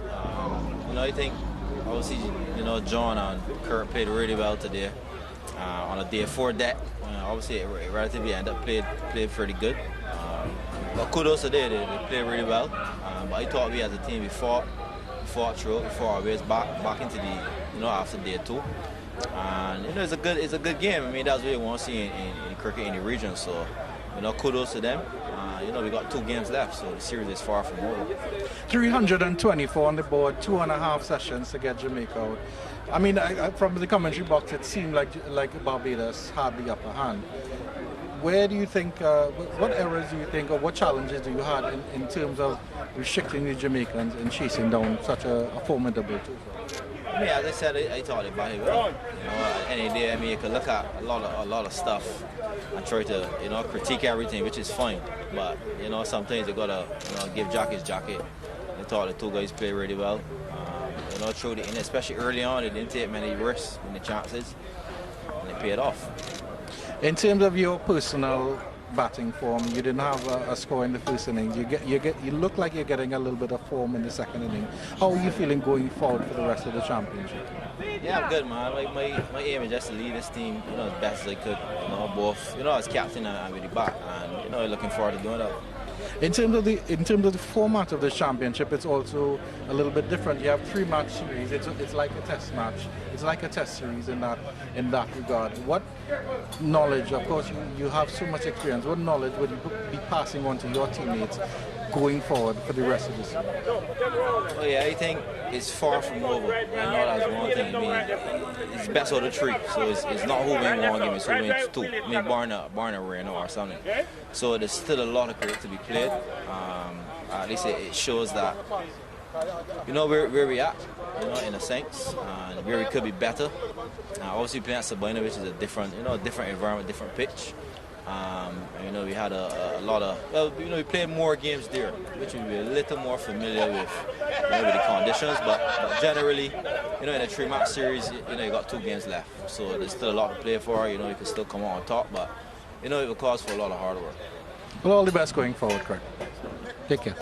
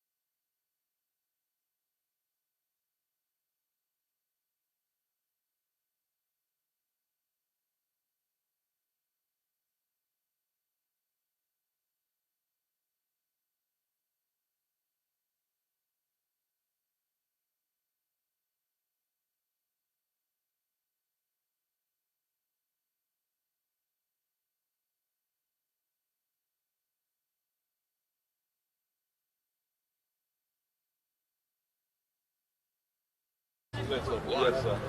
Thor, Zeus, Hercules, and Kevin Wickham. What do they all have in common? Well, they're all immortal characters, except Kevin Wickham is a living, breathing cricketer for Barbados. Kevin, congratulations on your personal milestone. Commiserations on the loss. Thank you, man. I appreciate the start over. Is life. But Andrew still got to try you. Yes. They probably come off by his live. You can't do the height. Oh, I didn't know that. Yeah. Live, straight point, you can play same time.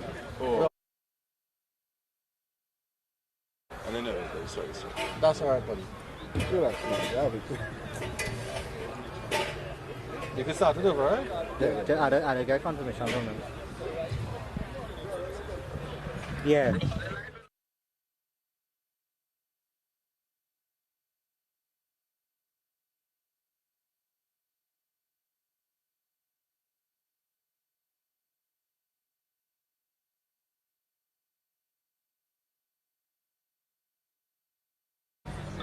Stop.